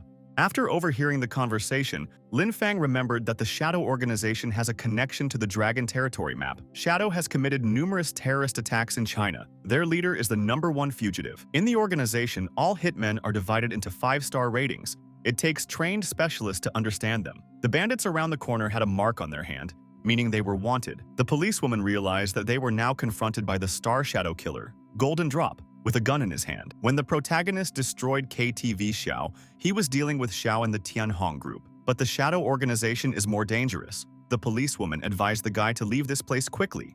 It turned out that the policewoman made a mistake. The disgruntled guy was already starting to doubt her professionalism. The mercenary spun his weapon on a chain. He now had no choice but to kill the 2 witnesses because they had found him.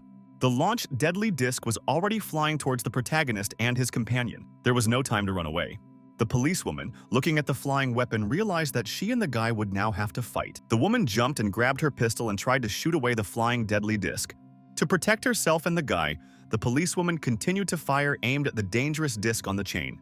The combat disc was very deadly, and to stop it, the woman had to shoot at different parts of it. The flying weapon proved to be very stable. The bullets fired by the police were unable to cause him any harm. The bandit successfully deflected all the bullets flying at him. This meant he could already be above level D. He didn't stop and launched a small blade at the woman. The policewoman was no longer able to fight off the new attack, and the blade pierced her hand, causing her to scream. At the last moment, the woman realized she didn't want to die here and now. The bandit swung his weapon and decided to finish off the young man and woman who were chasing him. He mentioned Wu Tenlan, the fast shooter, and knocked his opponent away with a powerful blow.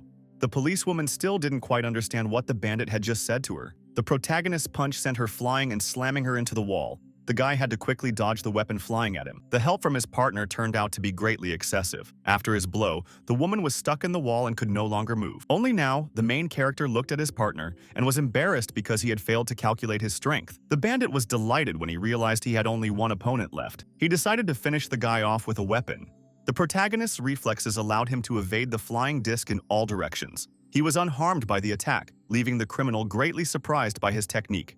The guy calculated the right time very quickly and delivered a fatal blow to his opponent's body with all his might. The battered bandit, coughing blood, couldn't figure out who the hell was standing in front of him. The guy swung his arm and angrily told his opponent he could call him a woman. The mercenary was angry because of his defeat. He was sure that there was no one stronger than Lao Tzu. After another attack from the guy, the defeated bandit was on his knees and called him by the name of Baba. The satisfied protagonist was most interested in why the mercenary decided to blow up the car with the girl in it. The bandit only received orders from his superiors to do the job and didn't ask anyone about the reason.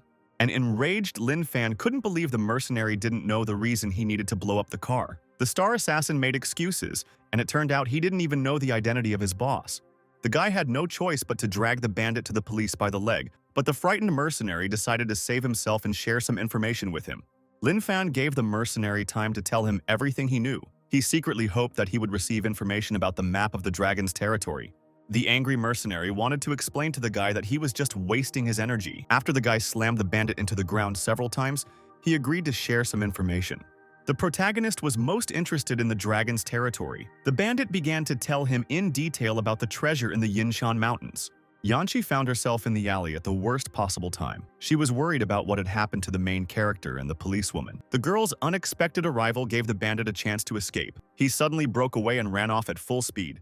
The mercenary decided to use the hostage to save himself. He held a knife to her throat and demanded that the boy stay away from him. Hiding behind the girl, the attacker jumped up and disappeared into the sky from the guy. The fleeing bandit thanked his hostage on the run for helping him escape. The mercenary thought he was lucky, but when he took a closer look, he noticed that his hostage was a man and became frightened. The Yanqi guy saw sparks in his hands, and he prepared to use them to hit the kidnapper. The unexpected turn of events really scared the bandit. He realized that he was about to be attacked by sparks. A fatal blow from the main character from below the bandit incapacitated him, and this gave the hostage the opportunity to try to escape. Lin Fan, who had run up, came to Yanqi's aid in time and grabbed him in his arms when he fell out of the kidnapper's hands. The policewoman at the station still couldn't believe that the main character had only recently met Yanqi. Lin Fan and his female acquaintance continued to try to convince the woman with a smile that they had only just met in the store recently. The woman began to suspect the guy of something. She reminded him that he decided to help a stranger in her car to defuse a bomb. She also recalled that he was involved in the incident at KTV. What was also incomprehensible to the policeman was that the main character was able to throw her aside with a very powerful blow and defeat the shadow killer. Thinking feverishly, the guy decided to explain to his interlocutor how things really were.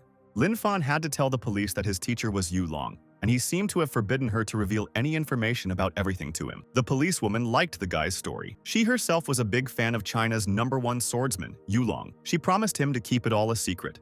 The guy benefited from having the world's #1 swordsman as his teacher. The system would still have helped him in the future. The policewoman still couldn't figure out why the guy had followed Yanqi. The girl shyly replied that the main character might be jealous of his fans. After the interrogation, the detainee was allowed to leave. She bowed and thanked the woman for her hard work. The guy was very embarrassed when Yanqi kissed him and thanked him. It was a difficult test for him. An unexpected kiss knocked the protagonist unconscious.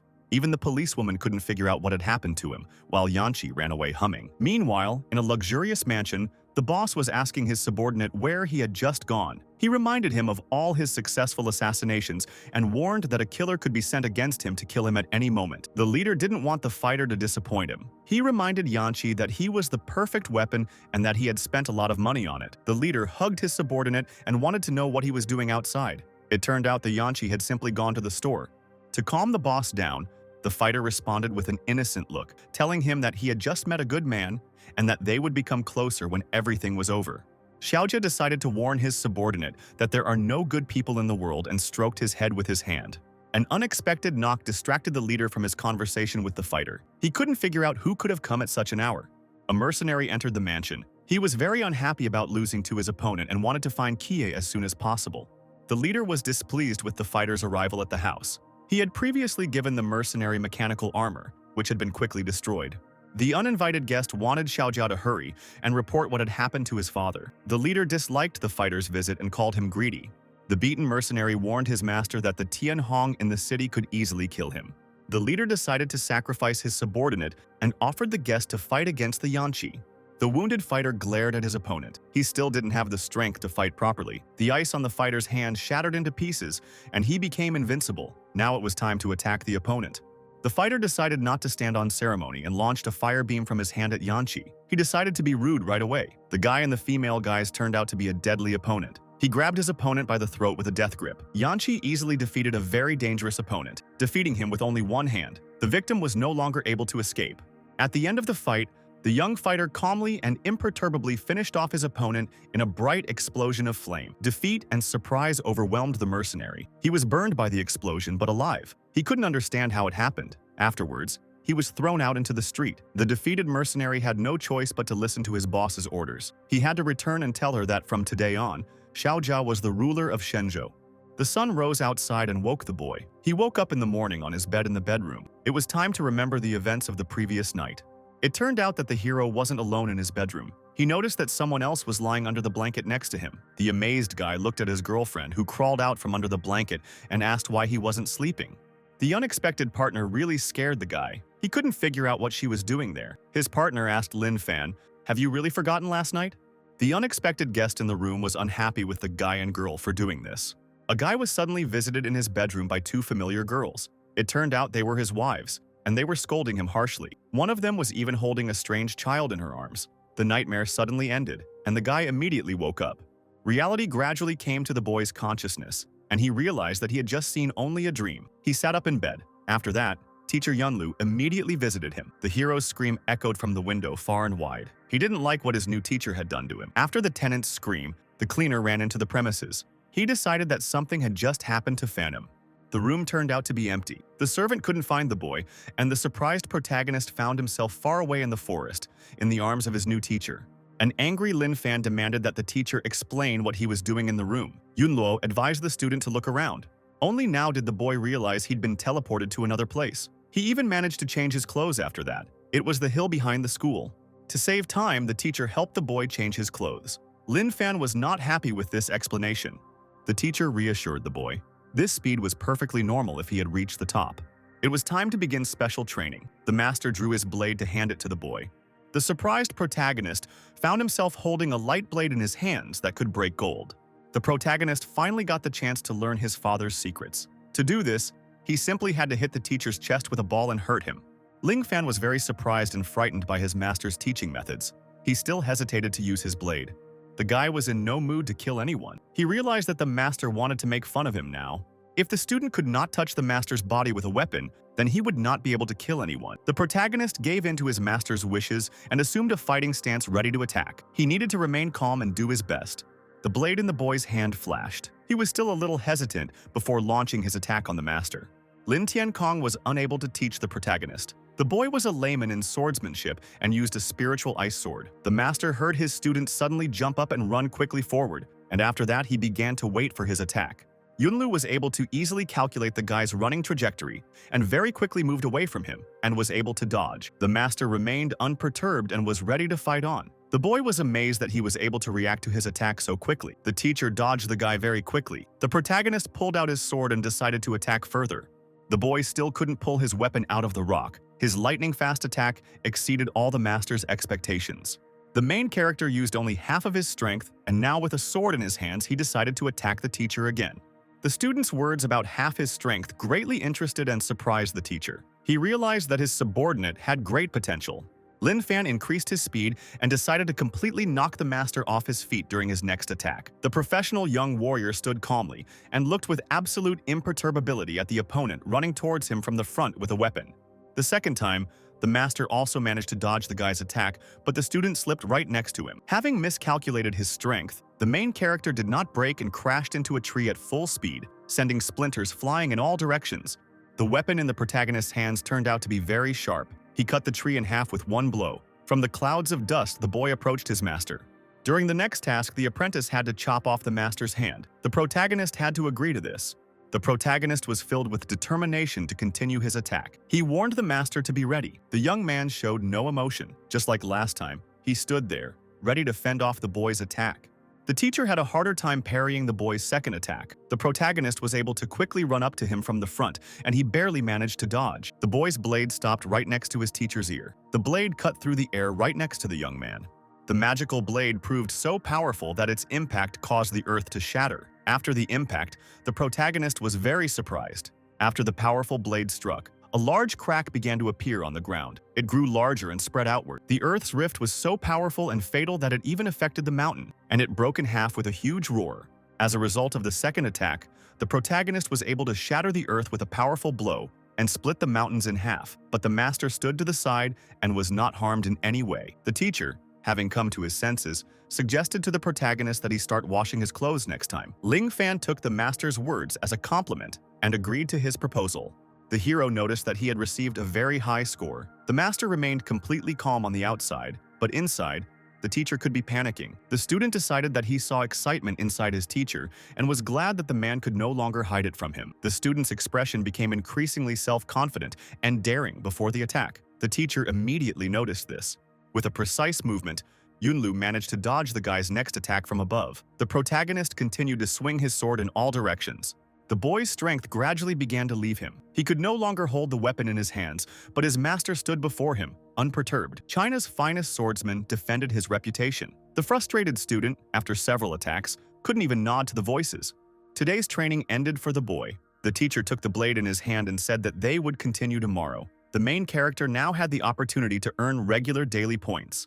The guy didn't want to waste any more time. He ran as fast as he could to his dumpling shop to earn some points there.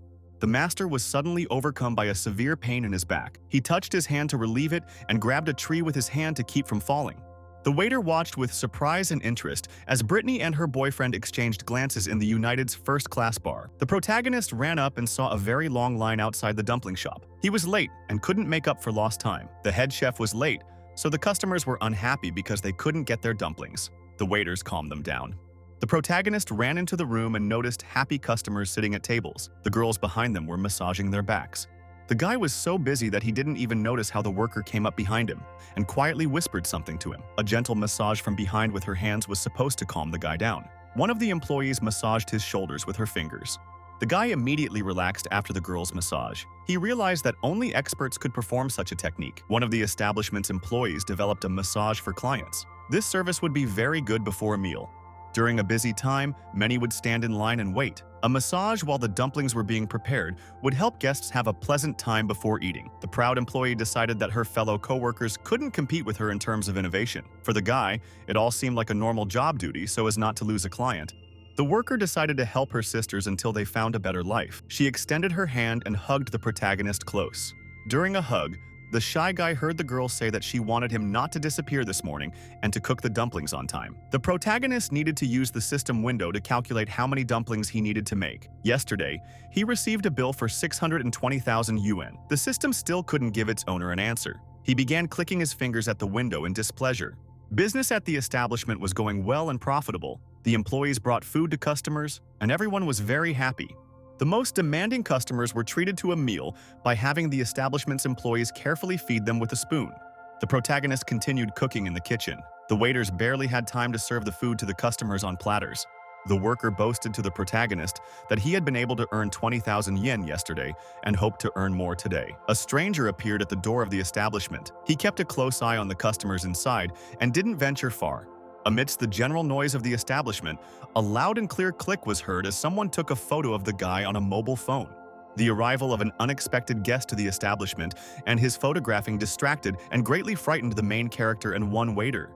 The former angry teacher William Ioanu decided to take revenge on the protagonist and photographed him. He wanted to tell everything at the university. The teacher showed the boy a photo taken at the establishment. He hoped that such incriminating evidence would help expel the main character from the establishment. Lin Fan showed the amazed guest that his establishment was currently serving the dean and director at tables. The teacher was amazed and could not understand why the director of the educational institution went to such a place to eat with prostitutes from KTV. Principal Minghao didn't like the teacher's words and strictly demanded that Mr. William watch his language carefully. All the girls in this establishment were saved by the main character. One of them was about to feed the man food with a spoon. The worker handed the director some food and wanted to give him a last treat. Minghao left, promising to help the protagonist if he had any problems. Teacher William felt fear and discomfort. The principal sternly demanded that he get out of there. The protagonist was distracted from his studies and, sitting in the classroom, was thinking about something else. Besides dumplings during the morning roulette, he acquired a skill called Sleeping Genius, which turned out to be useless. The system didn't want the owner to underestimate this talent, and the guy didn't understand what could be so special about the talent of sleep. A guy was browsing social media on his phone to get more points. He remembered a fake video of himself that he'd made when he'd gotten a lot of points. After that, he decided to fake a new video himself. First of all, the main character needed to register using his mobile phone number. After registration, it turned out that all contacts in the main character's list began to synchronize immediately. Suddenly, Yachun appeared on the screen in a game costume. She greeted the very surprised protagonist. The students in the back row watched the main character in surprise. The girl in the broadcast told everyone that the main character was her friend, whom she had met yesterday. It was very difficult for the two students to believe that their friend from school could personally know a star like Yakun. Meeting the online star Yachun turned out to be a very good experience for the protagonist. Two students crowded around him in surprise. The students started pushing their way into the camera to get the girl's attention. The streamer smiled at them and waved. The students at the university tuned in to listen. They were very interested in the fact that Lin Fan was very close to such a streamer. A huge crowd of students ran into the auditorium as a group. They all wanted to meet Yachun through the main character.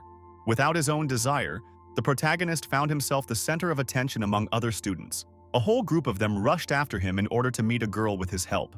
A group of glamorous female students appeared in the university corridor. They confidently pushed the students aside. The students were very unhappy that a big fuss had arisen because of some little girl. The appearance of glamorous girls really surprised the protagonist. He didn't expect to meet them here now. The glamorous student accused the protagonist of being a hypocritical pervert. She had misjudged him earlier. The students were willing to admit that they themselves were hypocritical perverts. They all really wanted to meet Yachun. The strongest of the glamorous girls sent the worried students flying with a powerful blow of her hand. The pumped-up athlete was very unhappy because all the men turned out to be the same, although it sounded banal. One of the university beauties did not want the students to look at the beauty of the Yachun instead of their beauty. The winking glamorous student was confident that their ball could beat any other women. Absolutely all the glamorous students agreed that Rodina is a fake and that people who are worth liking should be destroyed. The main character got tired of the dumb girls in front of him and he kicked them out the window with a powerful kick. The guy's girlfriend was watching the broadcast on her phone. She supported him with admiration. The guy came to his senses and noticed how, after his action, points from his system began to add up to him. Thanks to the large number of views, he received 30,000 points. It was a very fast way to earn them. The protagonist became distracted and realized that the lesson was about to start. He needed to leave. After saying goodbye to the girl, the protagonist headed to the auditorium. Yachin smiled back and waved at him.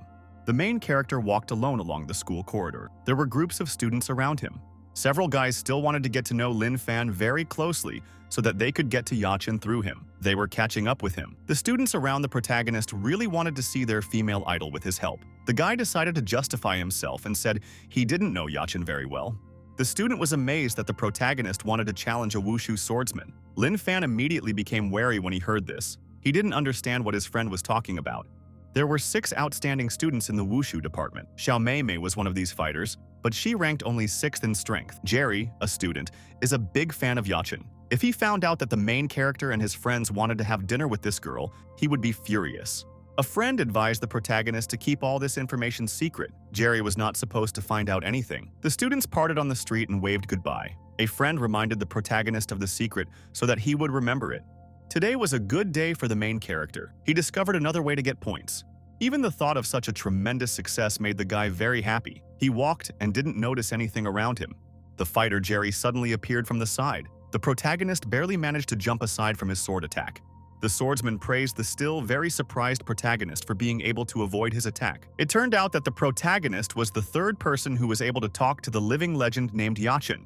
Lin Fan listened to the martial artist in surprise and could not understand exactly what he was talking about. Jerry didn't believe the main character's heated and persistent justifications that he had nothing in common with Yachin. The enraged swordsman sternly demanded that the protagonist apologize for the attack on his feelings. He decided that Lin Fan did not understand true love. Jerry decided to attack and kill the student with a sword just because he got close to the Yachin girl. Jerry's accusation had no effect on the protagonist. He calmly looked at the student and decided to get rid of him. The protagonist stood there calmly and imperturbably while the swordsman rushed past him at full speed. Jerry glared at his opponent and decided to finish him off with his dance of death skill. Quite unexpectedly, Lin Fan found himself behind his opponent and placed his hand on his shoulder. The swordsman didn't even have time to change his fighting stance. To begin a new attack, Jerry jumped back. He decided to use his signature fighting skill after all. Jerry didn't want to listen to the protagonist. He held the sword in his hands and remembered that even D-class martial arts teachers can't escape the dance of death. Jerry had to be careful. He couldn't afford to underestimate the main character. Lin Fan still wanted to avoid conflict. He explained to his interlocutor that he was just a friend of the Yachin girl. The student's excuse angered the fencer even more. He decided to finish off the main character no matter what. The swordsman quickly approached the protagonist in flight. The boy still wanted to tell him something and explain everything. The main character realized that his opponent was flying towards him through the air very quickly, and there was no more time left. The sword's upward thrust into the ground was so powerful that stones flew around. The student barely managed to jump back and dodge. After the jump, the fencer swung for another blow, and the main character had to dodge. The battle against the professional fighter was not easy for the protagonist. He either dodged his sword. After dodging another attack and landing, the guy put his hand on the ground to keep from falling. It was getting more and more difficult for him. To fend off the swordsman flying above, he needed at least some kind of weapon. The protagonist reached out and picked up a stick from the ground. Usually, a stick was enough to stop an opponent's sword. The protagonist persistently wanted to explain everything that was happening to Jerry and have him listen to him. The fencer only now noticed that his opponent had parried his blow with an ordinary stick, and the guy was able to continue fighting successfully with it. A simultaneous powerful blow from a sword and a stick scattered 2 fighters far to the sides. It was very unusual and unclear for the fencer why his opponent was fighting back with a stick. Something else really caught Jerry's attention. He saw a bright glow around the main character. The fencer watched in fascination as coils of bright energy appeared around the stick in the protagonist's hand. Jerry knew very well that the energy flow only appeared in a high-level user. For the fencer, this could have been his first real fight. His opponent was still trying to justify himself somehow. The student extended his hand forward and didn't want to listen to any more excuses. The girl Yehun was very important to him. For Jerry, the girl became the savior of his whole life after the first time he saw her. The student recalled how a girl with a large bat in her hand once looked at him and said something. After communicating with the star, the meaning of life for Jerry became to fight with her and enjoy the clash of 2 swords in the air. The fencer was so captivated by the girl that he finally decided to devote his entire life to her. Due to his strong attraction to Yachun, the student completely decided that he had the right to all of this. The fencer's story shocked the protagonist, and he decided that his opponent had simply gone crazy. During another attack, The fencer angrily shouted at his opponent to accept the punishment. The final attack was interrupted by an unexpected phone call. The fencer's ringtone was a romantic song. The fighter froze in awkward anticipation. The phone continued to ring in his pocket. The protagonist held a stick in his hands and was ready to fight back. The phone call calmed the fencer down a little. He spoke to his interlocutor and agreed. The student decided to leave for a while and promised to return soon. Lin Fan was secretly very surprised by Jerry's behavior. As they parted, the fencer promised his opponent that this wasn't the end. The protagonist decided that everything that had happened was an incomprehensible punishment. Xiaojia spoke to a large audience. He greeted everyone with a gentle smile and thanked them for their support. The audience listened attentively to the man at the podium. Xiao announced that their group would announce something very important through the conference today. The audience's attention was drawn to a small object in the guy's hand. He was announcing the revolutionary launch of a new product. After much reflection, the protagonist decided that everything that had happened was some kind of punishment for his sin. He walked alone. The waiter and his girlfriend invited the protagonist to dinner. He happily agreed and pulled out his chair. The arrival of a blue-haired girl with food in her hands distracted the protagonist. He couldn't understand why she was there. The guest was dissatisfied with the protagonist's answer and assumed he had some kind of problem. Lin Fan justified his decision by saying that dinner with family makes the atmosphere more lively. As they were leaving, the waiter thanked the worker for her help as they were having difficulties preparing the food. People at the table were offered to try the signature dish of home cooking in KTV style. On the plate lay a fish head with seasoning. This was the dish the girl offered to the guests at the table. The guys didn't like the girl's food and started making up excuses to refuse. The waiter grabbed the remote and suggested they watch the news before his appetite returned. The TV was talking about a new product launch from the Xiao family. This information really excited the waiter. A cheerful announcer announced the start of the live broadcast right in front of the Xiao Group building. Into a large hall with a large number of people, everyone continued to come in droves to visit. They listened to someone at the podium. Xiao announced details of his product from the podium. It took several years of artificial intelligence to create it.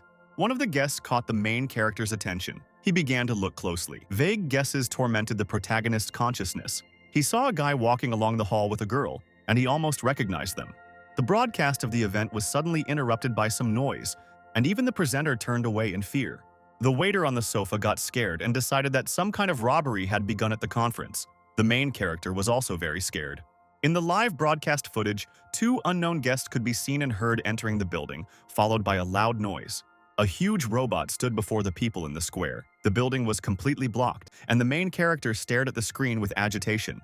The girl stuck her finger in her face and pointed out a pattern to the protagonist. He immediately realized it was the Zhao family's signal. The fireworks shape was quite unique. For the protagonist, this meant that there was danger in the Zhao family and someone could be killed. After receiving a sign from the Zhao family in the night sky, the protagonist needed to rush there to help. A little girl with a broom also wanted to go with him. The grown-up boys explained to the girl that she needed to stay at home, but she got angry because her broom was taken away from her. The main character also didn't want to take the girl who wanted to go with him. He didn't understand what she could be doing there. The guy decided that the best solution for Ruyan would be if she stayed and waited for him at home. The owner wanted to help the Zhao family because of their kindness. They helped her with her job, and without them, she would have remained an ordinary masseuse. The guy was very surprised by Juyan's kindness, and she decided that he was just being impudent. The protagonist agreed to take his girlfriend with him, but he didn't want her to drag him down with her. As they parted, the waiter told the friends to be careful. When the girl saw Xiao's headquarters, she was amazed and realized that this company has a lot of money, but the guy didn't answer her. Two huge and tall buildings were brightly lit, but all the entrance doors were closed. It was necessary to look for some other way. The girlfriend was at a loss and didn't know what to do, but the main character promised to think about it. It was difficult to get past security directly into the headquarters. The security system is much more sophisticated than that of residential buildings, so getting in wasn't easy. Thanks to the updated facial massage, the guy's thinking improved and he decided to immediately improve his vision. The perspective eyes, after activation, allowed the protagonist to very carefully analyze the building. Thanks to his special skill, the guy on the street was able to find a way to get into the building with his companion. The only possible place to enter the building was through the ventilation. Without wasting any time, the main character and his companion walked along the wall of the building to get inside the ventilation. The girlfriend was surprised that her companion turned out to be smart. Meanwhile, the protagonist was crawling into a pipe to reach the conference room. When the boy and girl jumped out of the pipe, they noticed something strange and incomprehensible around them. It was unclear what had happened. There were two dangerous people walking around the room. All the other guests were lying unconscious and motionless on the floor.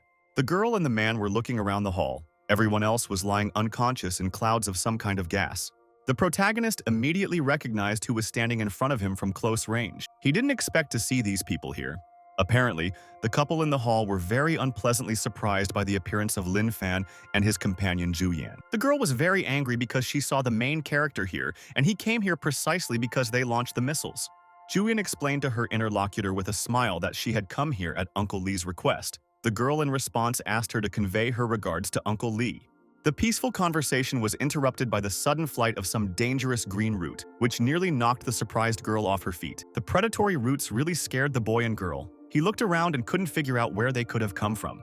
The man tried to fight off the plant attack. He had once heard of a martial arts master who was very knowledgeable about chemistry and plants. The girl also fought off the roots. The stranger appeared in the corridor in clouds of orange gas. It was she who controlled the predatory roots with which she attacked people. The root mistress was called Musugan. She was a D-class master and prepared to finish off the people in the hall. The fighters prepared to fight against the dangerous Musugan. It was because of its poison that the guests in the hall fainted.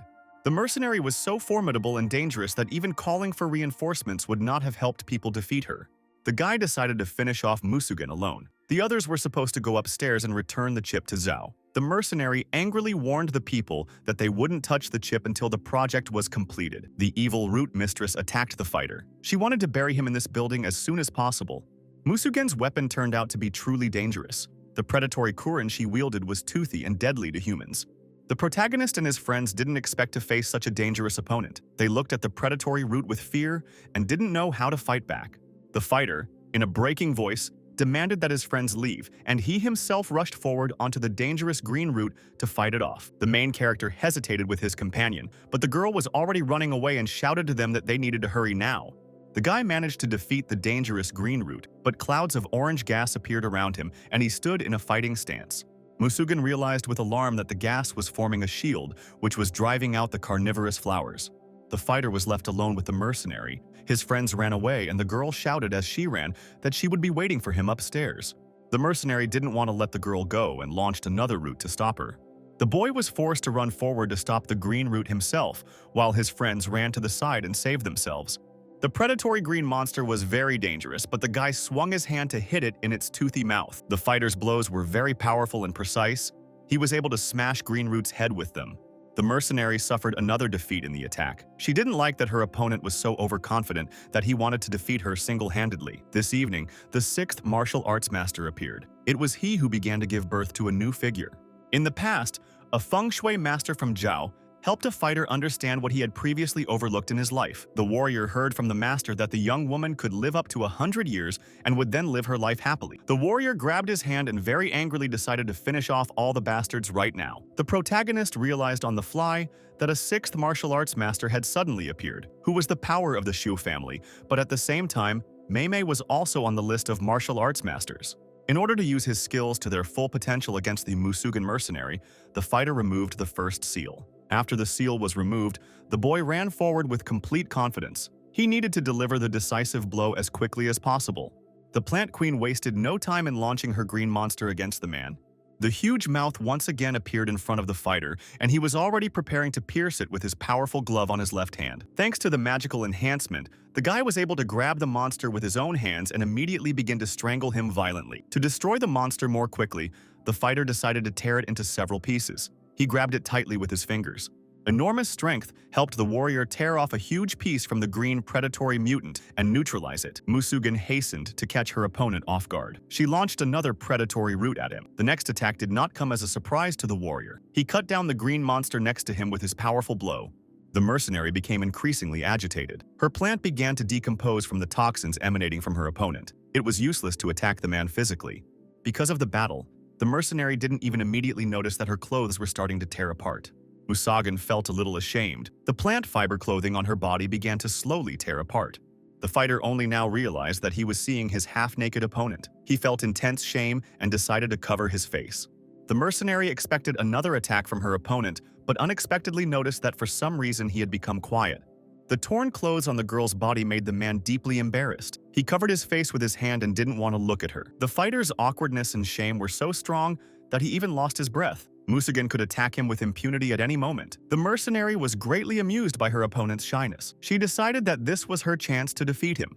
Slowly creeping up, the mercenary decided to catch her opponent off guard while he still couldn't look at her. Using a special syringe, the mistress of the roots decided to introduce a special preparation into her plant. The drug from the syringe immediately took effect, and another green monster crawled out of the girl in the direction of the warrior. The warrior still felt very shy and still couldn't look at his rival. He didn't understand what she was doing. The man was now attacked by a large, fast plant. It could organize new plant cells and had dense fibers. The frightened man realized that he could no longer simply deal with the mutated green root. The monster, after its mutation, reached enormous proportions and now decided to dine on a defenseless and frightened human on Earth. The warrior was destined to become the main course for the green mutant and would not have had time to escape anywhere. Having gathered his strength, the fighter assumed a fighting stance and decided to try to defeat the mutated root, as he had done before. The man managed to jump to the side in time, and the green mutant crashed into the ground with all his might after accelerating. The warrior hated worms more than anything. He formed a fist and prepared to attack the green monster with a powerful blow. The human's blow had an effect, and the green plant retreated slightly. Everything around began to be shrouded in a pink gas. The warrior was surprised when he realized that the green mutant had not died from the gas. He heard a noise from behind. The predatory root rose and prepared to attack the man again. The gas was no longer effective against it. The mercenary's fortifier began to absorb the poison. The frightened man realized that he would no longer be able to defeat the monster and that he might need to be given more poison. A group of friends ran at full speed down a large corridor, trying to escape as quickly as possible. An unexpected obstacle in the people's path turned out to be a dark figure with red eyes. The girl shouted to her friends to stop. The mercenary looked very menacing and dangerous in the darkness. He silently studied the fugitives with his red eyes. The particularly dangerous mercenary nicknamed White Tiger turned out to be an ordinary girl in a white baseball cap. The White Tiger could have been sent into the corridor to stop the main character and his friends. The mercenary explained that she didn't come here to stop them. Zhao had sent her before the conference even started. The girl calmly took off her t-shirt and showed the guests with her hand where they could go to the third floor. The main character still couldn't believe that such a famous mercenary was standing right in front of him, and he repeated her name. Having calmed down, the guy extended his hand to the girl to thank her and continued down the corridor. The guy's gesture didn't find support from the girl. She abruptly pulled her hand away and didn't want him to touch her. Mr. Zhao took the girl in after the Tianhong gang started hunting her. She was supposed to help him. The White Tiger by nature hated justice and kindness, and she decided to deal with the main character. Suddenly, a knife appeared in the mercenary's hand. She decided to put her criminal plan into action right then and there. The White Tiger jumped up and launched a blade at the main character to kill him quickly. The guy didn't even have time to react, and suddenly someone from the side launched another weapon to protect him from the blade. The guy and the girls still didn't understand what had just happened. Some kind of savior appeared next to them. Looking around, the main character noticed how an unknown warrior appeared right next to him on the ceiling. A member of the Wushu Masters named Wu Jian stood on the ceiling and looked like he was cosplaying as a vampire. Qian jumped abruptly from the ceiling. He had decided to fulfill his mission of stopping only 3 people, but he saw 4 in front of him. A weapon flashed in the mercenary's hands. Before the attack, he shouted to the men that he wouldn't demand a bonus for an extra kill. The White Tiger decided to save the protagonist. She shouted at the guy to leave and decided to fight the mercenary herself. As he was leaving, the protagonist wished his new acquaintance to be careful. He was already leaving with his girlfriends. Jean wasn't willing to let his prey slip away so easily. He jumped up and launched metal stars at the fugitives. With a professional move, White Tiger launched several combat knives to deflect the stars flying towards her. While the main character was running away with his girlfriends, the mercenary was fighting off the attacks of the Wushu Master Jian in the center of the corridor. The fighter was amazed by his opponent's speed and fighting skills. He didn't understand where she had learned such skill, but he received no answer. Jean stood on his feet. He and the mercenary mutually praised each other for their weapons and fighting skills. Taking advantage of the moment, the mercenary launched metal stars at his opponent in flight. The White Tiger reacted very quickly in time and threw her combat knives at her opponent in response. At this time, the fighter was still holding off the attacks of the Musugan. His poison no longer had any effect against the enhanced plants. It was decomposing within them. The mercenary had already decided that her opponent had already lost hope, but suddenly something caught her attention. The man found the strength to rise and assume a fighting stance. He was ready to fight on. Something about Musugan's appearance struck the fighter as very interesting. He studied her carefully. The intense gaze greatly confused the girl. She couldn't understand where her rival was staring and placed her hands on her chest. The warrior was very excited to fight such a strong opponent as the Root Mistress.